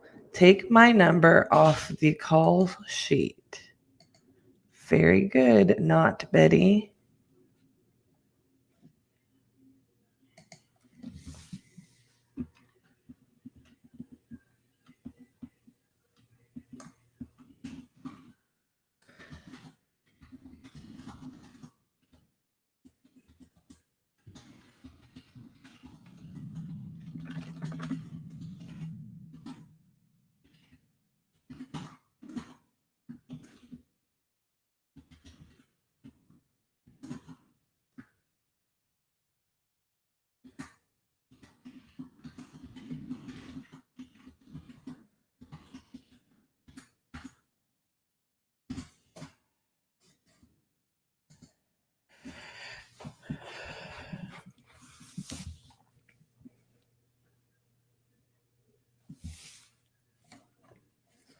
Mm-hmm.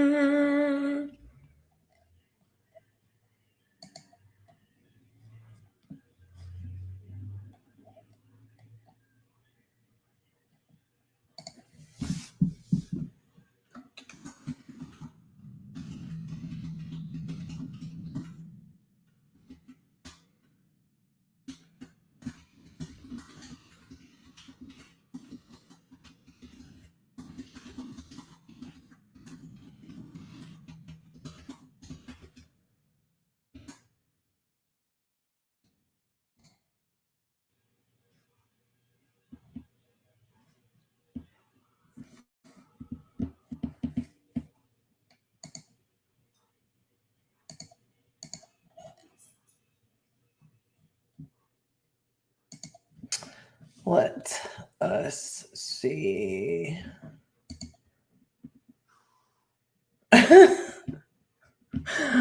RJ's emoji usage.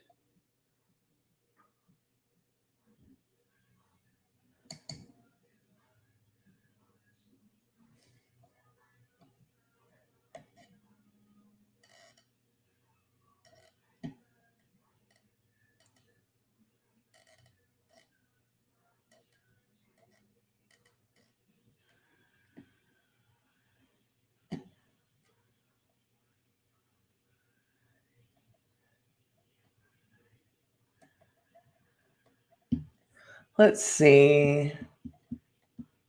Do you like to make an appointment to see the house and make an offer? Okay, later when I have time. Thank you.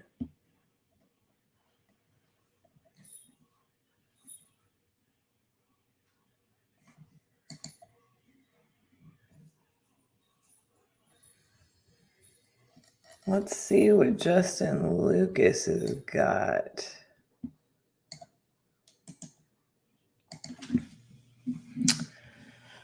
Is everybody taking a lunch break? Where are all my homies at? I think RJ already looked this one up from the sound of it and what I was saying earlier.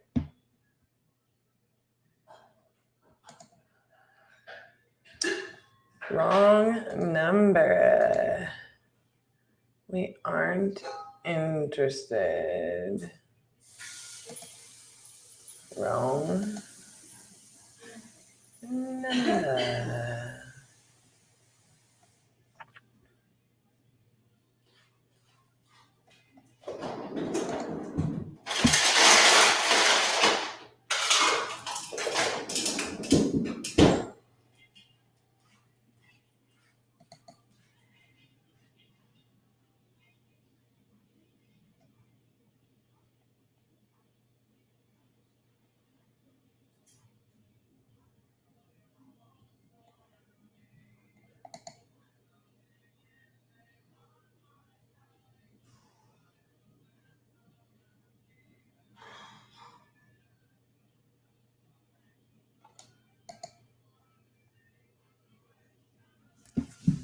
People write some crazy stuff.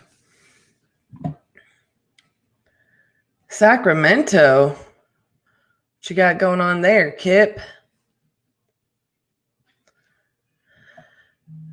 Let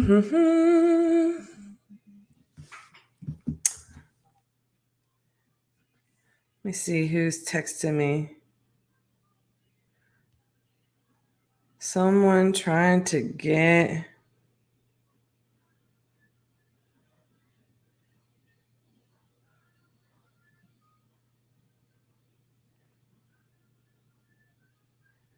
me to be an agent on their team. No, thank you.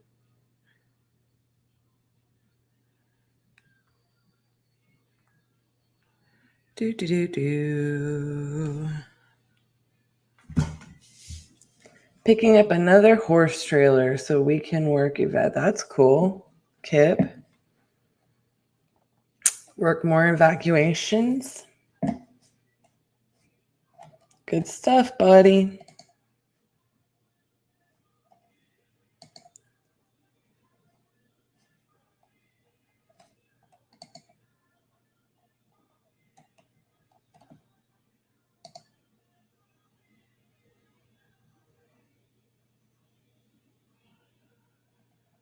RJ is so much more direct than me, y'all. He does get to it quicker, I will say that.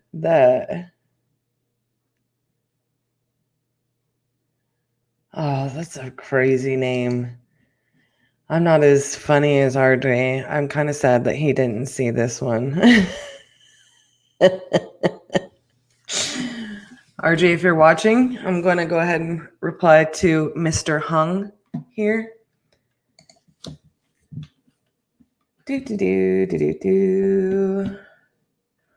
Mr. Hung I can't say how I would pronounce that. Mr. Hung Hun. Mr. Hung Huyn? I don't know how you say that.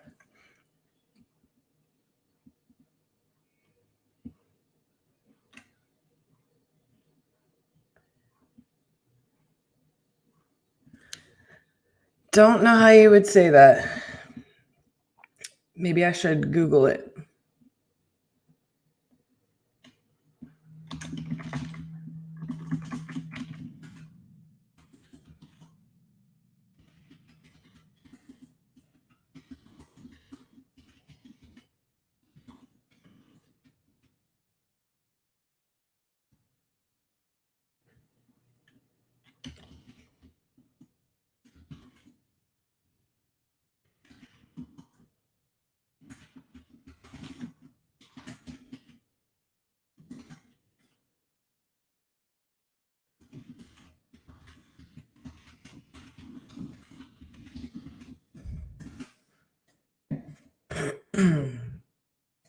I'm gonna actually just look this up, and just so you'll know, some of the time the reason I look it up on Zillow is because a lot of landlords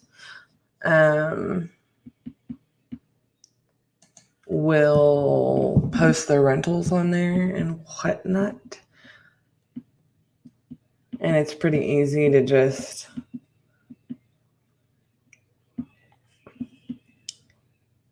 pull up if there was like a recent listing. I say it's easy.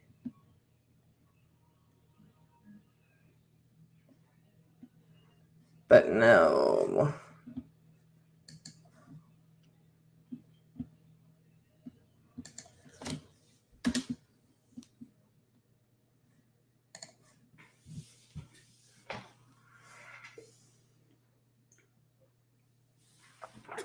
Could really get into trouble pronouncing that name.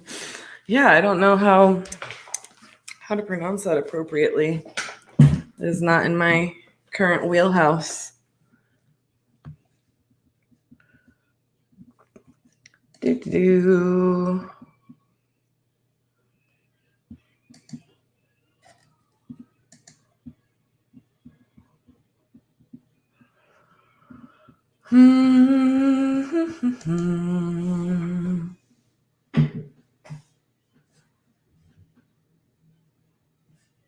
Jerry T.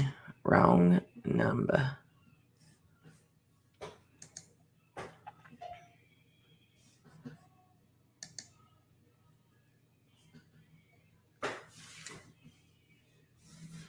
Do.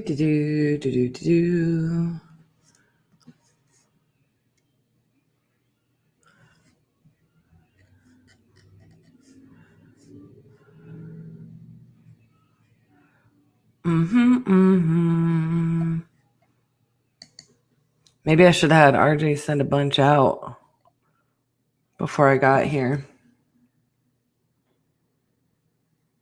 Yeah, you know what, Bo? I thought that might be win, like when. I thought that might be how you pronounce that, but I didn't want to botch it. I don't know that I've ever quite seen it pronounced that way.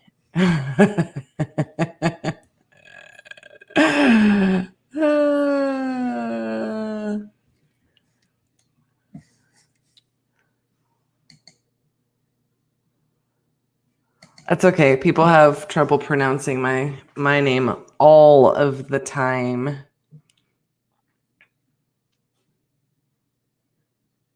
All of the time.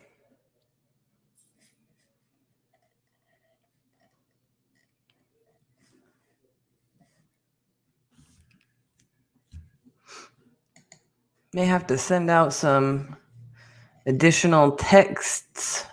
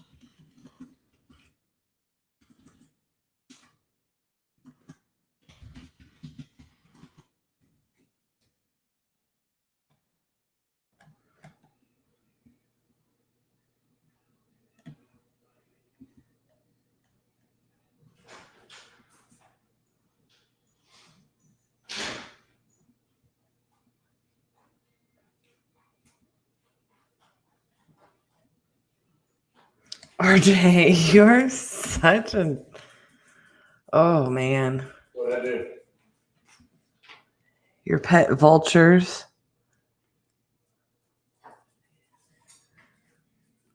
Did I unleash them again? They're in DNC if you need to look Vanessa up. I'm thinking we need some more text here, bud. Hammer. Thinking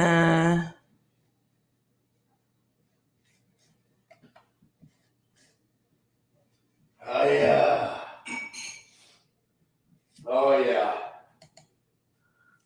this is RJ taking medicine. Yeah, baby.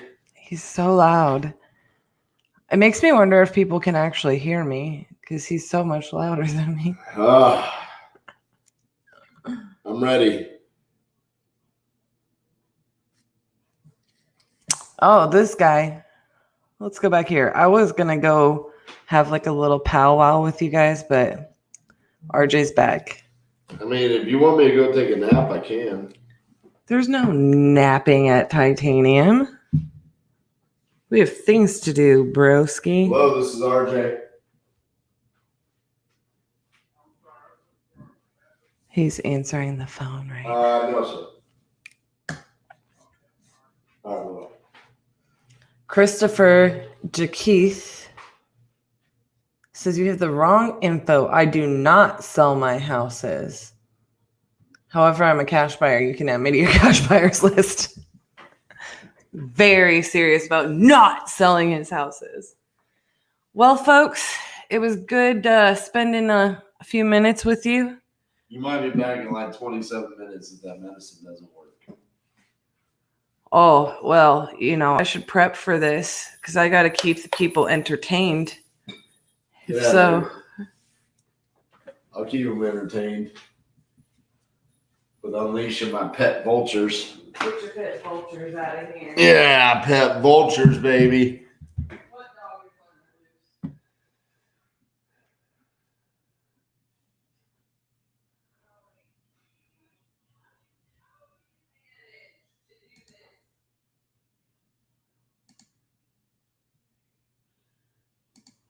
Bo knows everybody.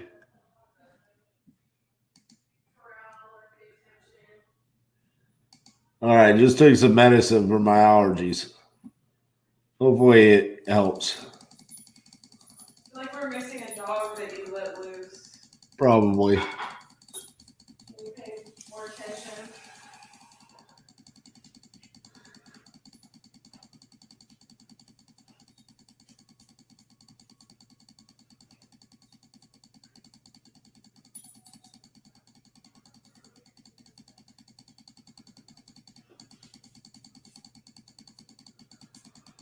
Gotta get something going. We were supposed to get a deal here today.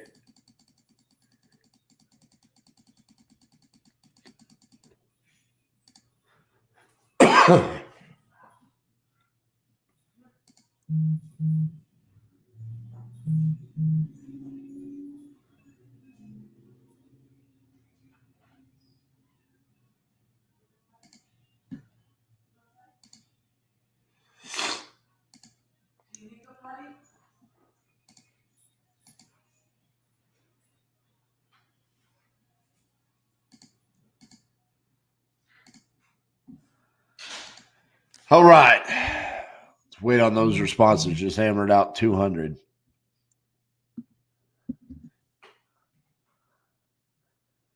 Hopefully we can get something moving in the right direction here.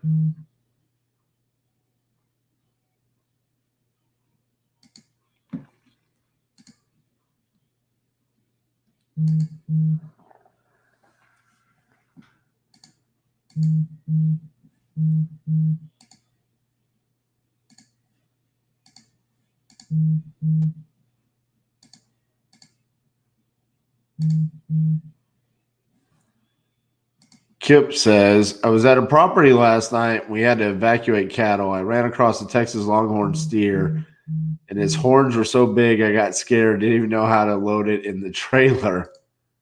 My first thought I could think of was to call RJ and ask if he had any advice. Hello, this is RJ. Hey, this is John. You've been trying to reach me? Yes, sir. I was reaching out to see if you had a property you were looking to sell in Louisville. Not right now, sir. All right. All right, thank you, man. All right, bye-bye.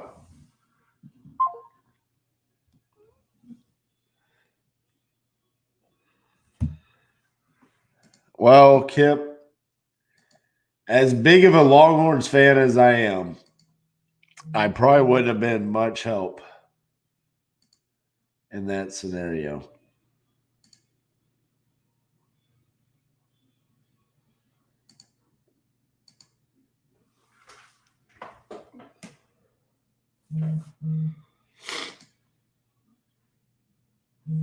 They're mean? I thought Longhorns were like passive.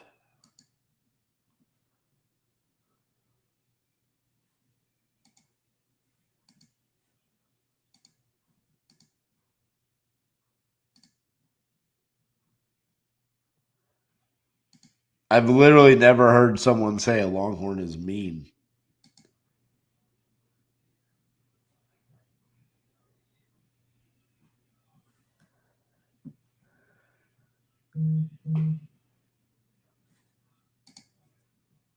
You sure it was a Longhorn?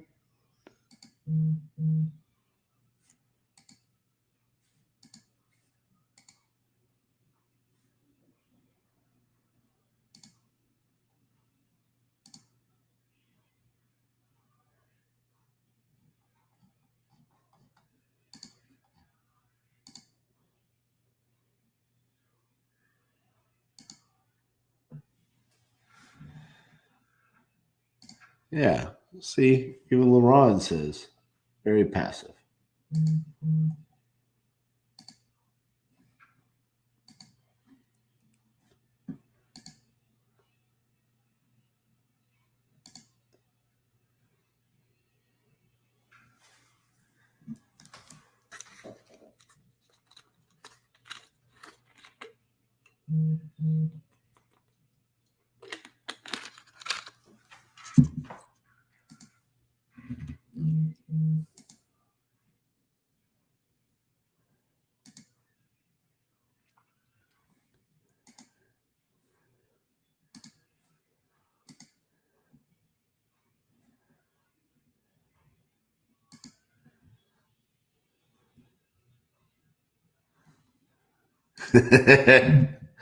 LeRon's, he's like, you need to go back.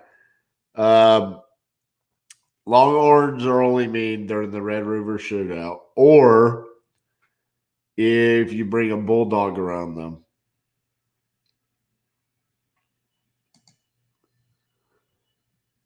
That is true. I can definitely see how that would cause some erratic behavior.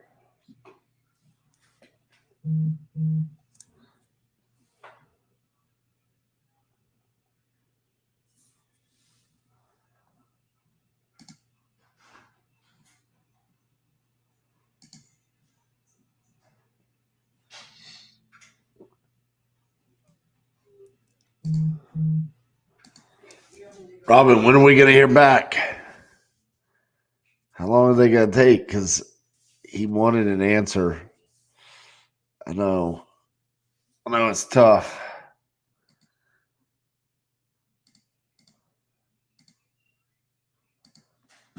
They give you any idea how long they needed?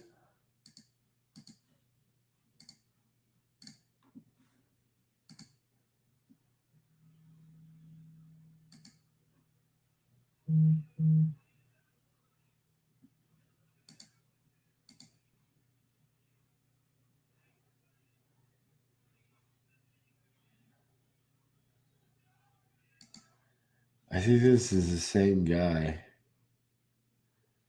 Jose Castillo. Yep. Okay.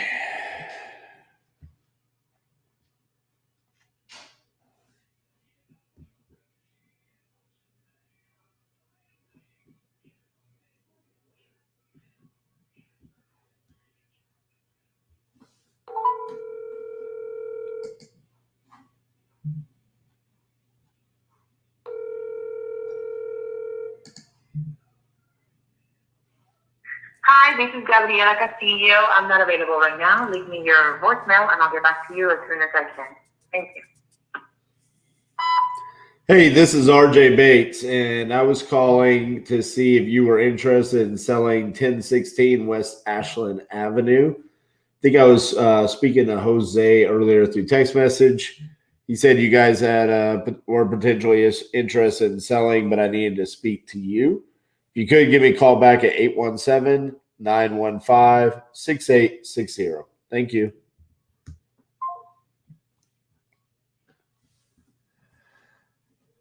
Early evening. Ay,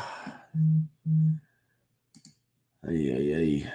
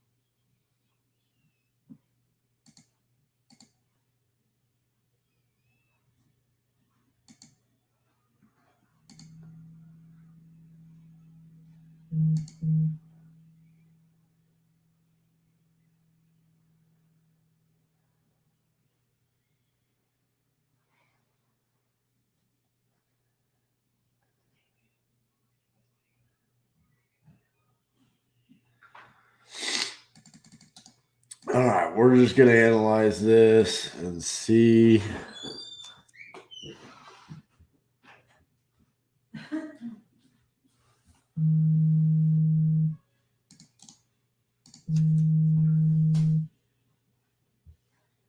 Hello, this is RJ. RJ? Yes. Trying to get a hold of Ken? Yeah, I was just reaching out to see if you were interested in selling a property in Louisville. Brother, I'm going to put you on call black after I get off this phone because Dennis ain't had this number in over 4 years, okay? I don't know how many times I got to tell you that, but this ain't Dennis. This ain't his number. Ain't been his number in 4 years, brother, okay? All right. Well, I mean, this is the first time me and you have ever talked, so. Once again, please don't call, okay?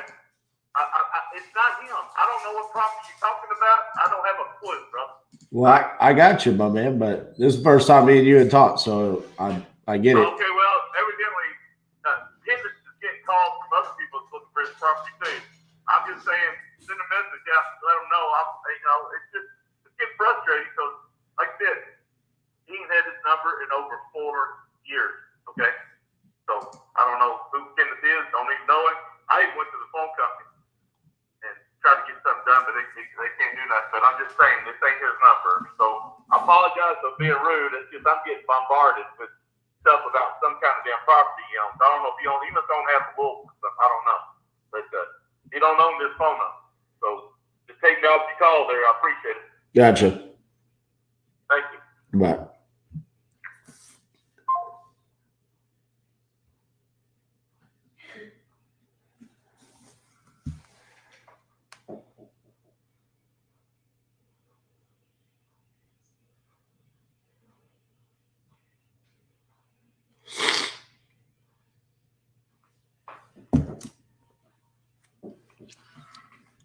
All right.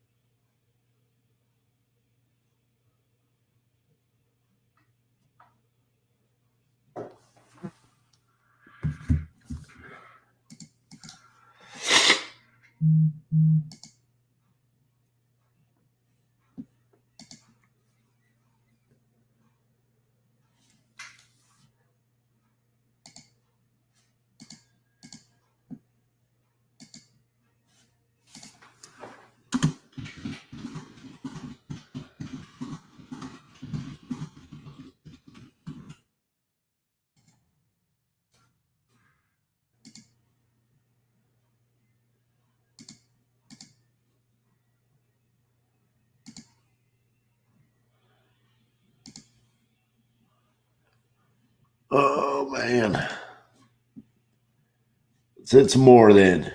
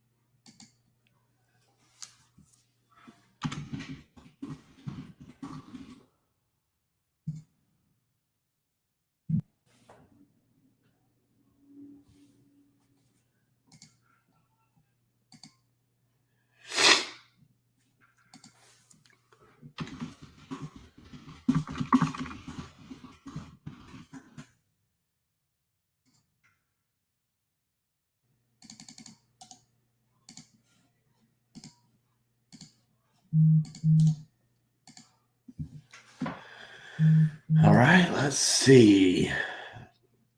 I'm going to guess the rent rate is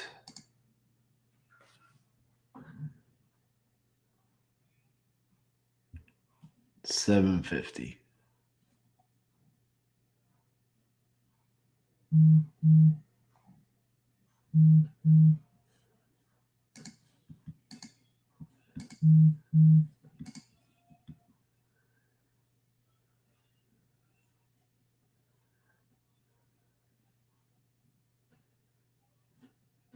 We need to know the square footage.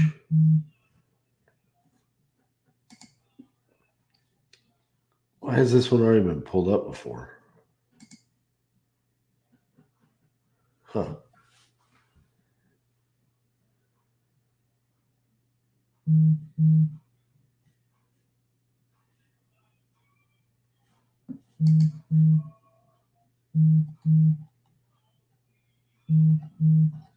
Why would that address have already been pulled up? Weird.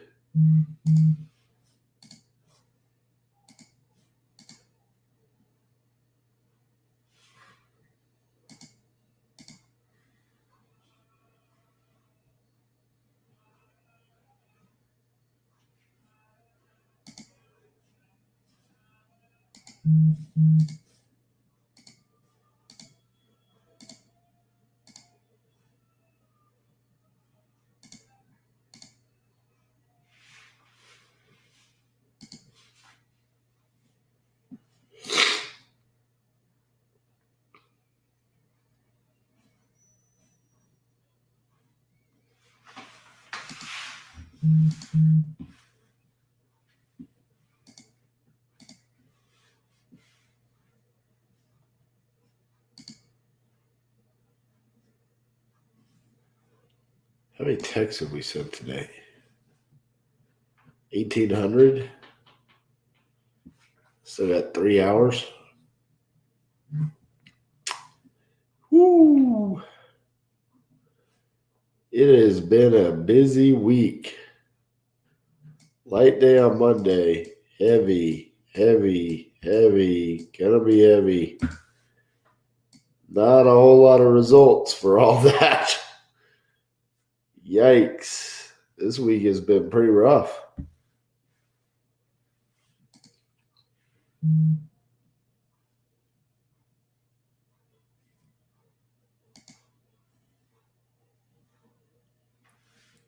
%26 response rate.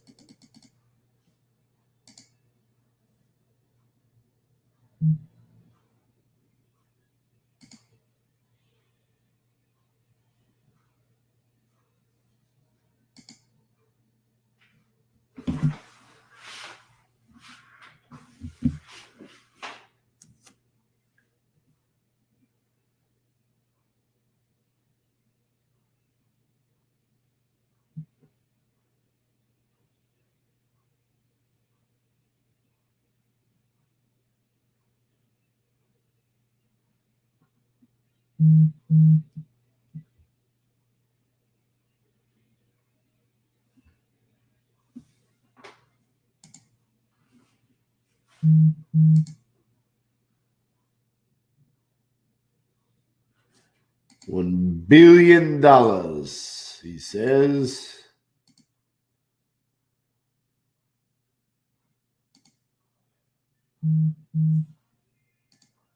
I don't want to hold down enter.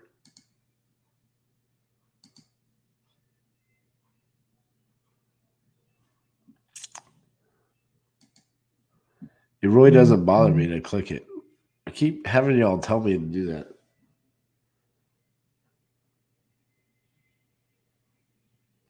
It's like a mental break.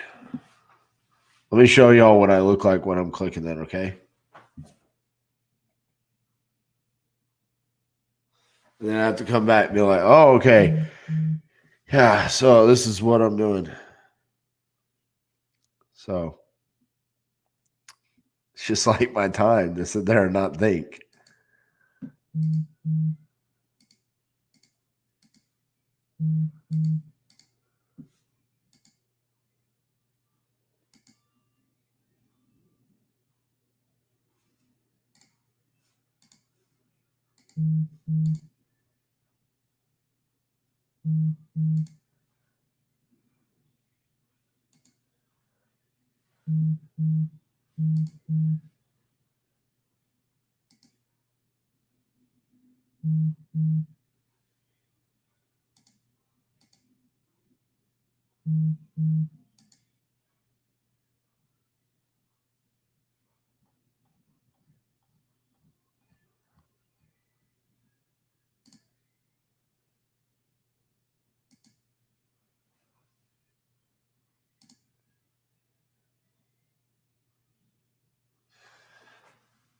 What can we do as far as changing? We can go owner occupied, tax delinquent. That would be a new one that we haven't tried so far on the challenge.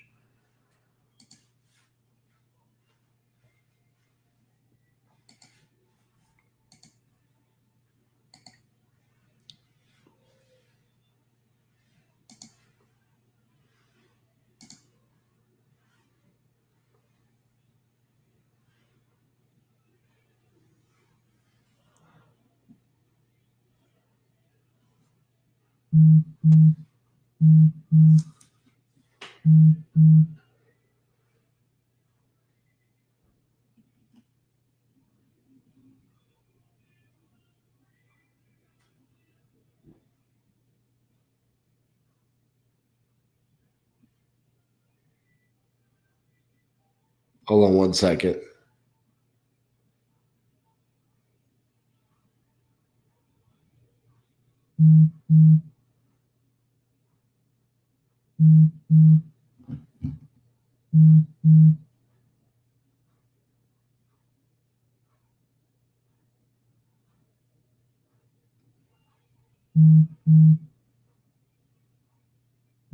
Wow.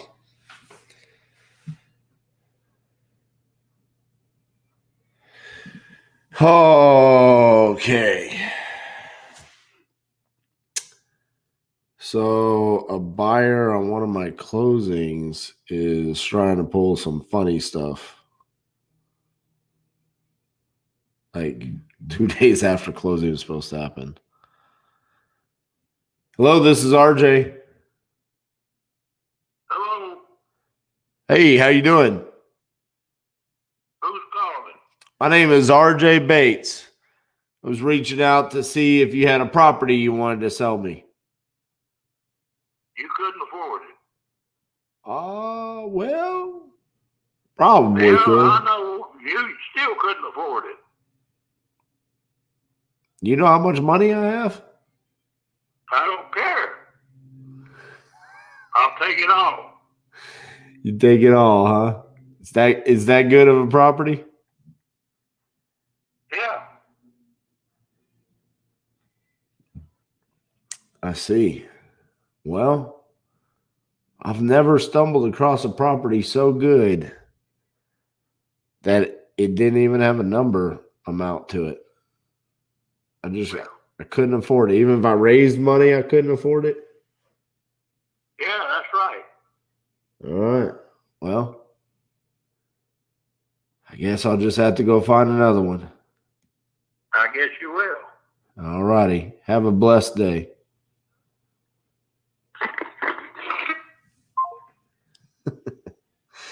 Cranky old fella. Oh, man.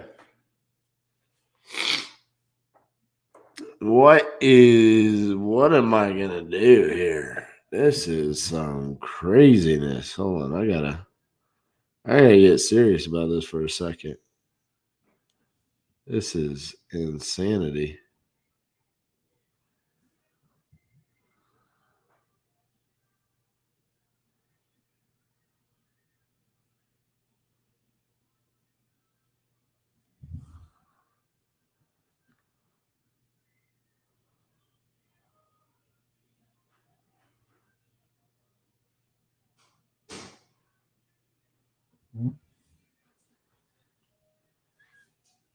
I'm dealing with it right now.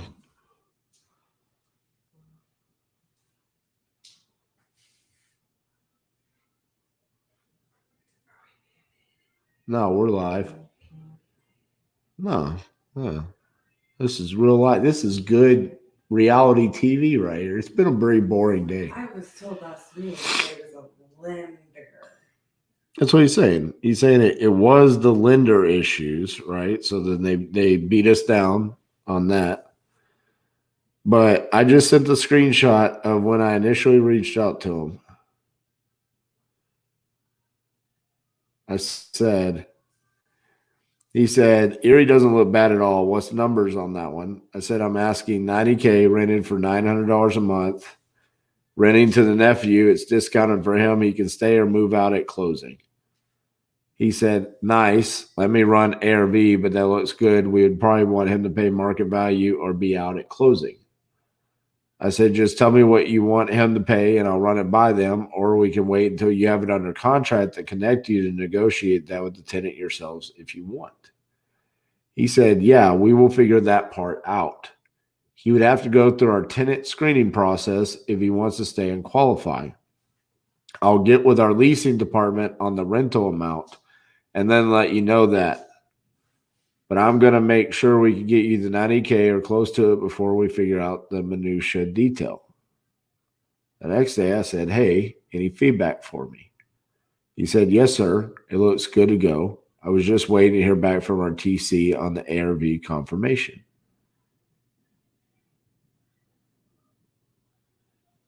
And then he said, yeah, let's get this done. So I got it done. I sent it all to him, email, blah, blah, blah. They got all their inspections done. And he said, contract and assignment's been sent over. He said, nice. They told me last week. He said, to get this inspected for closing, when can we send our guy over there? I said, let me check. Got you some dates. He said, sounds good. Talked about another property. And then said, here's the pic. That's on a different property. And then I said, any update on Erie? Any update on Erie? Hey, sorry, I've been waiting to hear back. We finally got a hold of an inspector. Okay, when can we get an inspector over there verifying? So then finally we got it down to the inspector. And then that's when we started the group chat with you. So there's never been mention about the tenant. Ever. No conversation about the tenant ever again since the beginning. And he literally was asking me,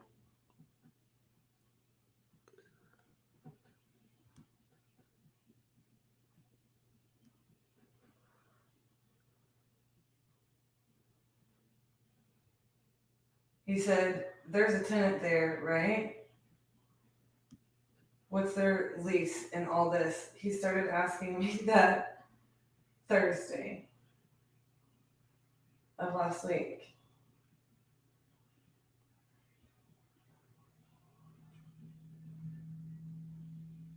Got their information. I don't understand why this has anything to do with the price. Because they're not making as much as us? Yeah. I guarantee you, they first of all, there was never any mention that they were, I was told last week they were closing on this. And their lender would only fund 85. Yeah, no. Their buyer would only pay 90.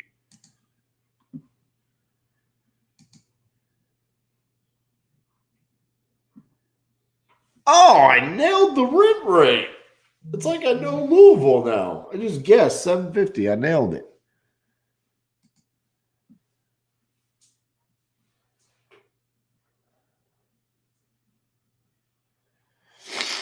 And they're doing exactly what they tried to do last week. I guarantee they didn't put their earnest money in title.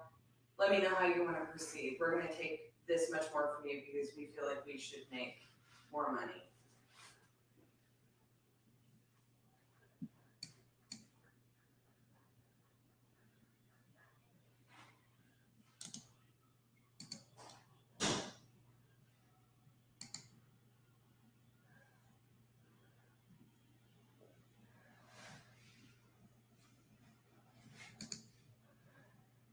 The joys of wholesaling.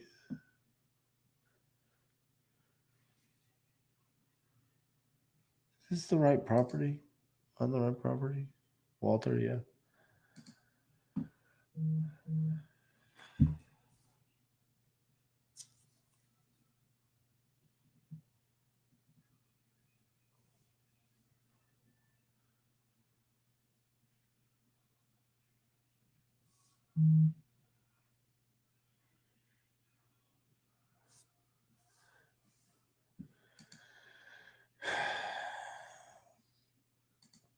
See how much this guy owes. Oh, he owns it free and clear.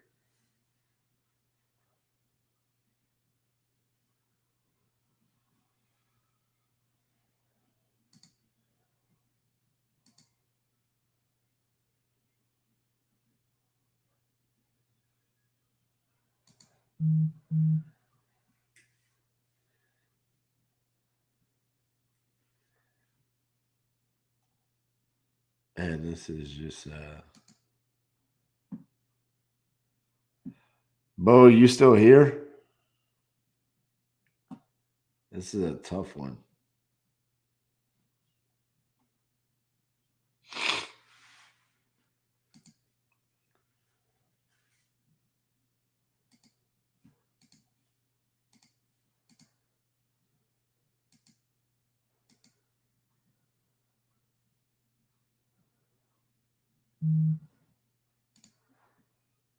So what's funny about this is that this is actually a really well-known person. I'm not going to smear their name.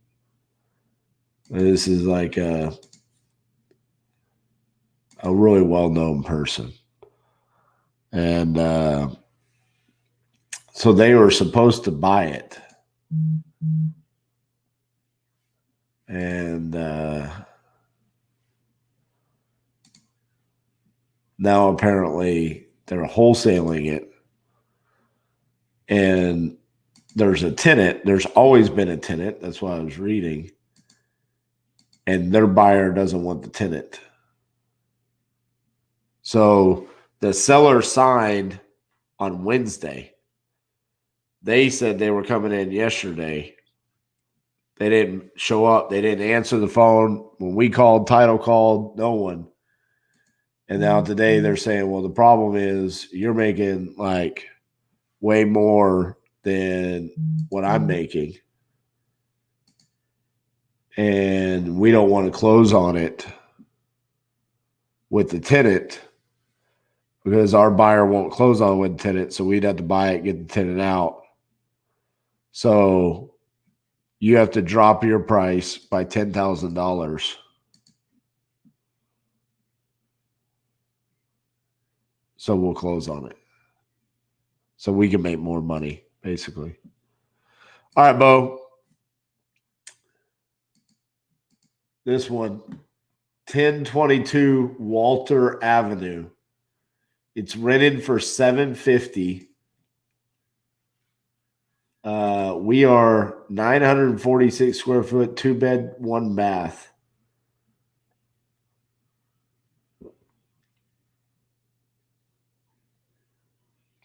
He wants an offer. It's rented for $750.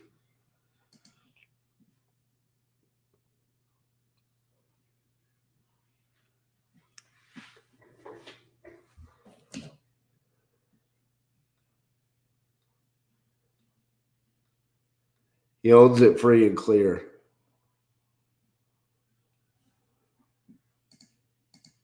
You can't see my screen. This one. I'm over here showing it on myself.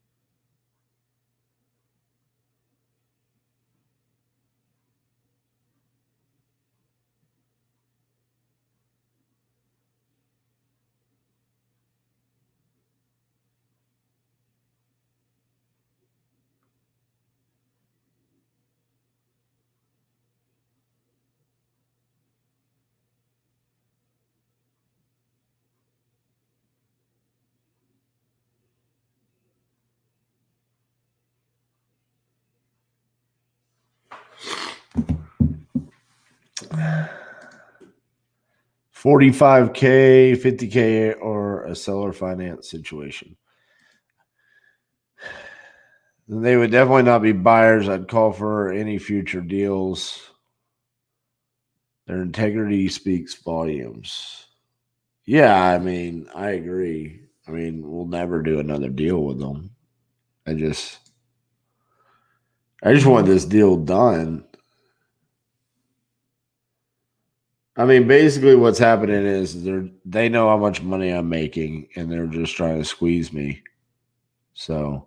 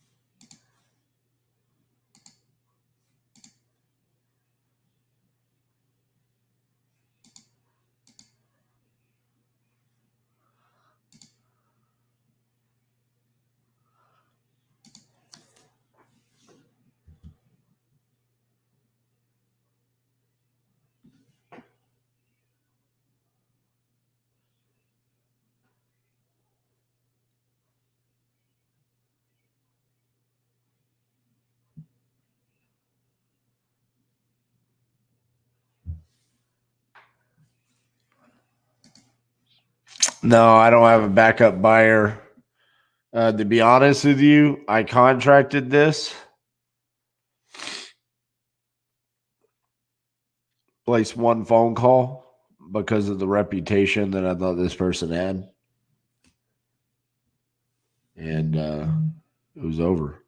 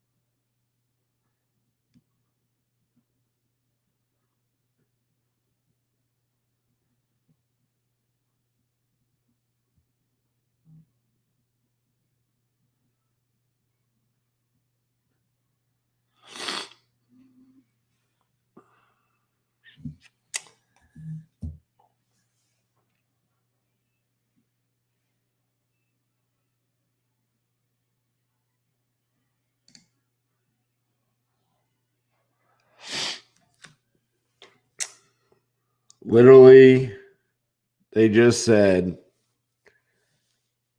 the company isn't going to take the risk of buying the property with a $4,000 spread, which I'm sure you can understand. I'm not saying this is our best transaction out of the 100 plus we do every year, nor does this happen very often again. I'm sorry for that.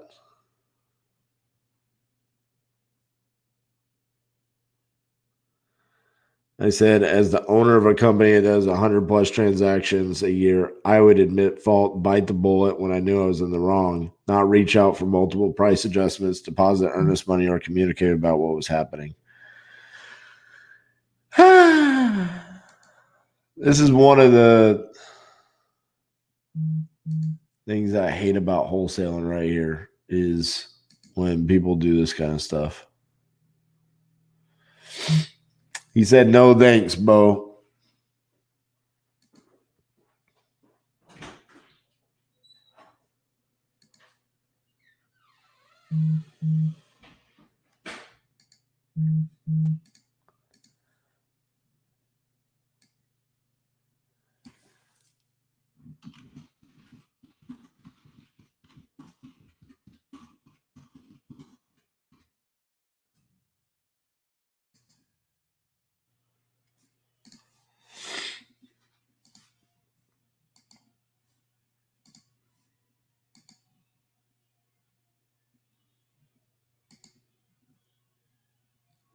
Oh, man. What are we going to tell the seller?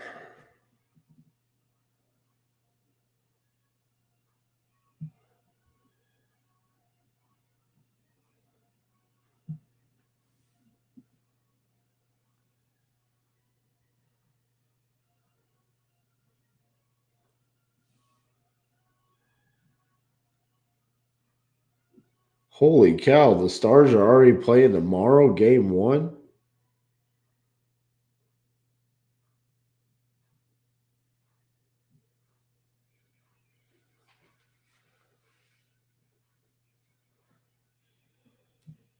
Hey, that was a pretty quick announcement. I thought there'd be more time.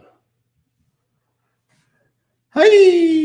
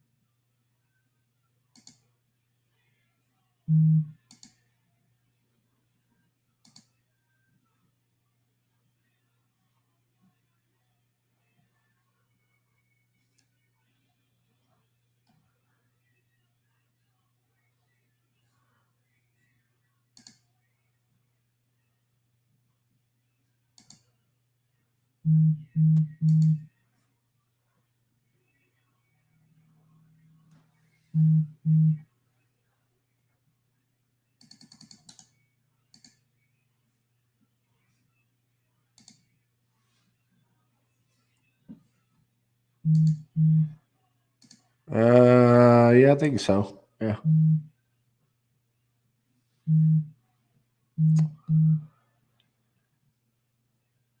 Yeah, they do.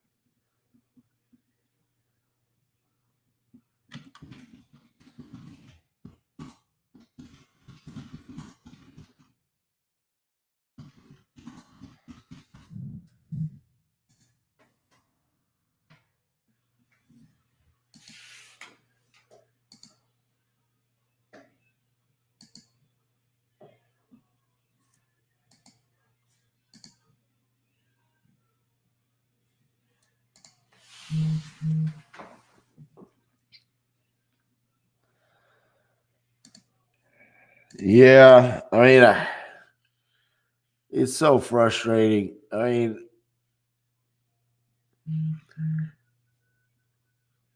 hold on, let me yell at Cassie.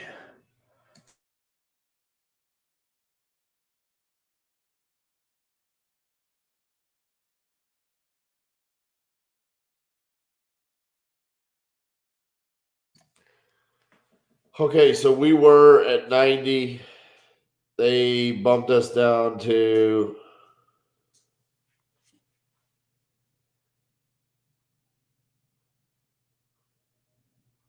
to 85, and now they want us at 80. But the seller's already signed documents, like a closing disclosure. Yeah, I get that. So basically, what happened was they had a meeting today, and he basically, because of the way we were acting, he knew we were desperate. Because I'm just putting it to you the way it is, like the reality. Okay, this dude does a lot of deals, right? So he's like, dude, they've got to get this deal closed. I bet you they dropped the first. Hey, how did they react to the first 5K price drop? They took it no problem. All right, cool. Go back to them and say they're still making 10. Just drop it another 5, and then we'll make 9, and they'll make 10. Guaranteed. That's how this went. I know exactly that's how it's went. Like, that is some shady shit when they know we closed on Wednesday. Yeah, well, look. Who does that? Some people are, have little man syndrome when they're the unknown person that, Are we shares. muted because the world is about to understand why I'm not actually good at HR? No, we're not muted.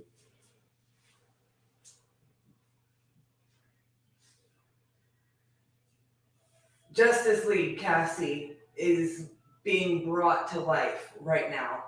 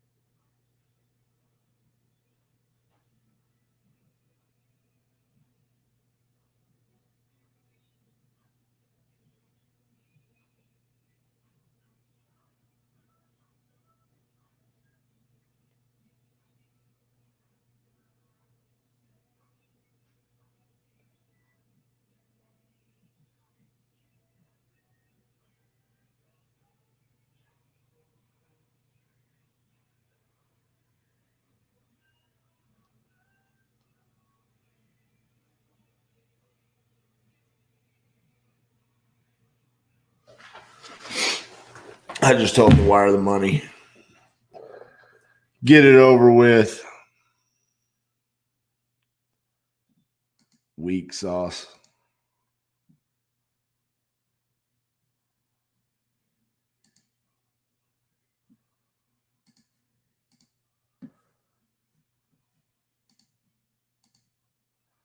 I'm like, bro, I'm not going to sit here and argue over $5,000 when a seller right now is expecting funds. She's been expecting funds for the past 2 days. Like, I just don't do that to people. It's unbelievable that some people put themselves out there like they're freaking king shit, and they want to act that way.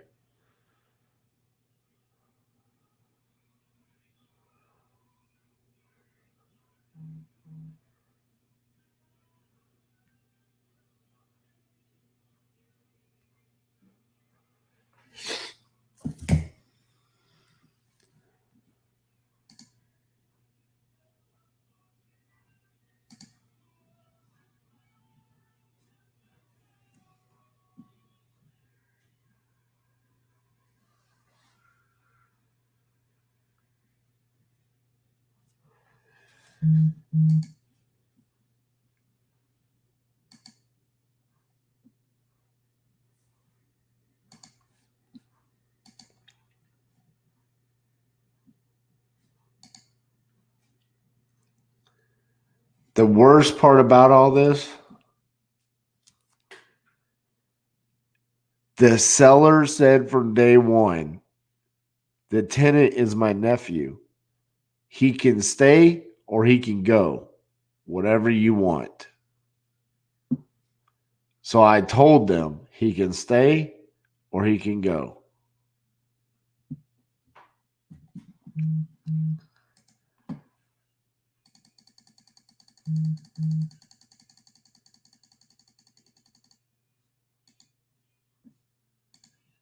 This was an assignment, yeah.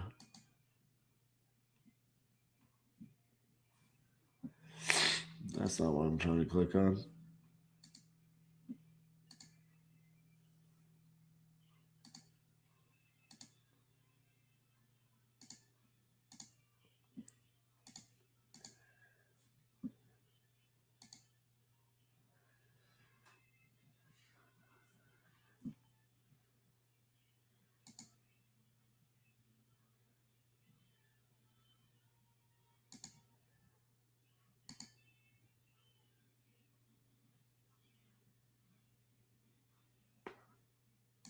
No, this was not in DFW.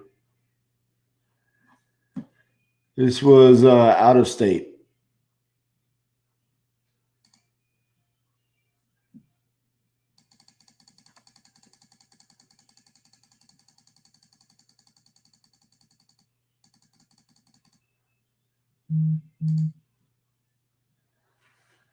All right, we killed that data.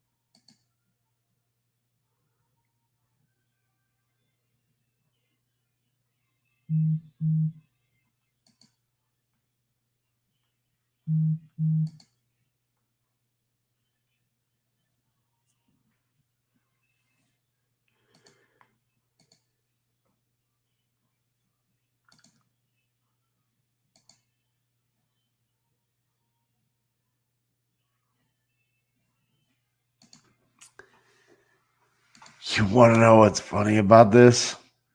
Let me tell you a funny story. If he had just been real with me from day one and said, hey, we've got a buyer.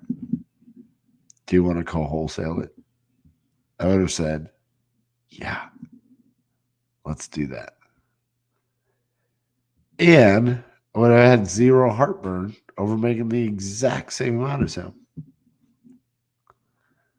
But instead, he lied, said he was going to buy it. And then got mad when I was making more than him. Silly, silly, silly. And now we'll never do a deal together again. That sucks. We've got to find some more data up in Louisville. Louisville.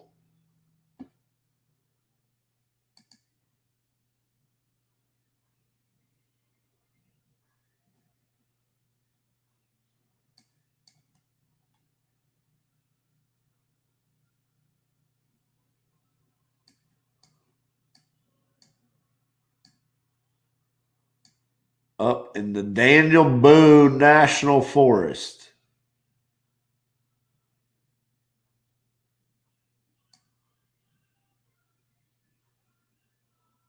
What is happening? Where am I at?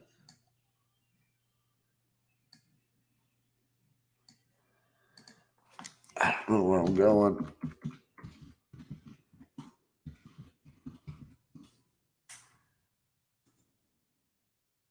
The Ville.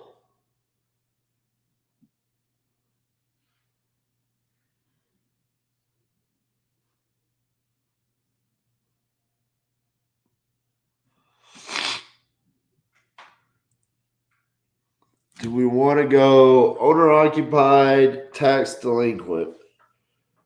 Or do we want to go some form of vacant?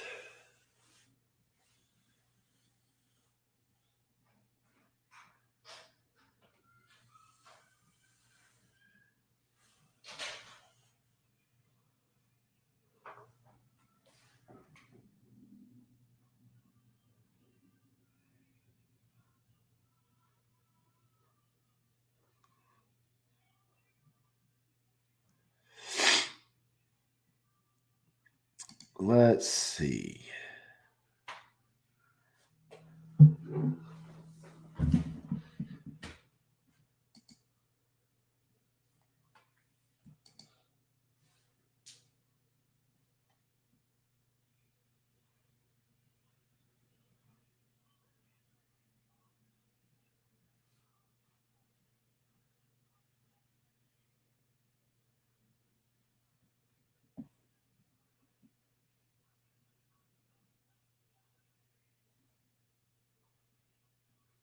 Go owner occupant tax 40213.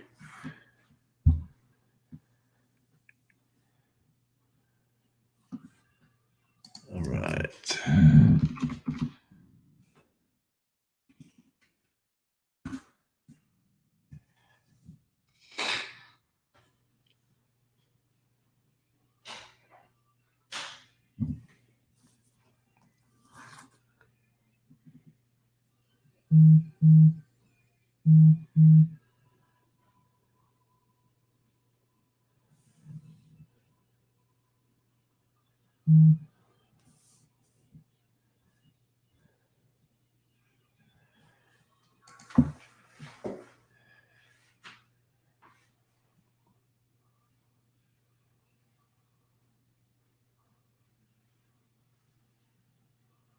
We'll see how many are over there, Bo.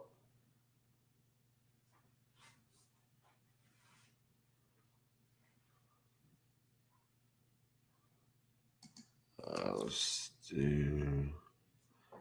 Wait, hold on. Yeah.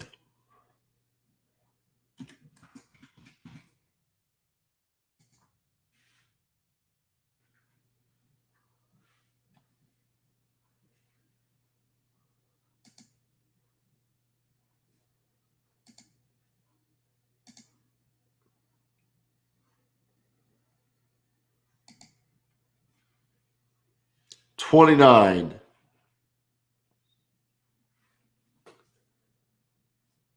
About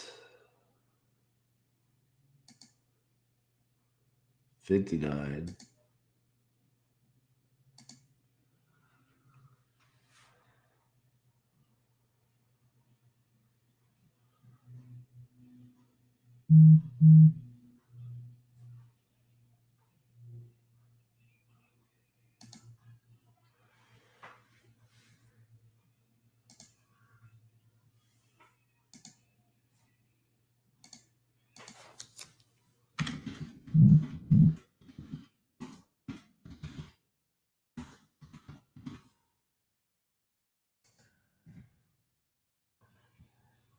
$40218.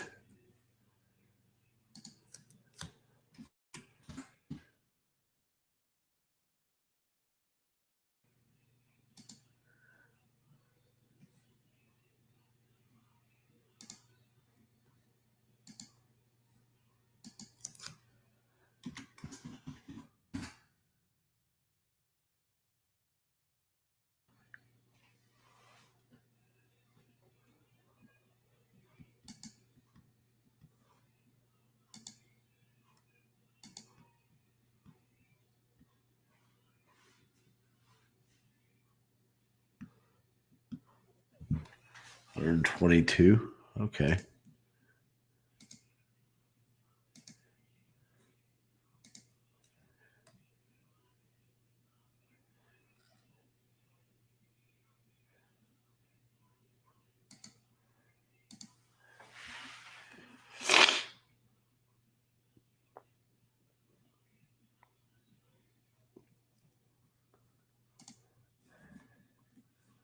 Didn't we hit these zips earlier, Bo? Because then we would have already gotten all the absentee.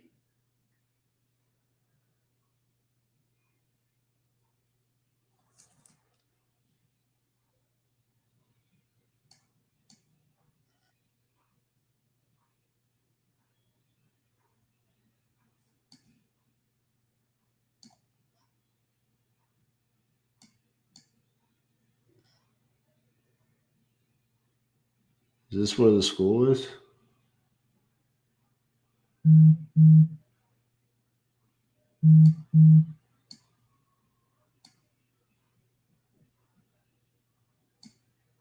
Oh, there's the school. Is this a good area?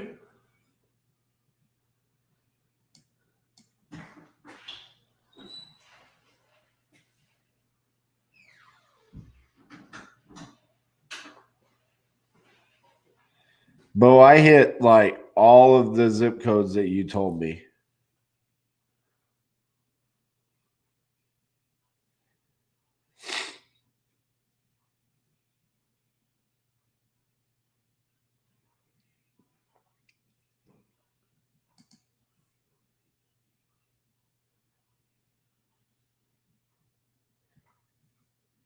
Can you not like draw an area and be like, this is where I want to be? Oh, you could do that on here. Yeah, you can.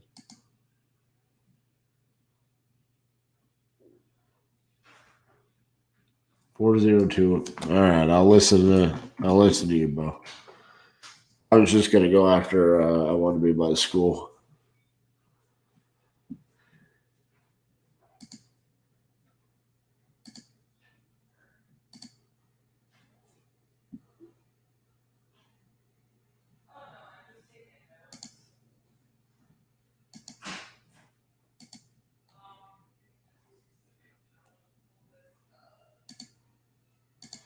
All right, that should give us.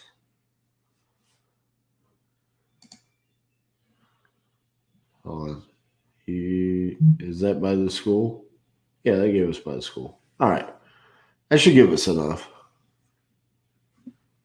Where does that put us? Yeah. And then,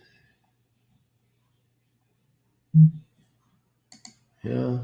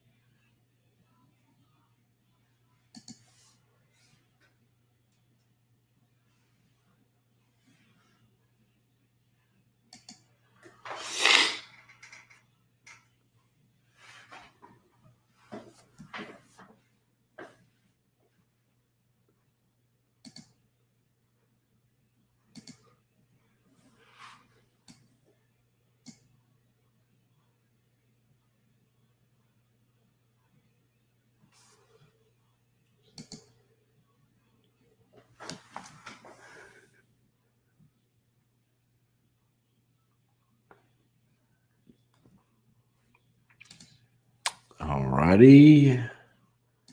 We're going to add this to Louisville. We're going to tag this as tax default.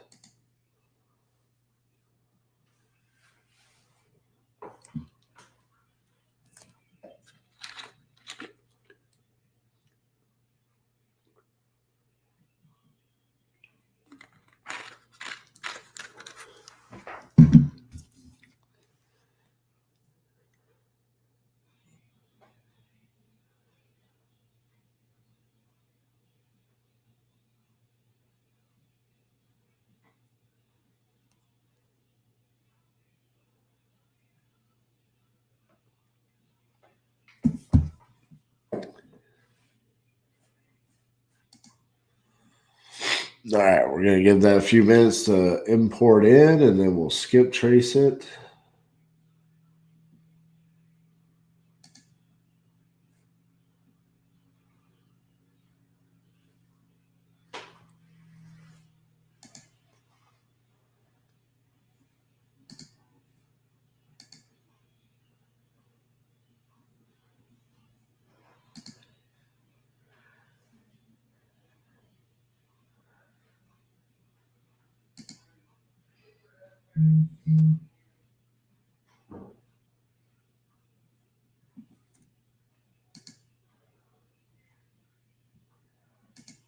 Okay.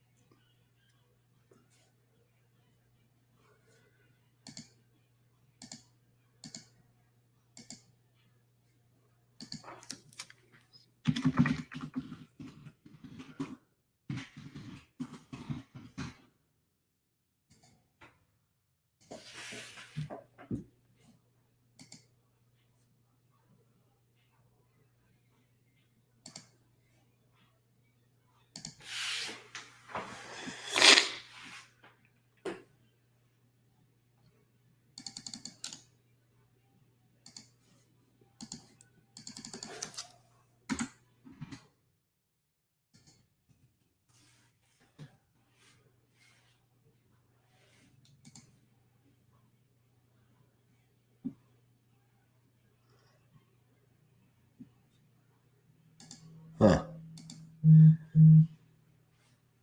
This property actually looks like it's a little bit distressed.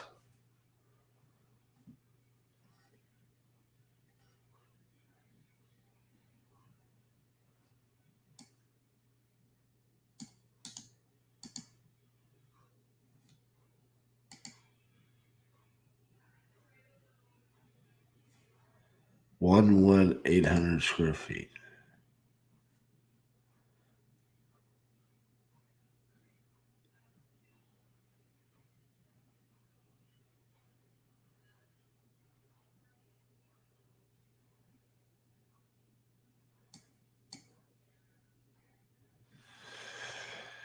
Hey, hey, hey.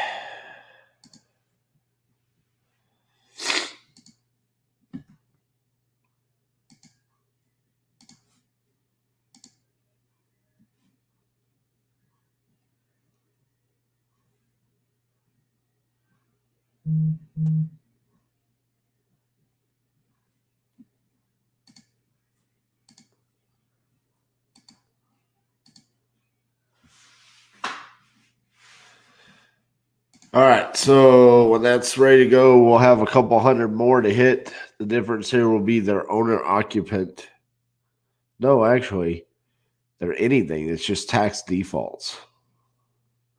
So some of these could be landlords or vacant.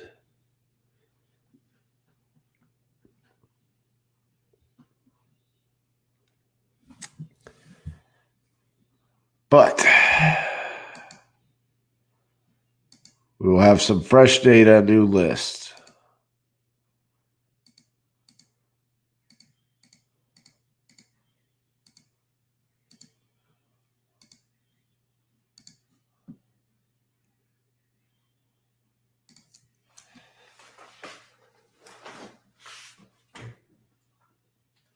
It has been a weird day so far.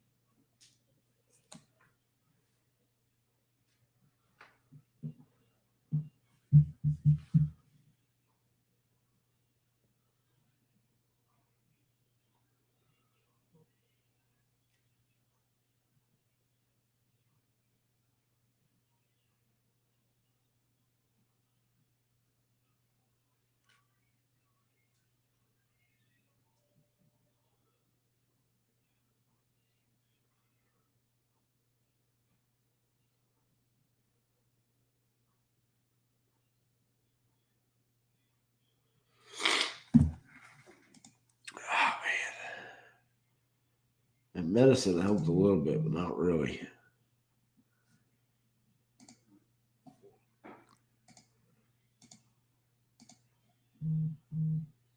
Sometimes, man, the weather just gets me and allergies just kill me.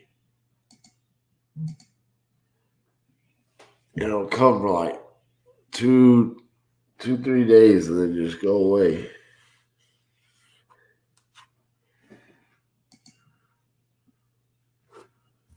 Oh, I hate it.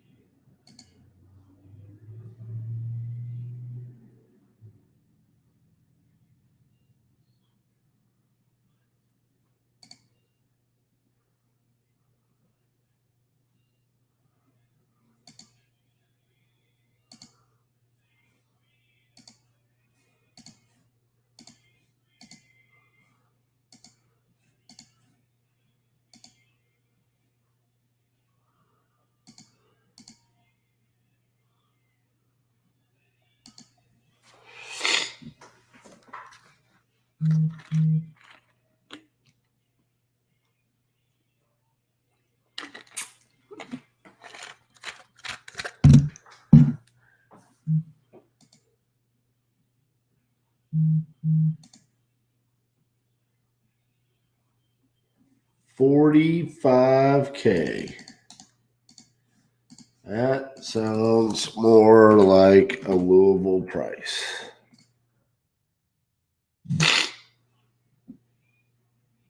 Oh, the value is 45K. It is literally, what is this?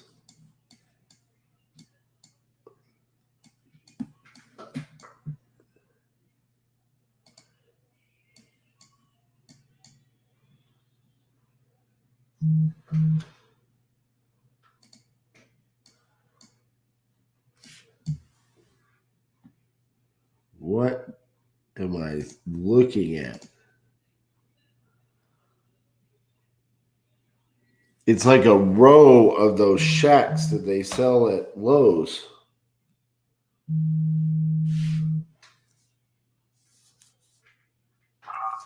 Hello, this is RJ. Hello? Who's this? Hello, this is RJ. Yes, sir. How you doing? Good. How are you? I'm fine. Did you? Who is this anyway? This is RJ Bates. I was reaching out to see if you had a property you would like to sell. I'm sorry, I can hear you. My name is RJ Bates, and I was reaching out to see if you had a property you would like to sell. No, fuck no.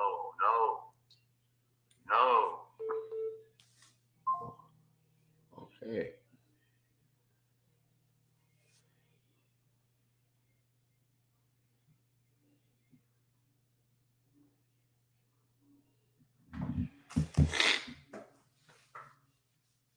This is Finn Avenue.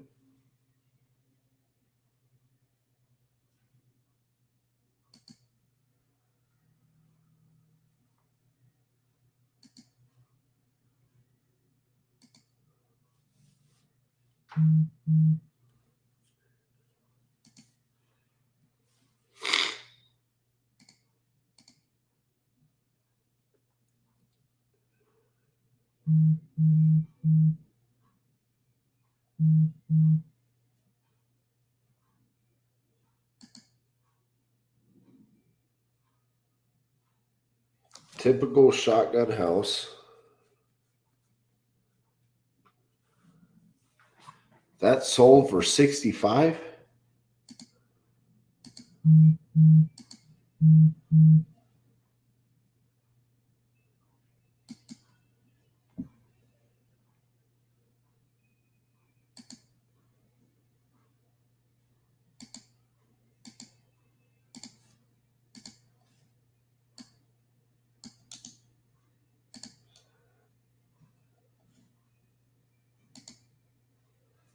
Bo, I take Zyrtec, Montelukast, and Q-Nasal every single day of my life. If I don't, I'm miserable. But sometimes it still doesn't work. Is this something that you're looking for here? Is this?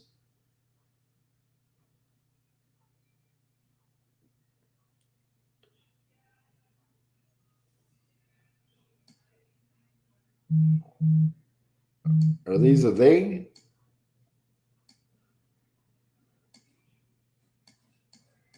I feel like this street is like I'm in the alley.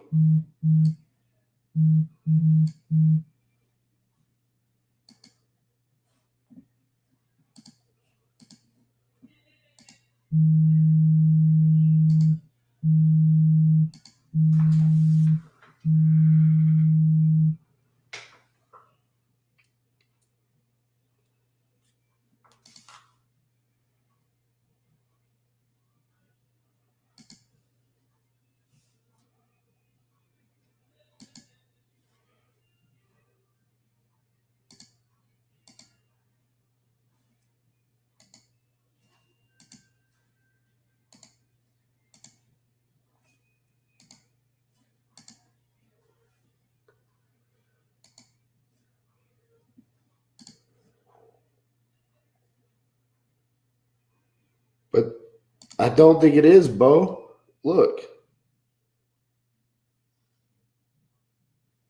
Where would the front of our house be? There's houses here. And it's dropping us on Finn Avenue.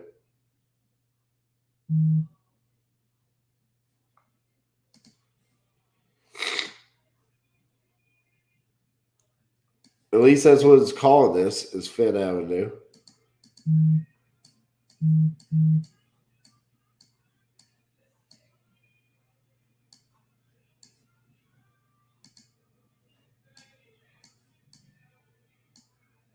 Bro, that is not an alley. That is the front of the house.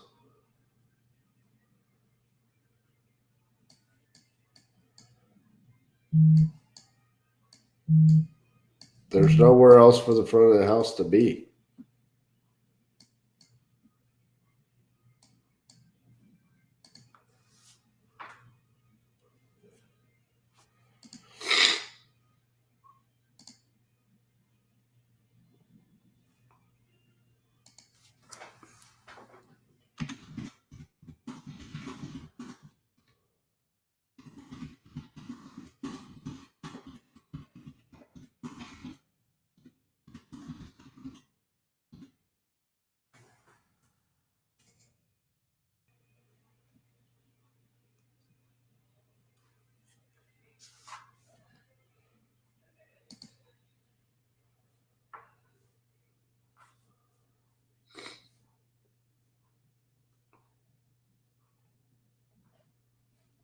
Doesn't look like he owes anything on it.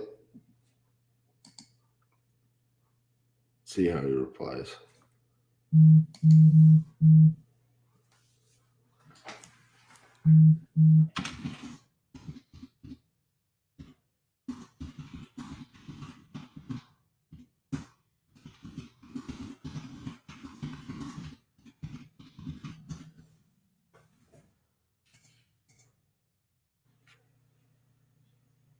He said 45K.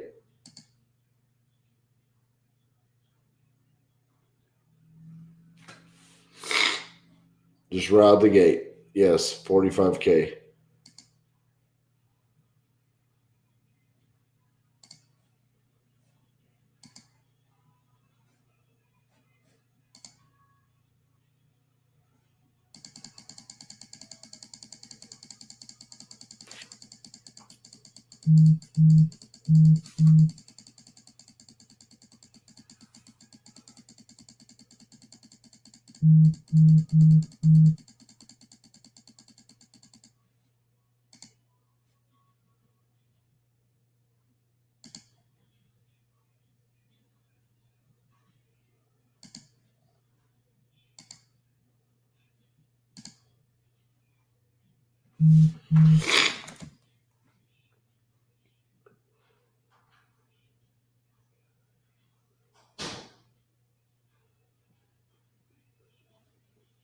Right. I mean, not the same scenario, but.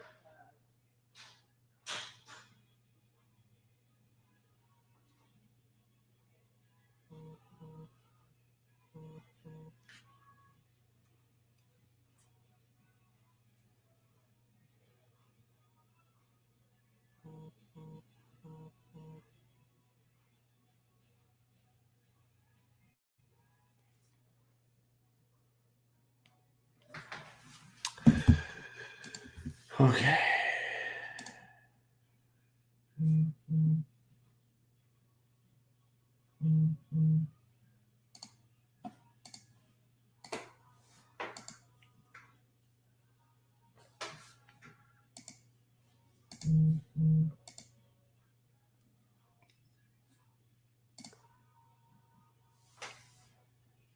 This number is in your DNC list.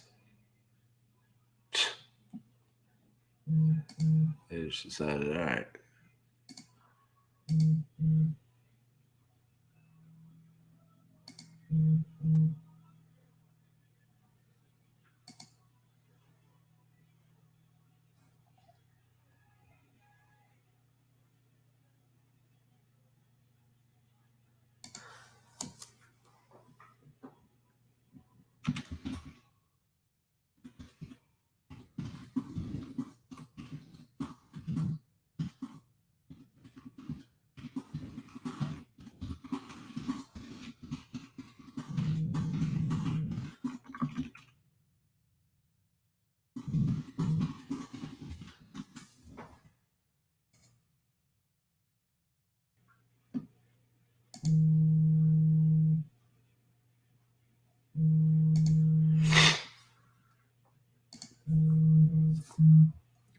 Hello, this is RJ.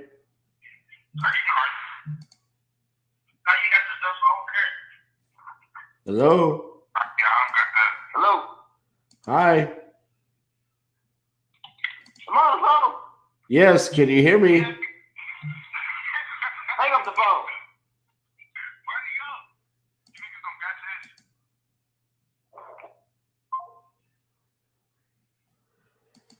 Yeah. It's been a weird day. A weird day. Oh, man.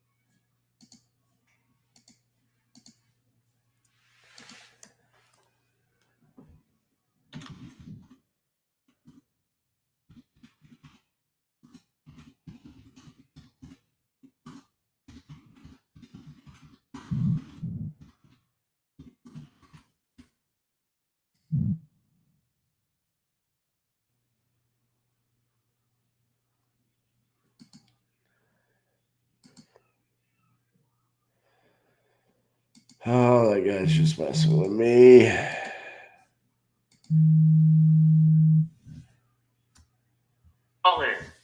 Hello, this is RJ. Stop fucking calling my phone. I'll kill you. You're gonna kill me if I text you and you get confused with a text? Oh. Thought that was at least gonna be fun. At least bring some entertainment. Jeez. Hold on 1 second, guys.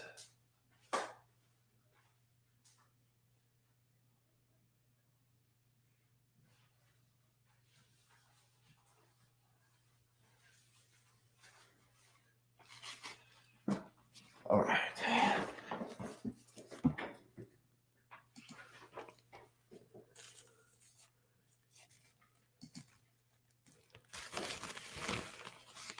Here we go. Georgia Barnes.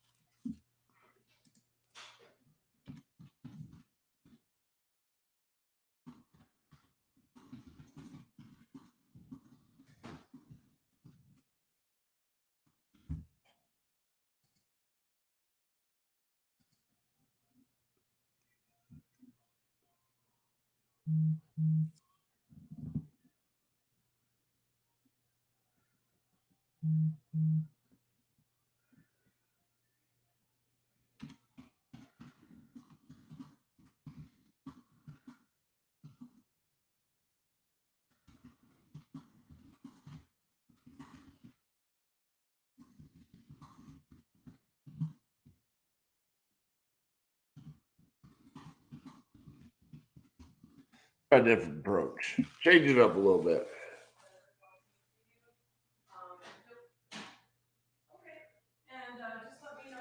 Kip, that's a lie. Okay? Kip, you're lying to me. I've been in the Bay Area.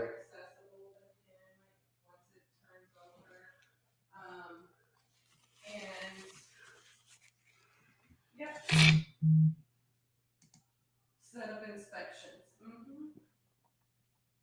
Y'all have those trees and those smelly seals.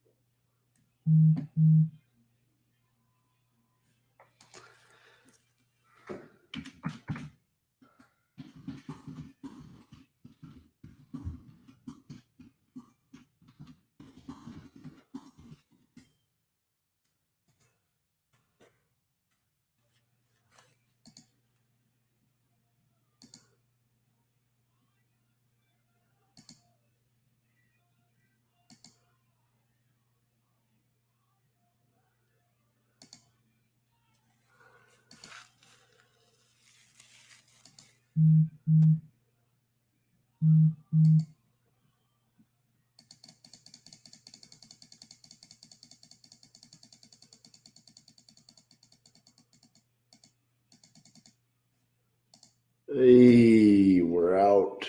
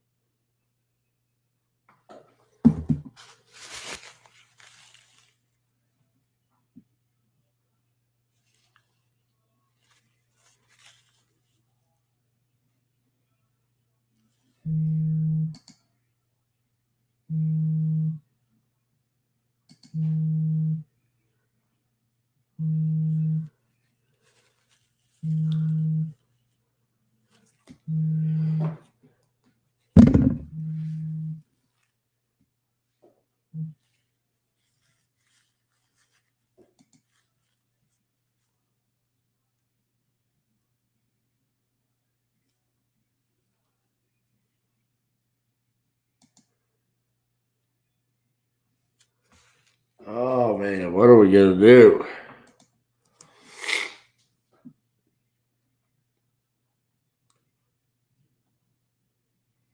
How much data we have left here?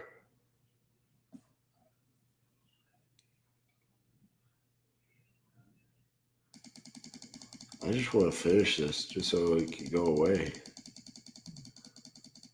Wow, look at all those Holton mains.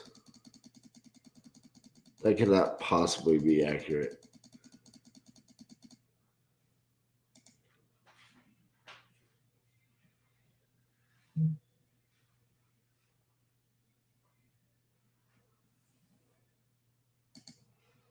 I got you. Actually, you know what? That's a great point. Let's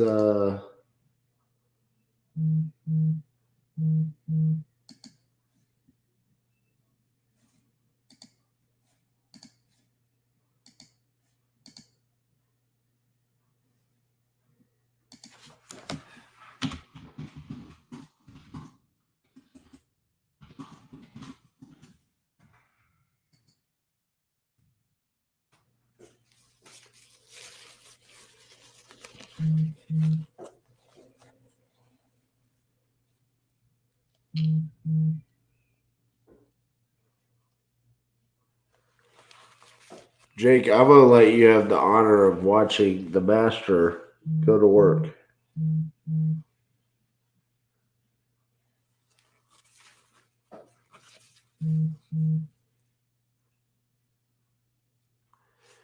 By the master, I don't mean me.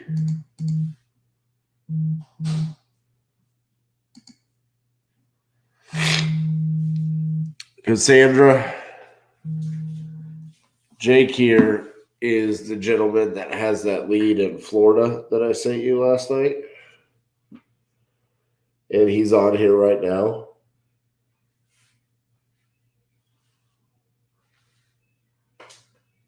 What? I thought you were coming to relieve me. I was. I mean, I'm just. What do you need? I'm on an appointment in 45 minutes. That's great. I'm in the middle of working on those deals on that computer. That's fantastic.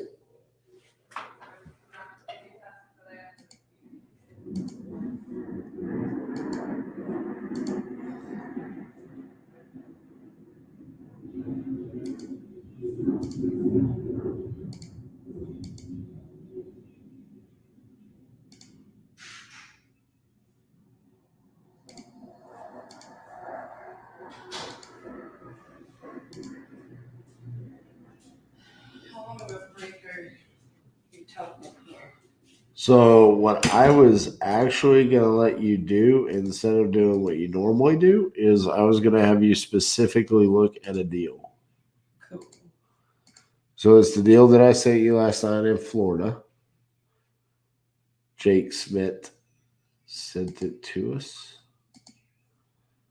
And I was going to have you call the seller.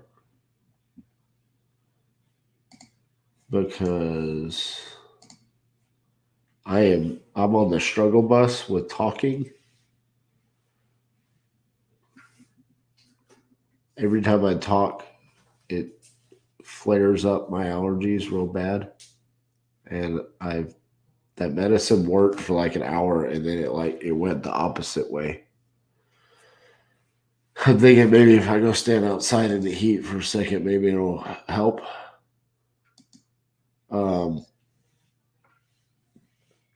How did the conversation with Ted go?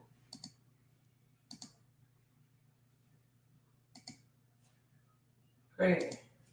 I gotta get it written up and we're gonna get some inspections. Is he signing the contract?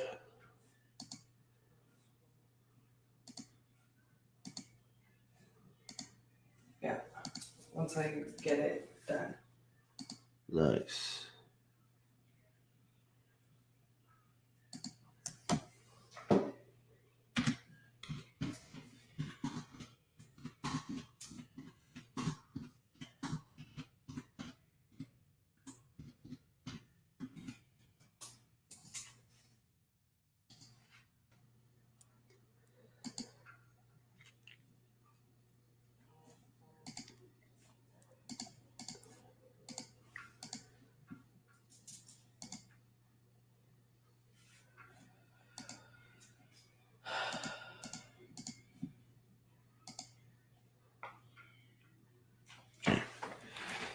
So you want me to analyze the Jackson? Not Jackson.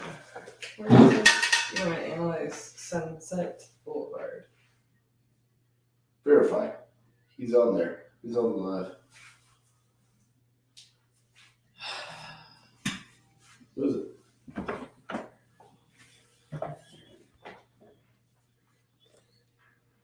Well, why are they letting right now? Just answer it. I'm not about to be on live talking on the phone. I do it all the time.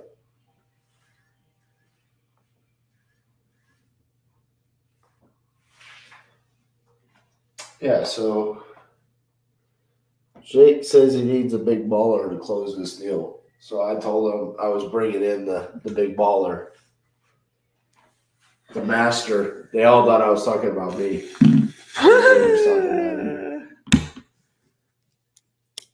Jake, Will you do me a favor, Jake from State Farm. Jake from State Farm? Would you mind terribly getting my drink for me? In my rush to relieve you of your allergy Yeah, I might not come back. situation. Y'all might get stuck with me. Did you hear that? So we are gonna analyze a deal. I was actually in the middle of analyzing this deal here just a few minutes ago, but I got a call back from Wyoming seller regarding that tenant protection they wanted to put in place and all that jazzy stuff. So Hello, this is RJ. give me just 2 shakes, guys.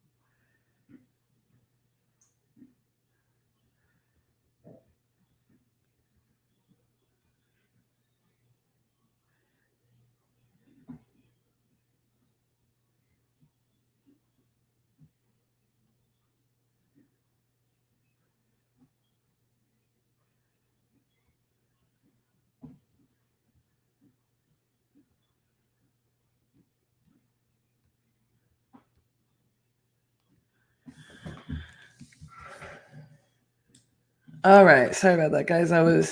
Let's go, Jake from State Farm.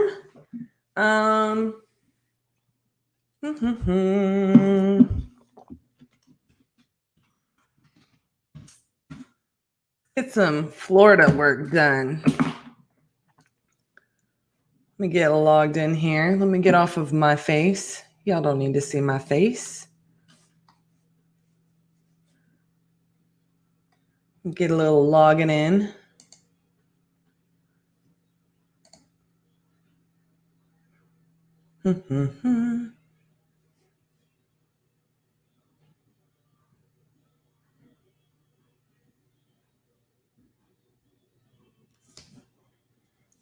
Give it just a second to spin.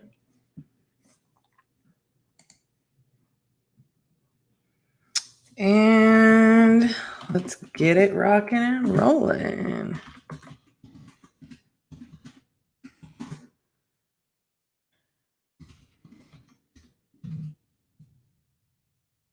That's spelled wrong.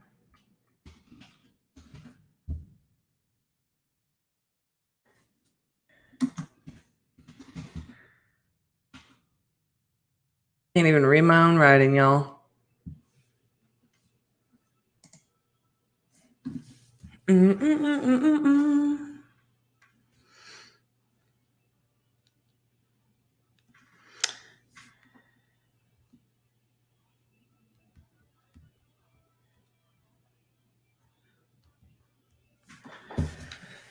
Do.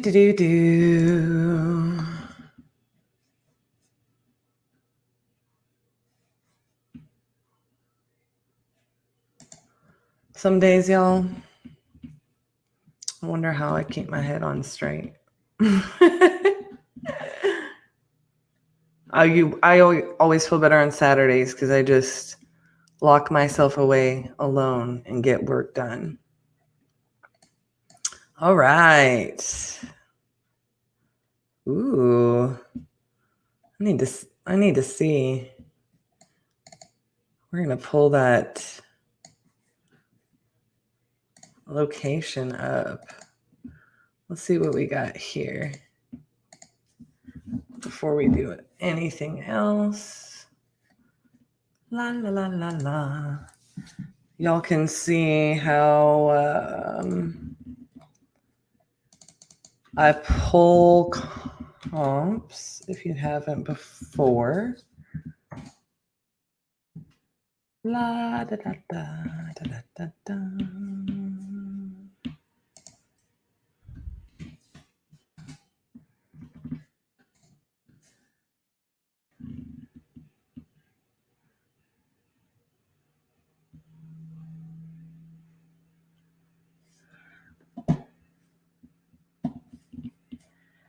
I've got, I'm just reading through the comments, sorry. Where are we at?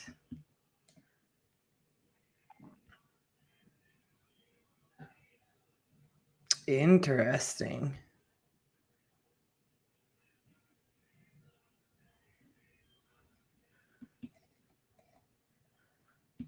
A few years back, I was in St. Petersburg and I got to go to the Salvador Dali Museum of Art.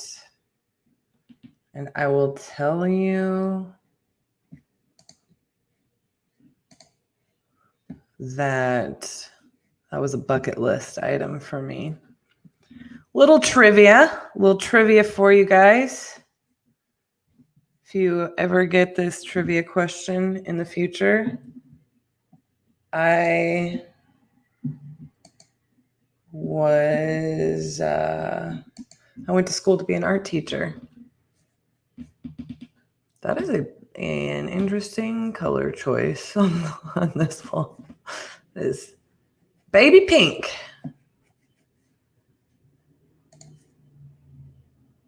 Not my first choice for paint colors. But yeah, I went to St. Petersburg and it was absolutely beautiful, but I really only spent a little time there in the museum area. It's absolutely beautiful. My favorite museum that I have ever been to. Well, maybe not. I say that, but I was pretty in love with the MoMA.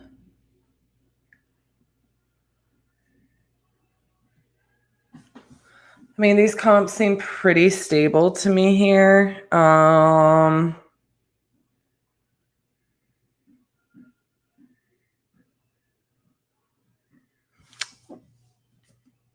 not really sure that I'm seeing. You just moved to St. Pete 3 weeks ago, Jake. That's amazing. Do you love it?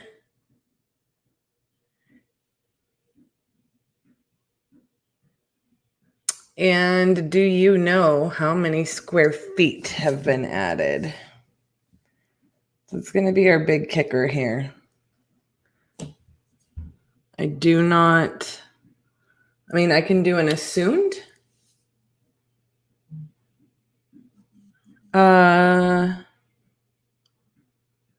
Added square footage with a bedroom and bathroom.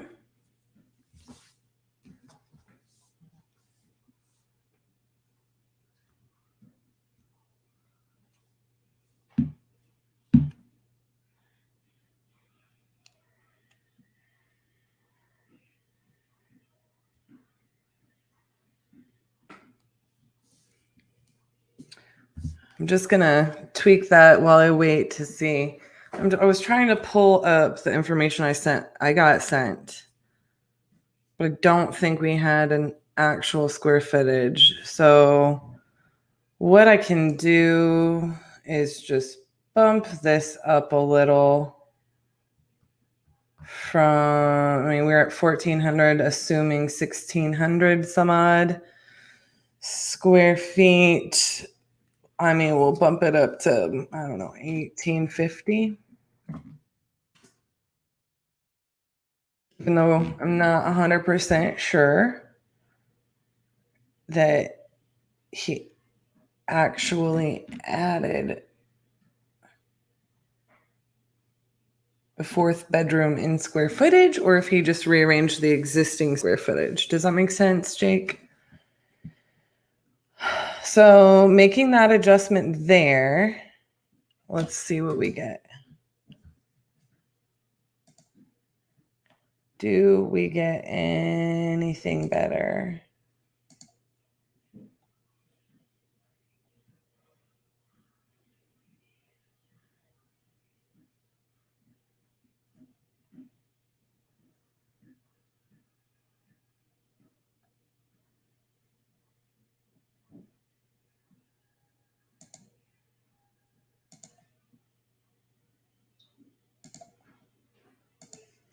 Let's go ahead and do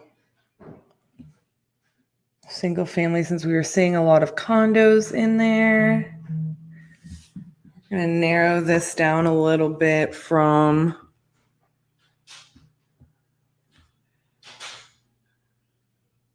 from 29 comps to get a little bit closer.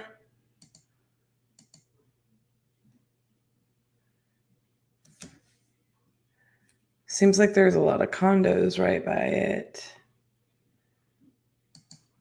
Let's do 0.25.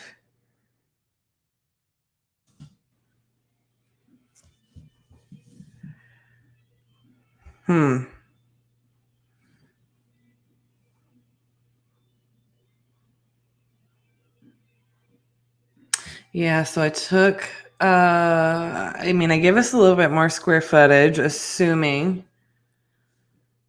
But for me, right now, it feels a little bit like he's asking market value.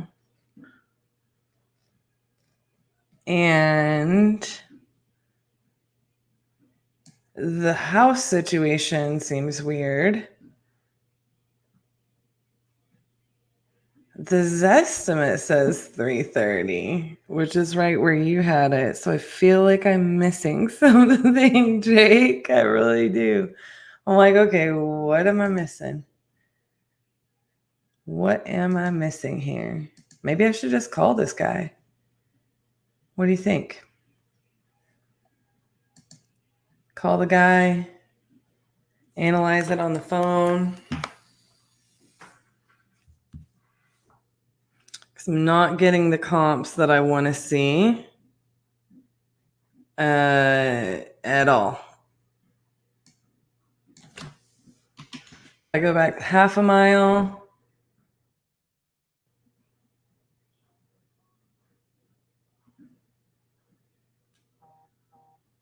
That's where it starts to bring me up higher.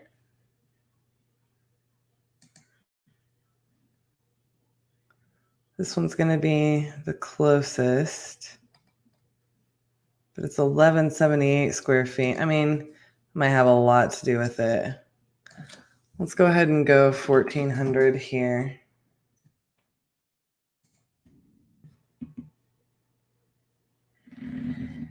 See, this seems like these different neighborhoods. For example, we've got one in here at 860. That's going to definitely be bumping up our ARV. What was that? Probably property number 12 on the water there. Not helpful on its own little island. So let's just take these, even though I don't actually like to cross major roads. We're dealing with probably a unique area. Let's just see what these give us. What do we get here? 337. Why are some of these going for much higher? Let's see. What kind of... Is this the one I just clicked on? No.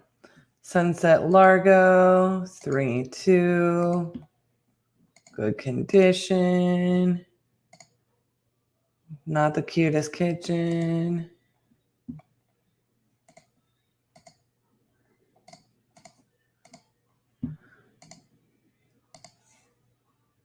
Pretty clean though. Let's look at this 331. It should be kind of close. It's down here. Property 1 and 2. 250, 250. That's one of the concerns for me, is that the two closest, not crossing major roads here, are going in the 200s, and I don't have pictures. So I'm going to want to verify that the reason for that is because they're in as is condition.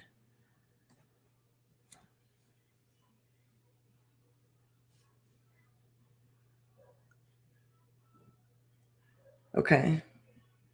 So Jake says, since I'm new to the area, I had another long time investor give me an ARV of 335 to 350. Tough because the condos are right next to it. I hear you. I have to verify in my head. And I'm just talking through this. Normally I would move much quicker. I'm just talking through this because, frankly, I'm on live, so I wouldn't want to be like, yep, ARVs 335 just because of that. But the first things I'm going to do, since these don't have photos on this specifically, so I'm going to verify that this was in as-is condition if I can, because then it makes a lot of sense, right? I'm going to have to call and verify that square footage. I'm going to have to call and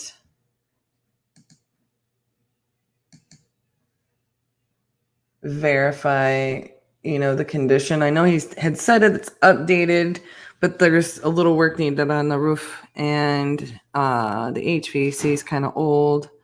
So I'm just going to probably end up talking through that with this seller.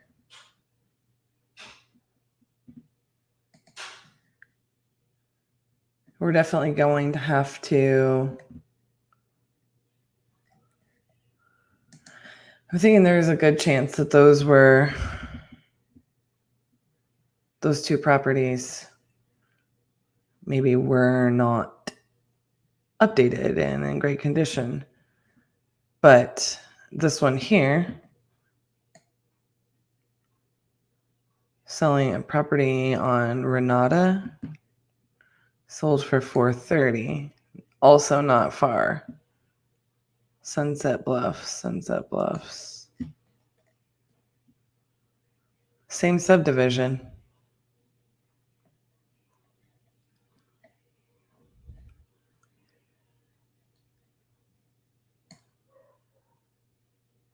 $1956, 3.2, 1,500 square feet.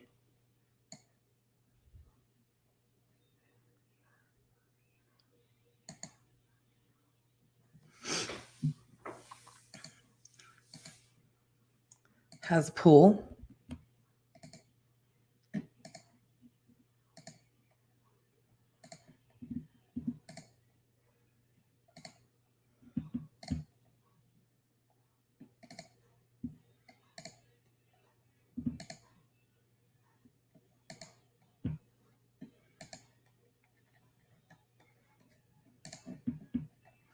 Yeah, this doesn't look too crazy to me. Obviously it's a little bit more. It has the pool with a lanai around it. So that probably makes me feel pretty decent about the fact that the ARV potential there is. I just don't know what would be the difference. $100,000 difference for the pool. I'm trying to figure out if did they tell you anything about what they thought about that specific part of it, Jake?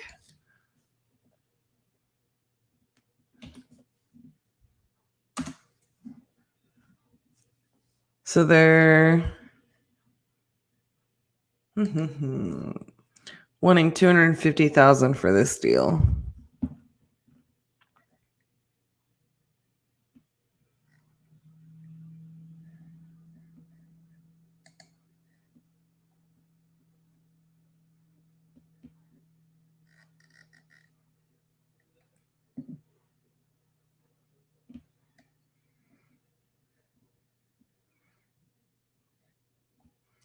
Just wondering if that's the reason why the price drops. Is simply because the condos are that close.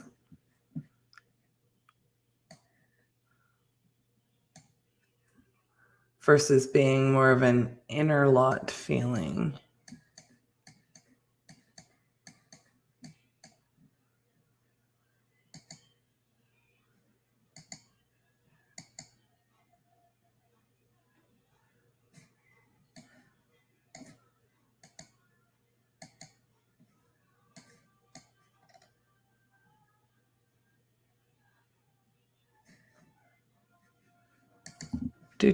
Do.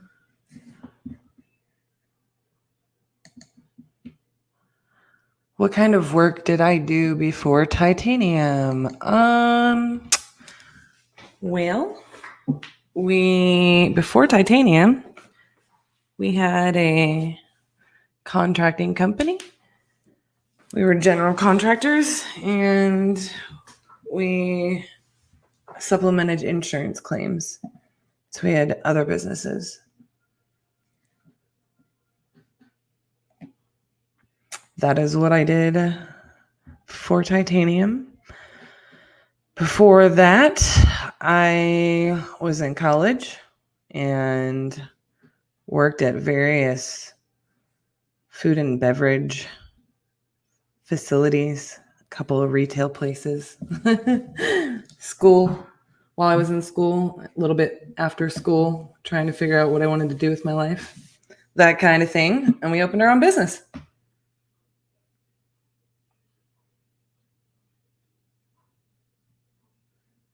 Yeah, I knew that the seller was interested.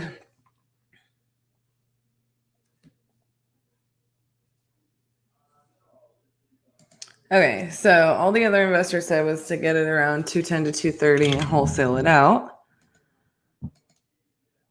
Seller is also interested in seller financing, but he wants $100,000 down, if I remember correctly. So let's just say that these numbers are right.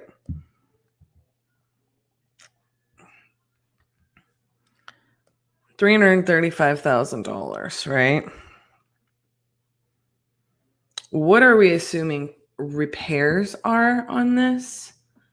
Because to me, those numbers feel a little bit tight, and this seller is actually wanting $250,000 for it. So I think that's going to be the tricky part, and that's the conversation that we're going to need to have with the seller here. RJ, had you planned on us calling this seller? Yeah. Okay. I was just making sure.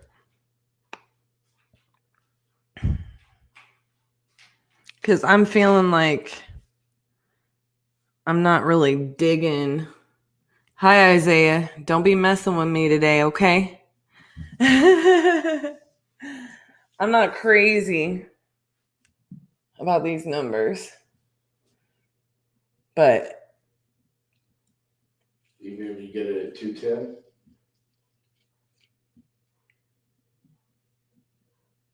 possibly. I mean, it really just depends on how much work this needs. We don't even know the square footage of the actual house. Because he did an addition, so. You want me to call while I'm on live? Yeah. Well, let's just call this fool. Let's call Mr. Nanand. Yeah.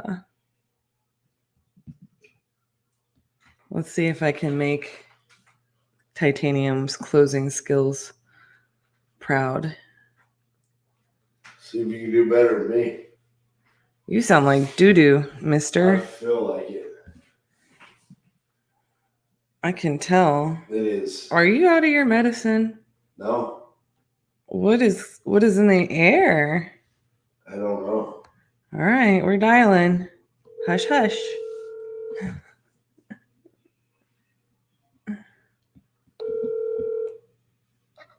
Hello, Hi, is this Nanand? it's speaking. Hi, I work with Jake, and I was just giving you a call to talk about the property at 3070 Sunset. Yeah.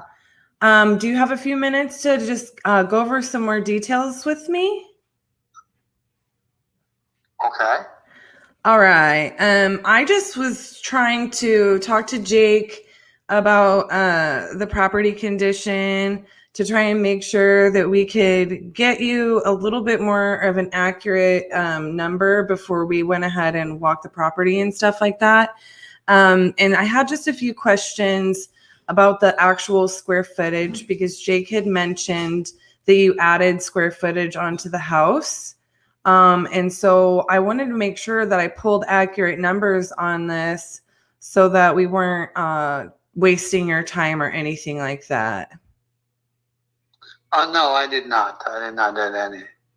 Okay, so you did not add any square footage. So it's still at No. 1,600 square feet? Yes. Okay, so 1,600 square feet. And I just wanted to make sure of that. And can you verify for me how many bedrooms and bathrooms that it has currently? 3 and 2. 3 bedroom, 2 bathroom. Okay.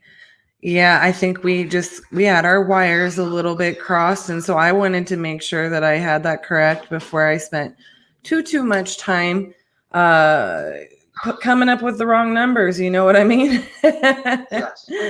So I know that you had spoken to Jake about wanting to get about $250,000 for this house, and I want to make sure before I tell you we can or cannot come close to that number without actually seeing the property. If I know you did a lot of work on the house and stuff like that, and I know that it has a tenant in there at $2,600 a month. Is that correct? Yes. And they have 2 months left on their lease? Yes. Okay. And do you know if they're planning to renew? If I want to, they do. Okay, that helps me too, and I appreciate you getting me the information. I'm just going to make a couple of notes here. And then I know that the roof needs a little bit of work. Yes. And you had a bid for that at $2,000. Yes. Can you, as far as the money that you put into this house, the work that you did on it, is that like cosmetic work? Is that like flooring, paint, countertops? Can you give me a little about that so I can kind of make sure? Yeah, we did electrical work, but we didn't change the panel or something. We did pull some new wirings and things like that, and we did some new plumbing work. So, but I would say 80% of the electrical and plumbing, not 80, maybe 70, stays as it is. We upgraded maybe 30 what we needed to do. Okay. What was good, you know, like to change something that is good, so. Yeah, no, sure, absolutely. I totally understand. So is this a fair assessment for me to go ahead and assume if I keep this as a rental property that, you know, if this tenant, you know, wants to renew just only 6 months, is it a fair assessment for me to say, you know, I might have to repaint it, carpet it? What is No. Okay. No, you don't have to do anything. Okay, I don't have to do any of that. Can you tell me what kind? Does it have like tile, wood floors, carpet? Wood floors in the bedrooms and porcelain tiles in the rest of the house. Beautiful, beautiful. That helps me a lot. And what kind of countertops are we dealing with? We're talking the engineered what was the brand? So I forgot exactly the name of the brand, but it's engineered countertop. It's quartz.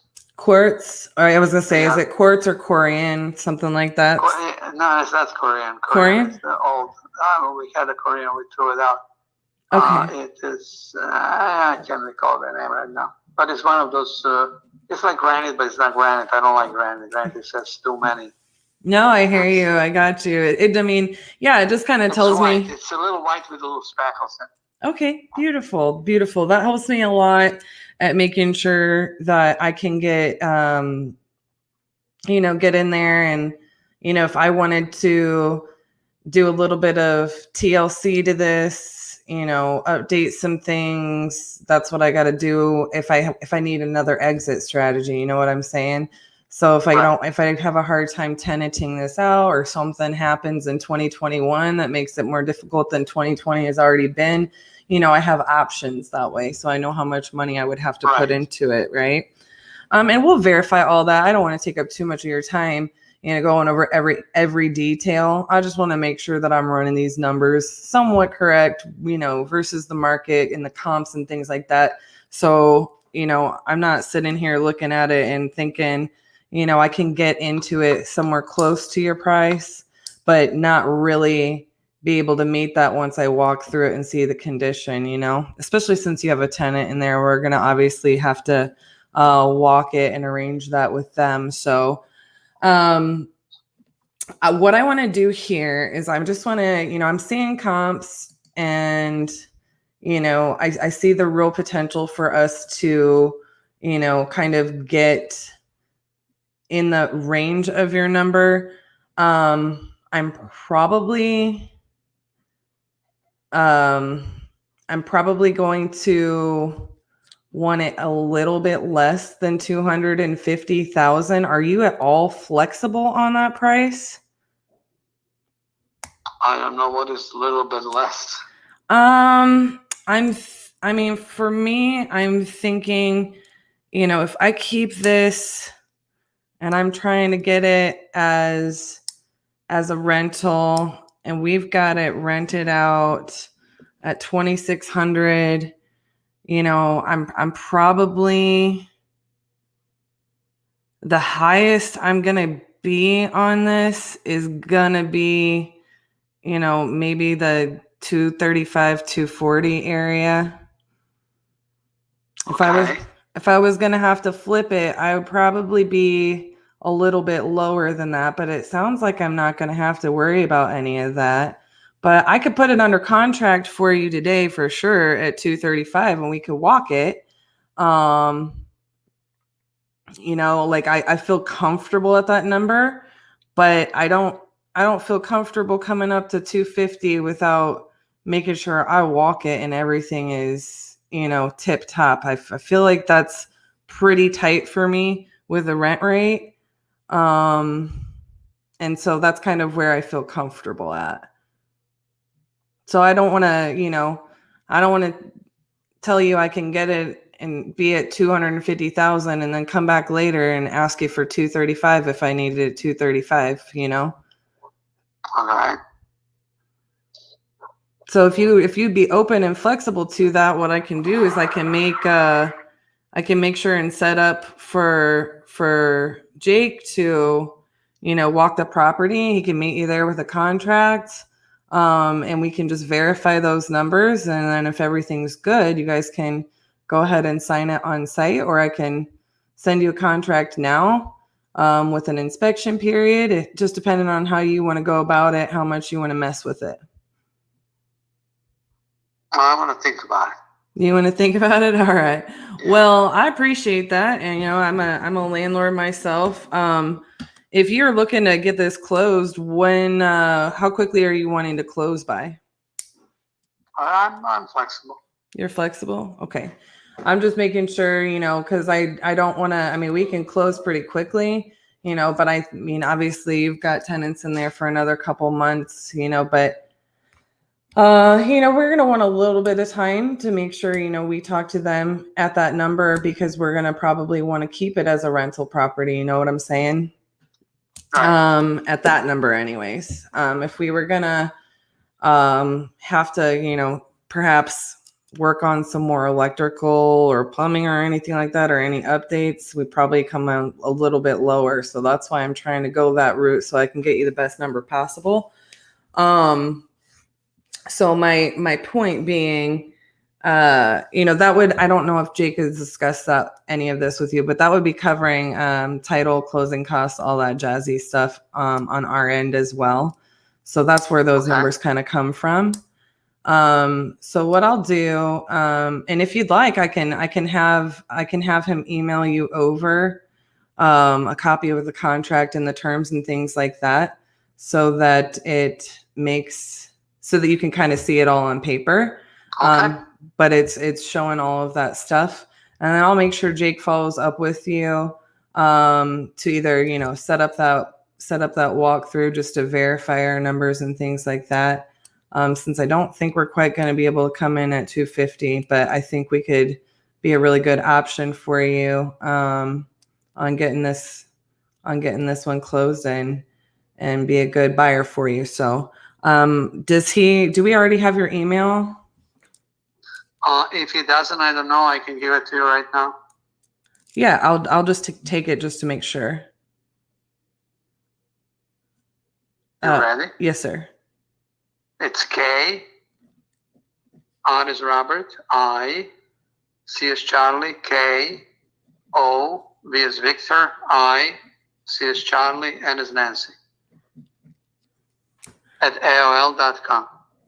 Can you give that to me one more time, please?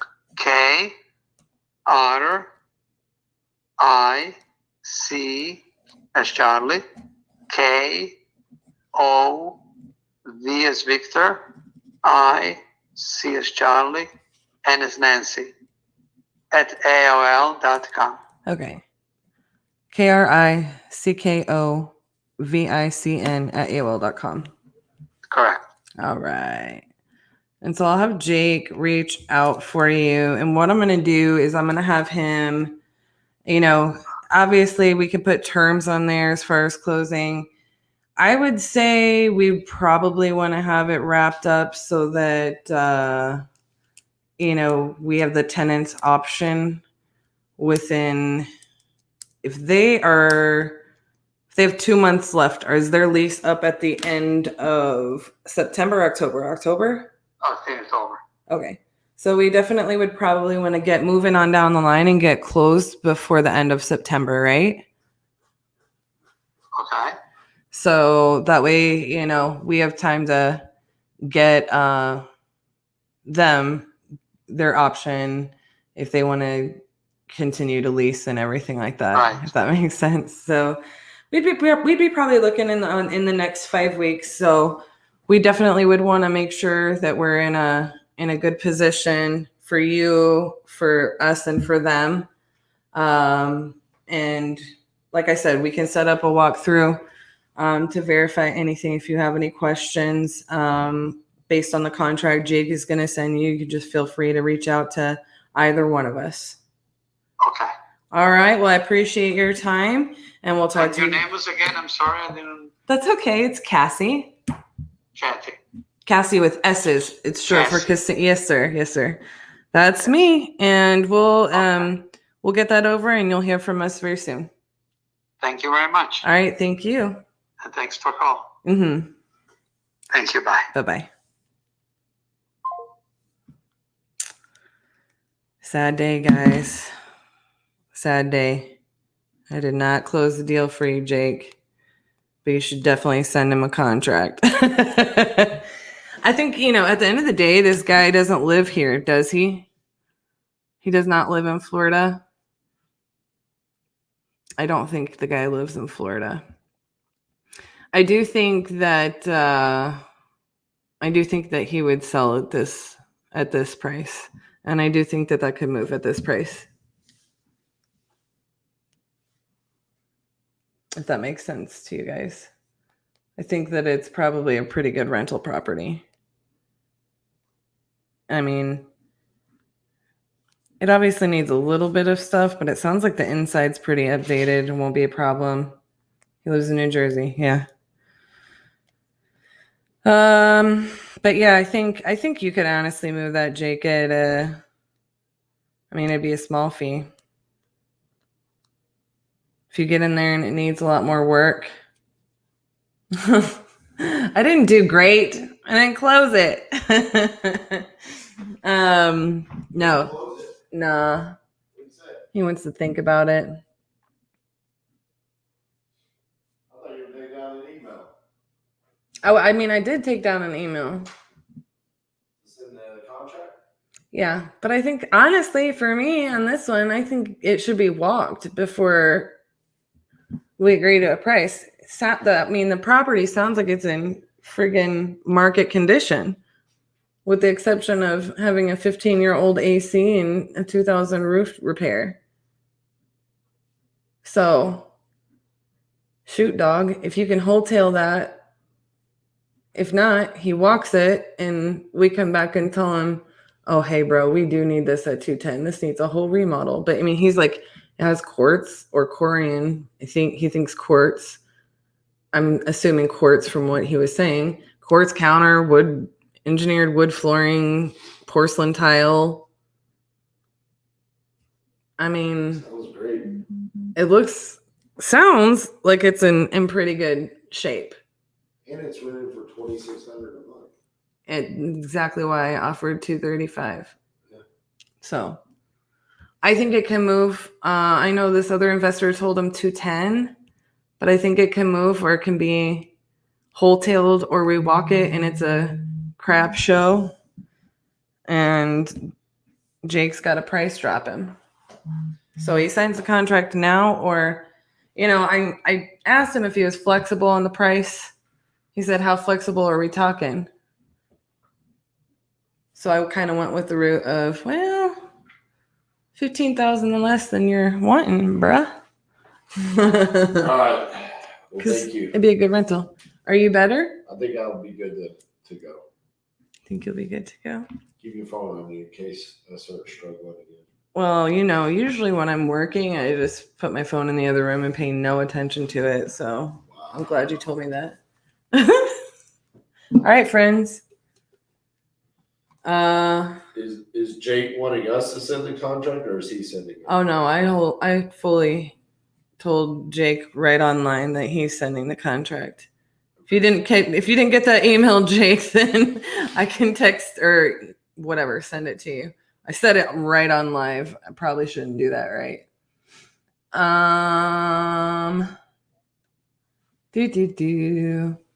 Somebody said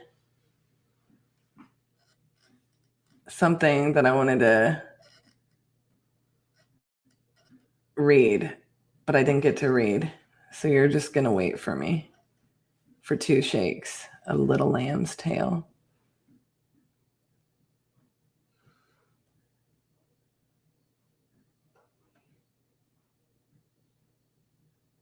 Cassie is so different than RJ. I am actually really nice.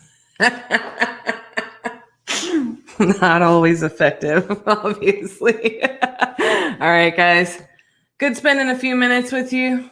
May or may not see you before the end of the day. Go be not nice. Get us a contract. Jeez. Cassie is actually nice. Hey, check out Kip Stevens coming in with the super chat multiple times. That's a new feature that I added to the YouTube channel due to Ryan Harper telling me. I didn't even know this is a thing, but apparently you can have a super chat and people can tip you. Isaiah says, isn't it a lot harder to dispo rentals the higher they are in price? Well, yeah, I mean, you're going to have less buyers because just capital. But, they're also paying $2,600 a month in rent. So they're paying a lot more. All right. Let's see what we missed over here.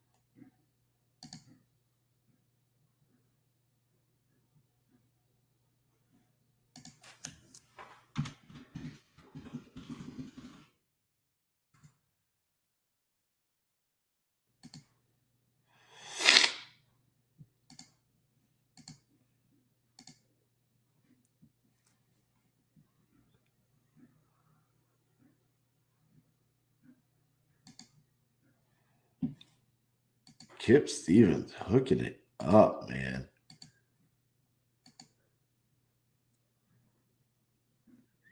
He's totally addicted to it at this point.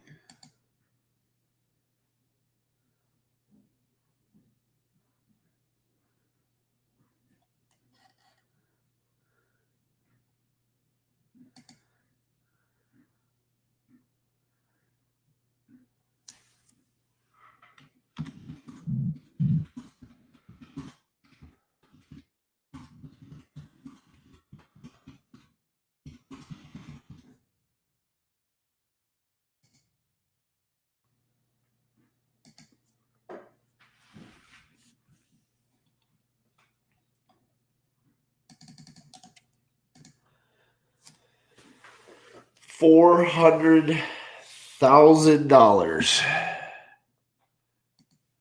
is what they want. This is probably not going to be anywhere close.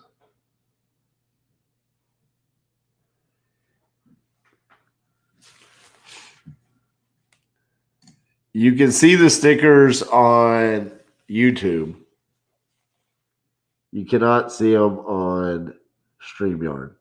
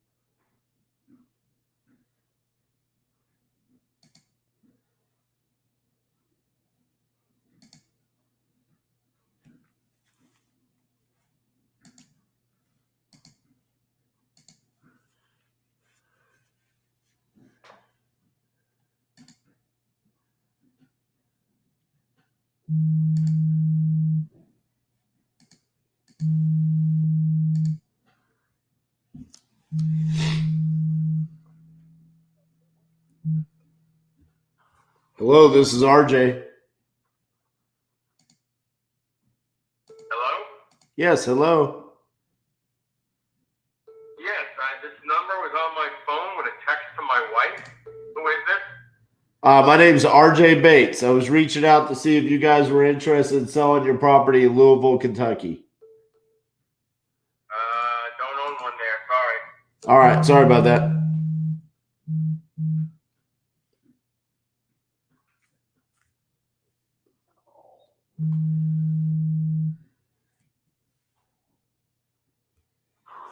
Hello, this is RJ. Yes,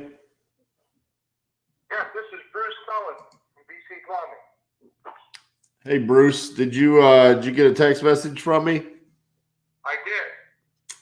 I was reaching out to see if you were interested in selling a property. Most of the properties I got, I'm going to put on. So right now, I'm pretty good. All righty, we'll keep my number in case you decide to sell one of them. I'll do that. Thanks. All right, bye-bye.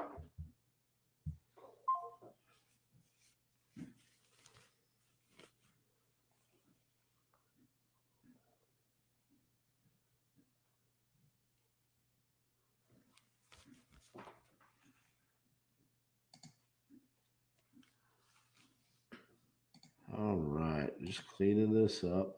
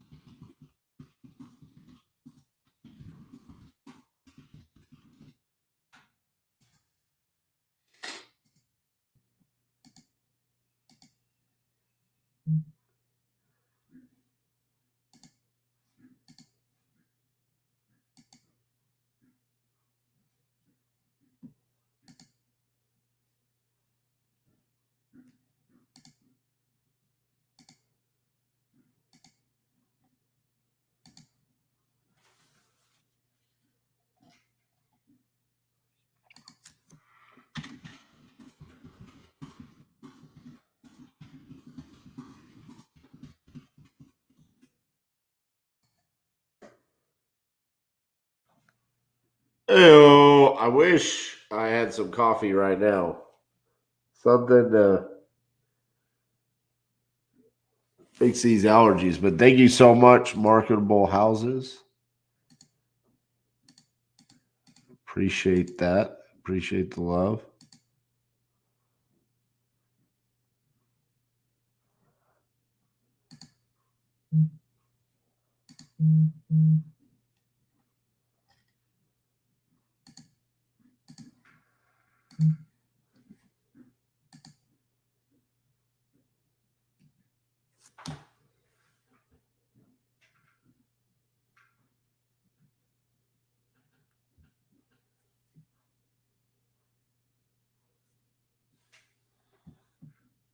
My children live there. Kick them out.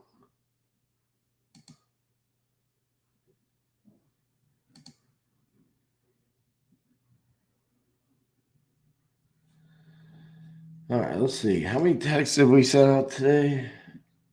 2,400.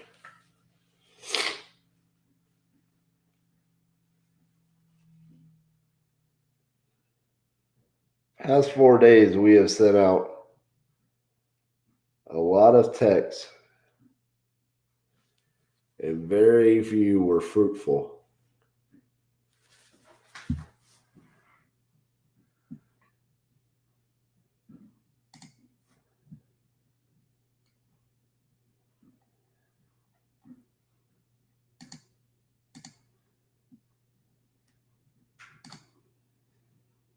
We ended up with a 27% response rate in Louisville. And I don't think we're working a warm lead.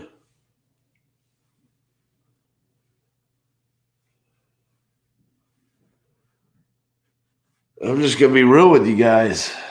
Like, I am not feeling too good. My allergies are just crushing me today.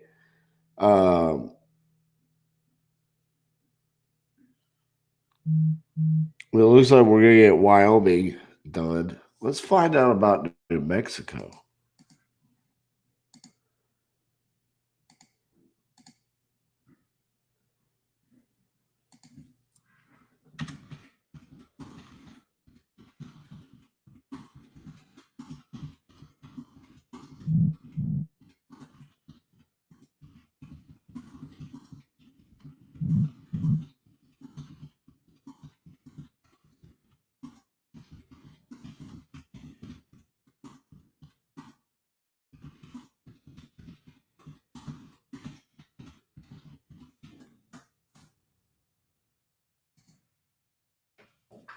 Let's follow up there.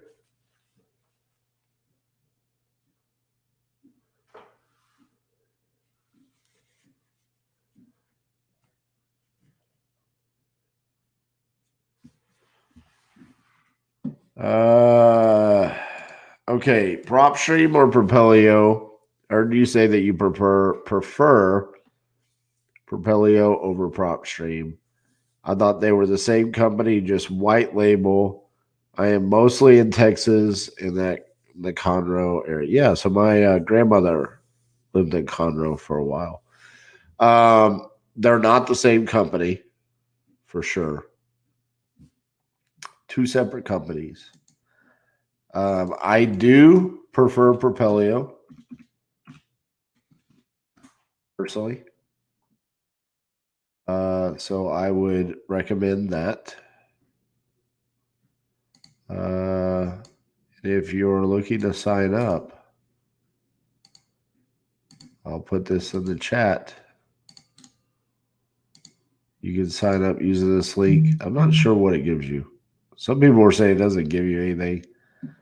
I think it's like a 2-week trial, but anybody can get the 2-week trial. But hey, helps me out. I do prefer Propelio. I think the user interface is better. It's easier to pull comps, in my opinion.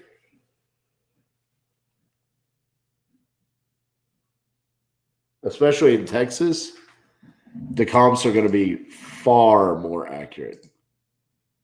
PropStream, the comps are going to be higher.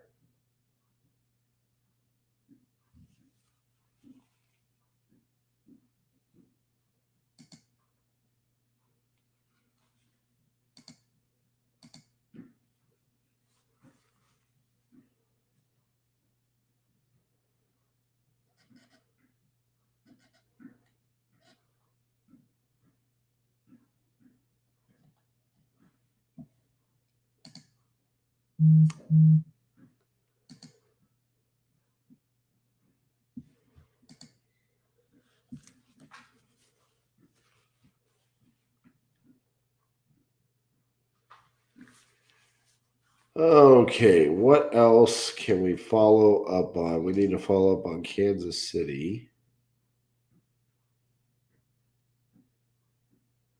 Let's try to get her on the phone.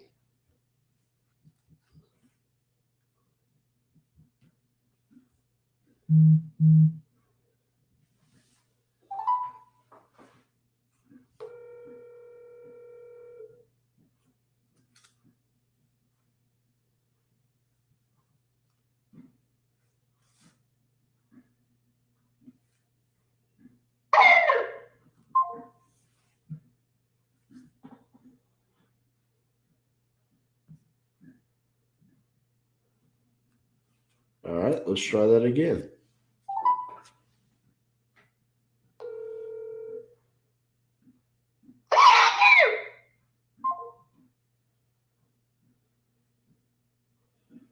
So this person has just been messing with me the whole time.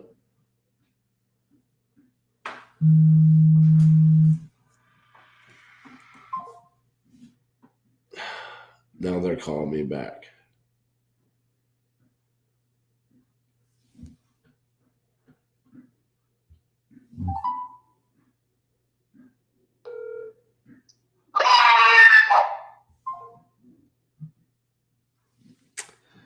All right, very good.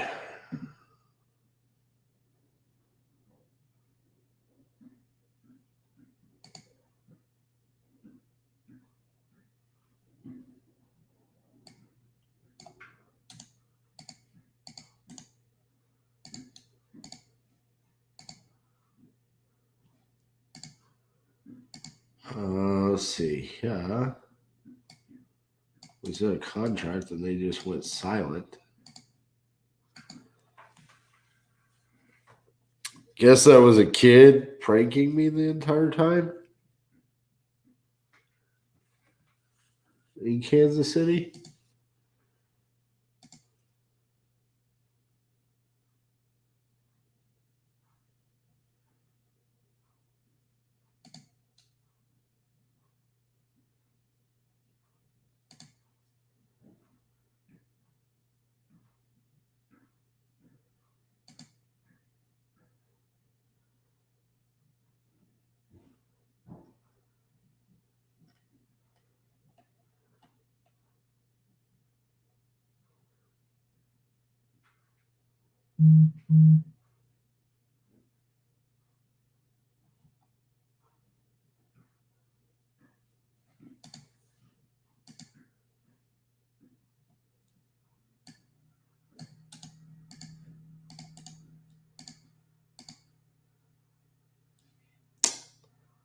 Oh, that sucks.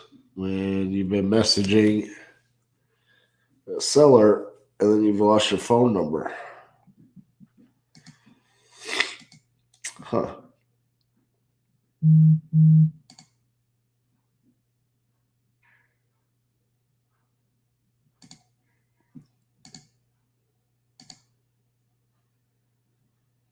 This person, they were all listed.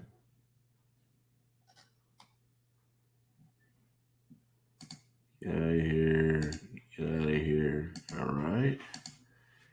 Jacksonville. She's a waste of time. He's a waste of time.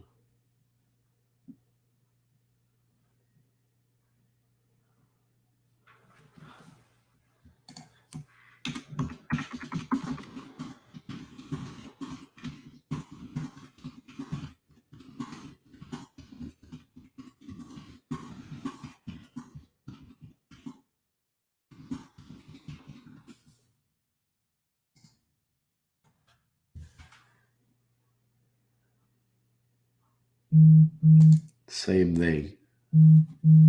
God dang.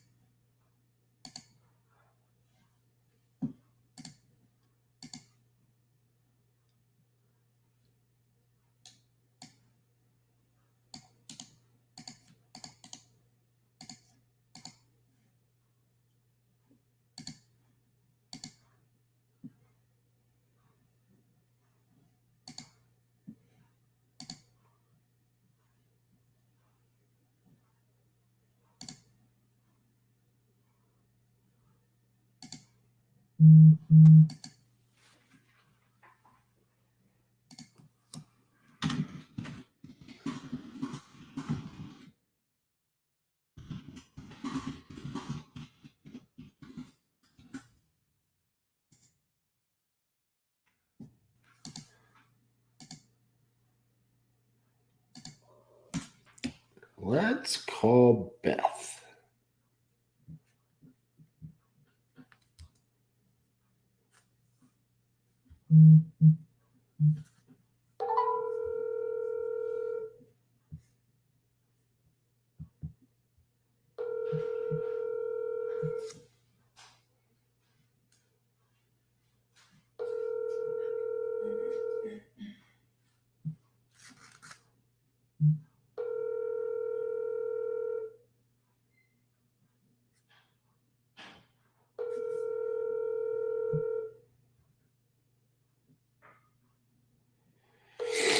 Your call has been forwarded to an automated voice messaging system.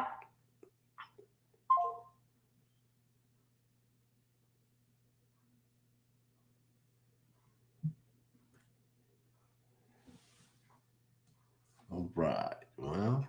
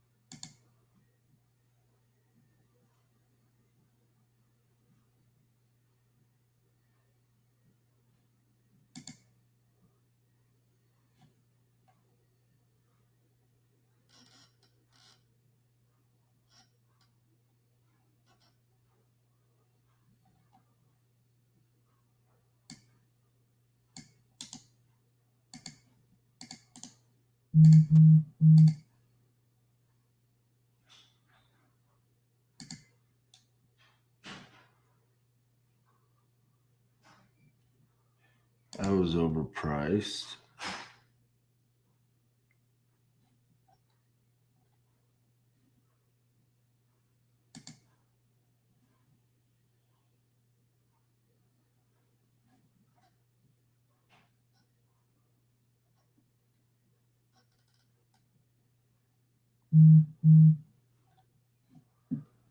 Why did we end up not doing anything with this?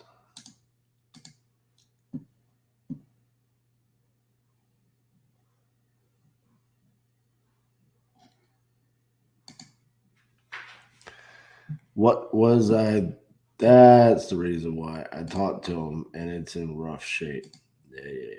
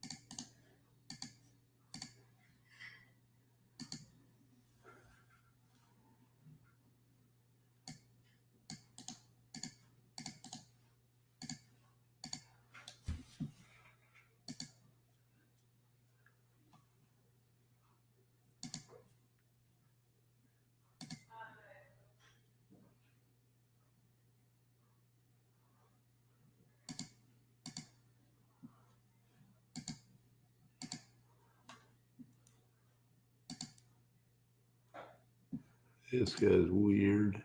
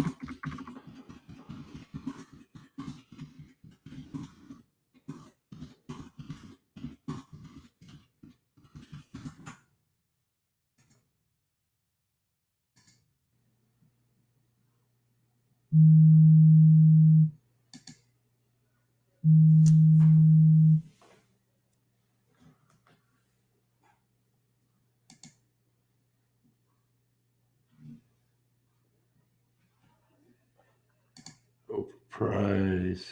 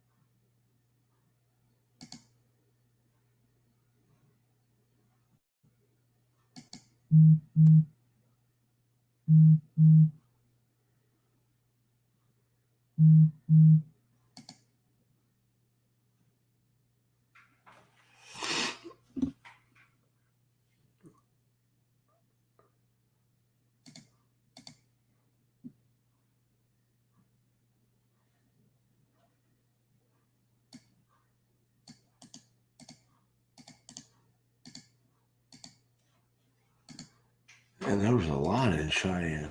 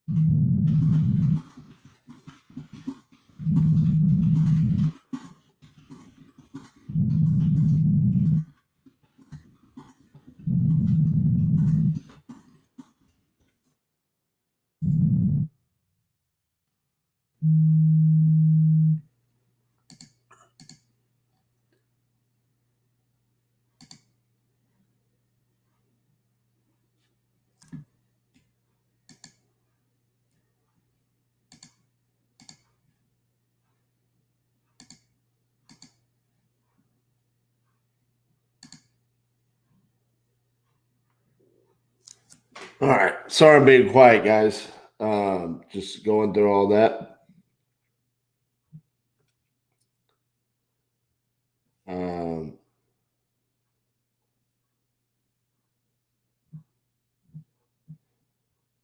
Also just trying to push through the rest of the day, man. Just allergies got me good. Whew.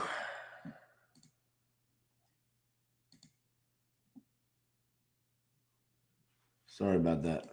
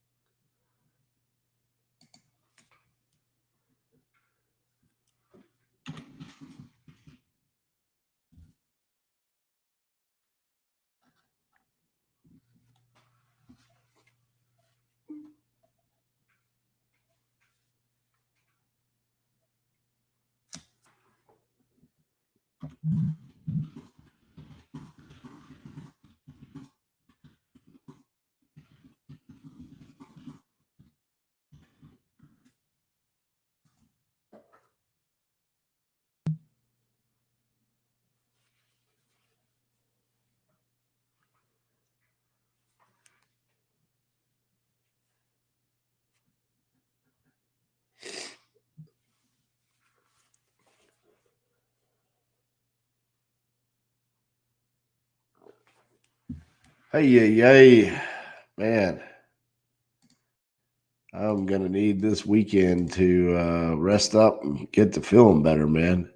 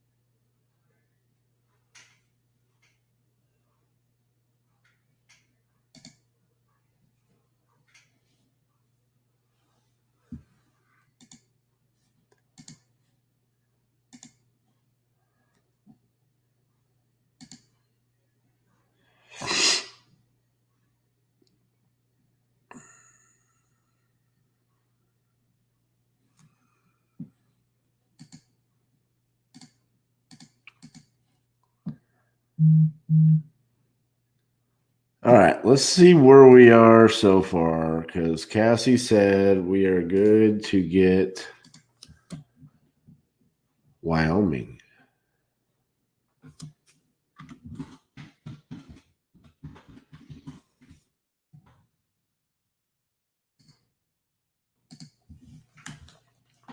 One in Ohio, 3 Missouri, 2 Oklahoma, 1 Nebraska, 1 Florida, 2 Maine, 1 Tennessee, Mississippi, New Hampshire, Alaska, Texas, 2 in Louisiana, 1 North Dakota, 1 in Wyoming. Well, even though we had a tough week, we're still chugging along. Dude, I take Zyrtec every day and Q-Nasal, which is like rocket fuel Flonase. Oh my God. If you have allergy problems, Q-Nasal is like amazing. Feels so good. As well as Montelukast.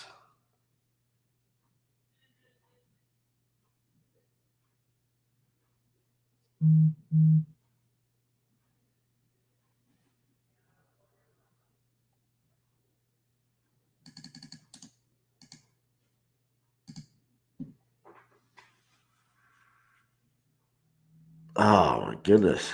It is just driving me crazy.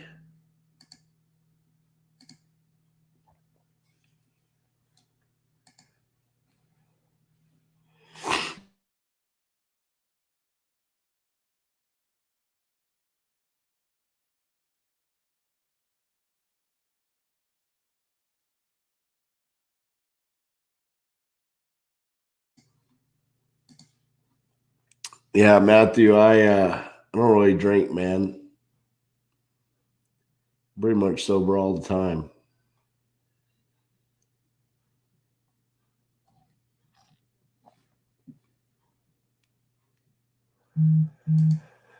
We didn't get anything today, Zane. We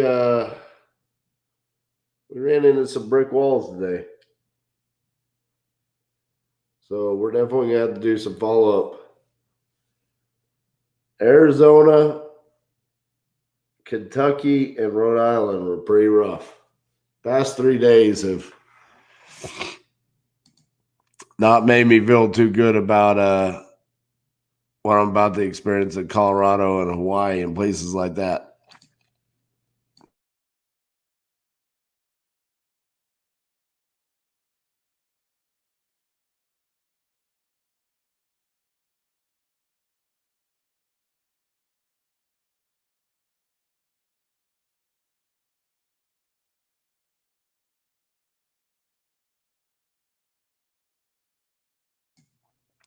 Meanwhile, I'm having a sneezing attack over here.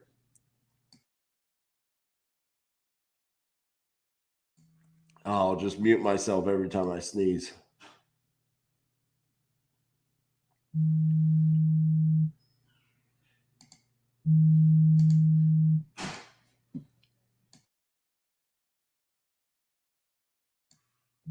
Ah, man.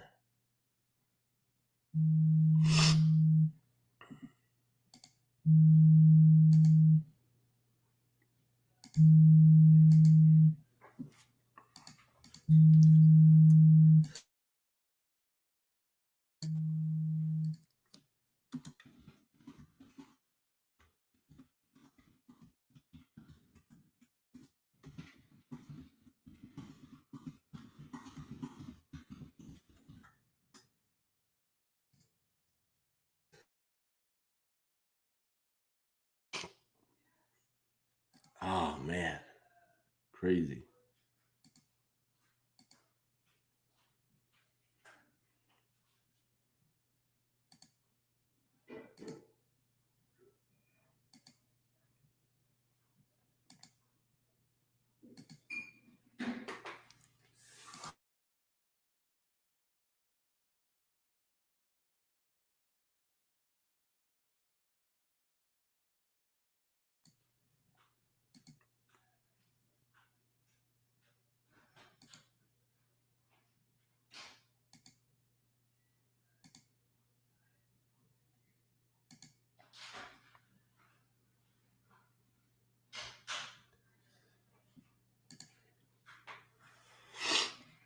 All right, 516 Iowa Avenue, in the midst of a sneezing attack. Let's lock it up.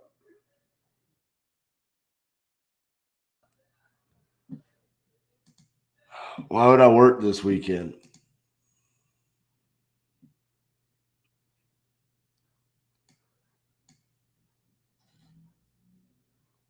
I could use some love.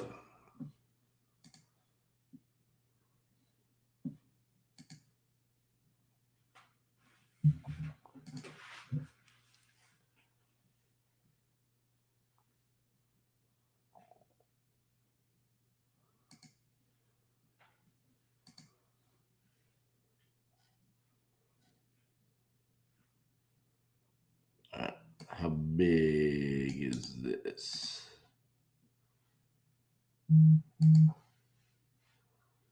This is not going to tell me.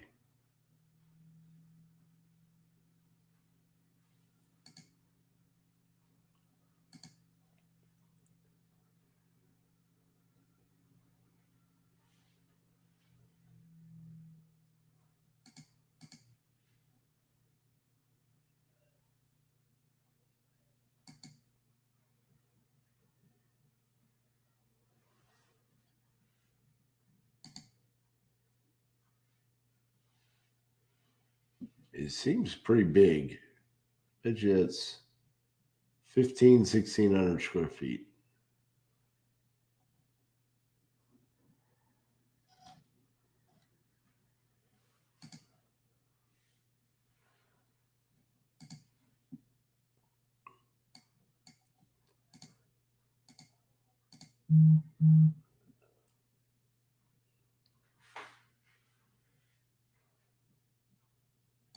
Why was this one so cheap?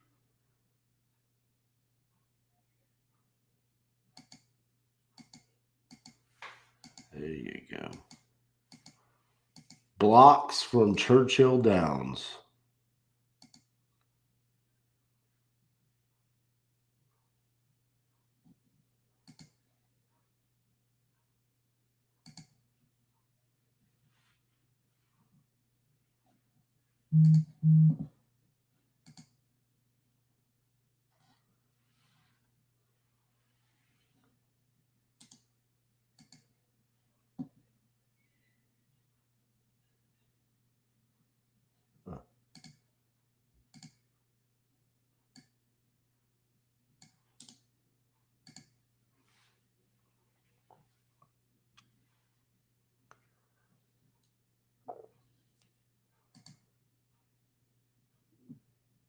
For real.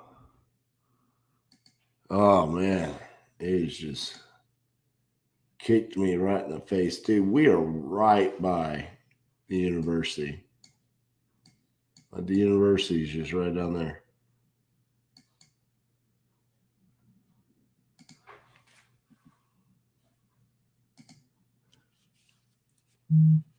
Yeah. Churchill Downs. Wow. This is a freaking sweet area. Look at Churchill Downs, and then you could go to the Louisville football game. I didn't realize they were that close together. That is cool.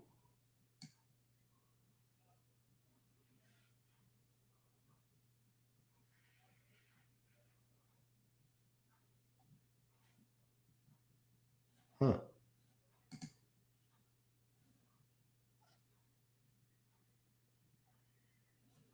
They definitely want to sell.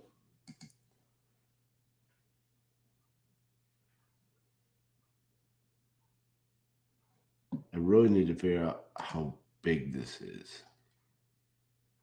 There you go. 1,300 square feet. 3-2. 3-2, 1,300 square feet.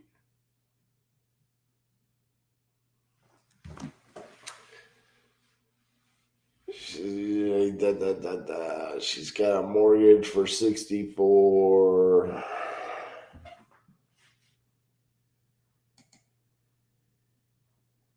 She's 48. Got 4 kids. Doesn't make that much money.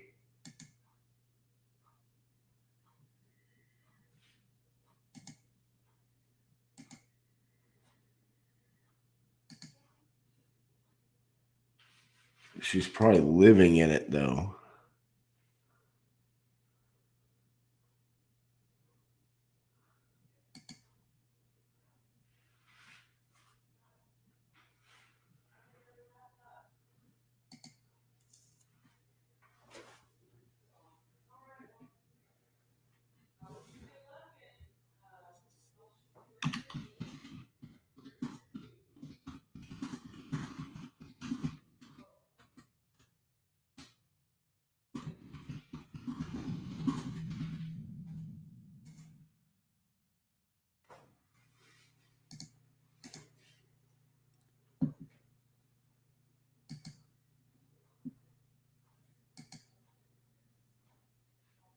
Okay, it's a 3-2. What was it? 1,300.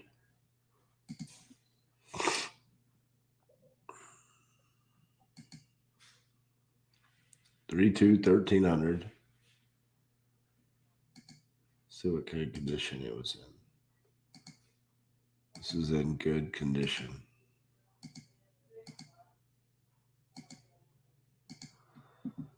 So that's 105. You can pretty much almost say that's our Airbnb right there.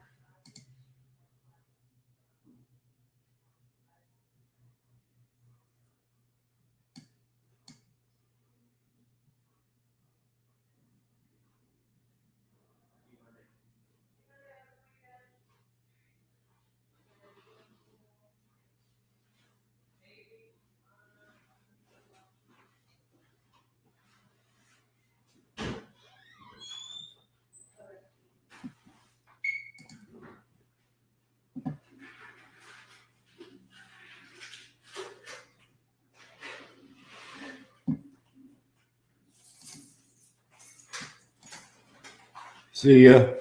See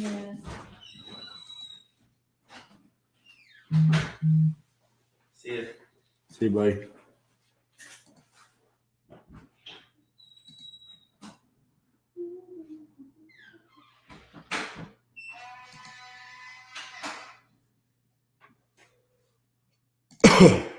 Thank you, Zane. We're definitely going to keep grinding. I can't believe we're already 40% of the way done, though. I mean, that's actually really hard for me to believe. It's almost a little bit sad. I know that sounds weird.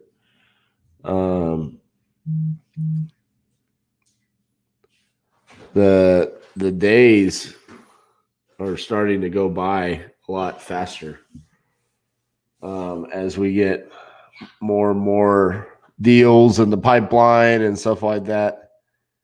The days are flying by, but Did you give us a contract today? I did not. I'm working on one right now, though.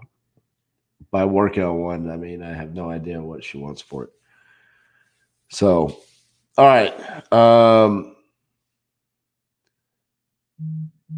We're basically at the end. We're basically at the end. Yeah, we are.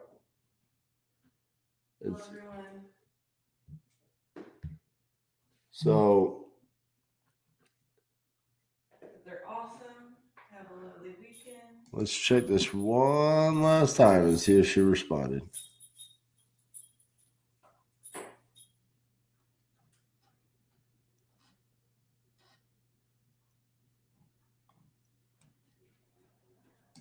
She did not.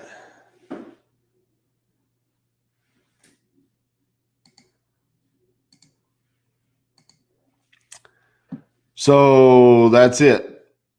We're going to call it. We're going to wrap up for week 4 of the challenge. Day 20, 40% of the way done. Let's go ahead and in case we've got some new viewers on here that don't know, where are we going to be next week? I can't even remember where we're going to be next week.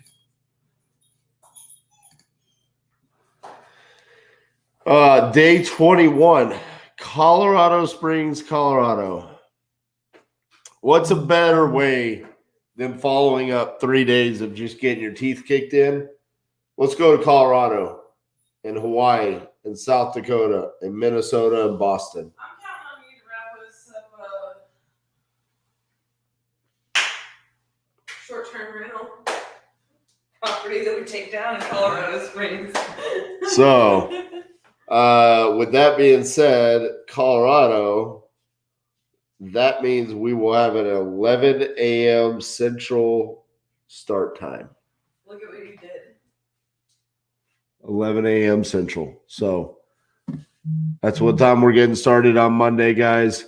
Thanks for all the love. Thanks for tuning in. We only ended up with 1 thumbs down today, so I only made one person upset. You can blame me. Yeah, if you're still on here, please hit the thumbs up before we get off here because we had a pretty low count today. And yes, LaRon, I can remind everybody one last time. Half off your first month using Batch Leads, promo code Titanium. I'm going to go take some more medicine and try to get better. Thank you, guys. We'll see y'all Monday morning.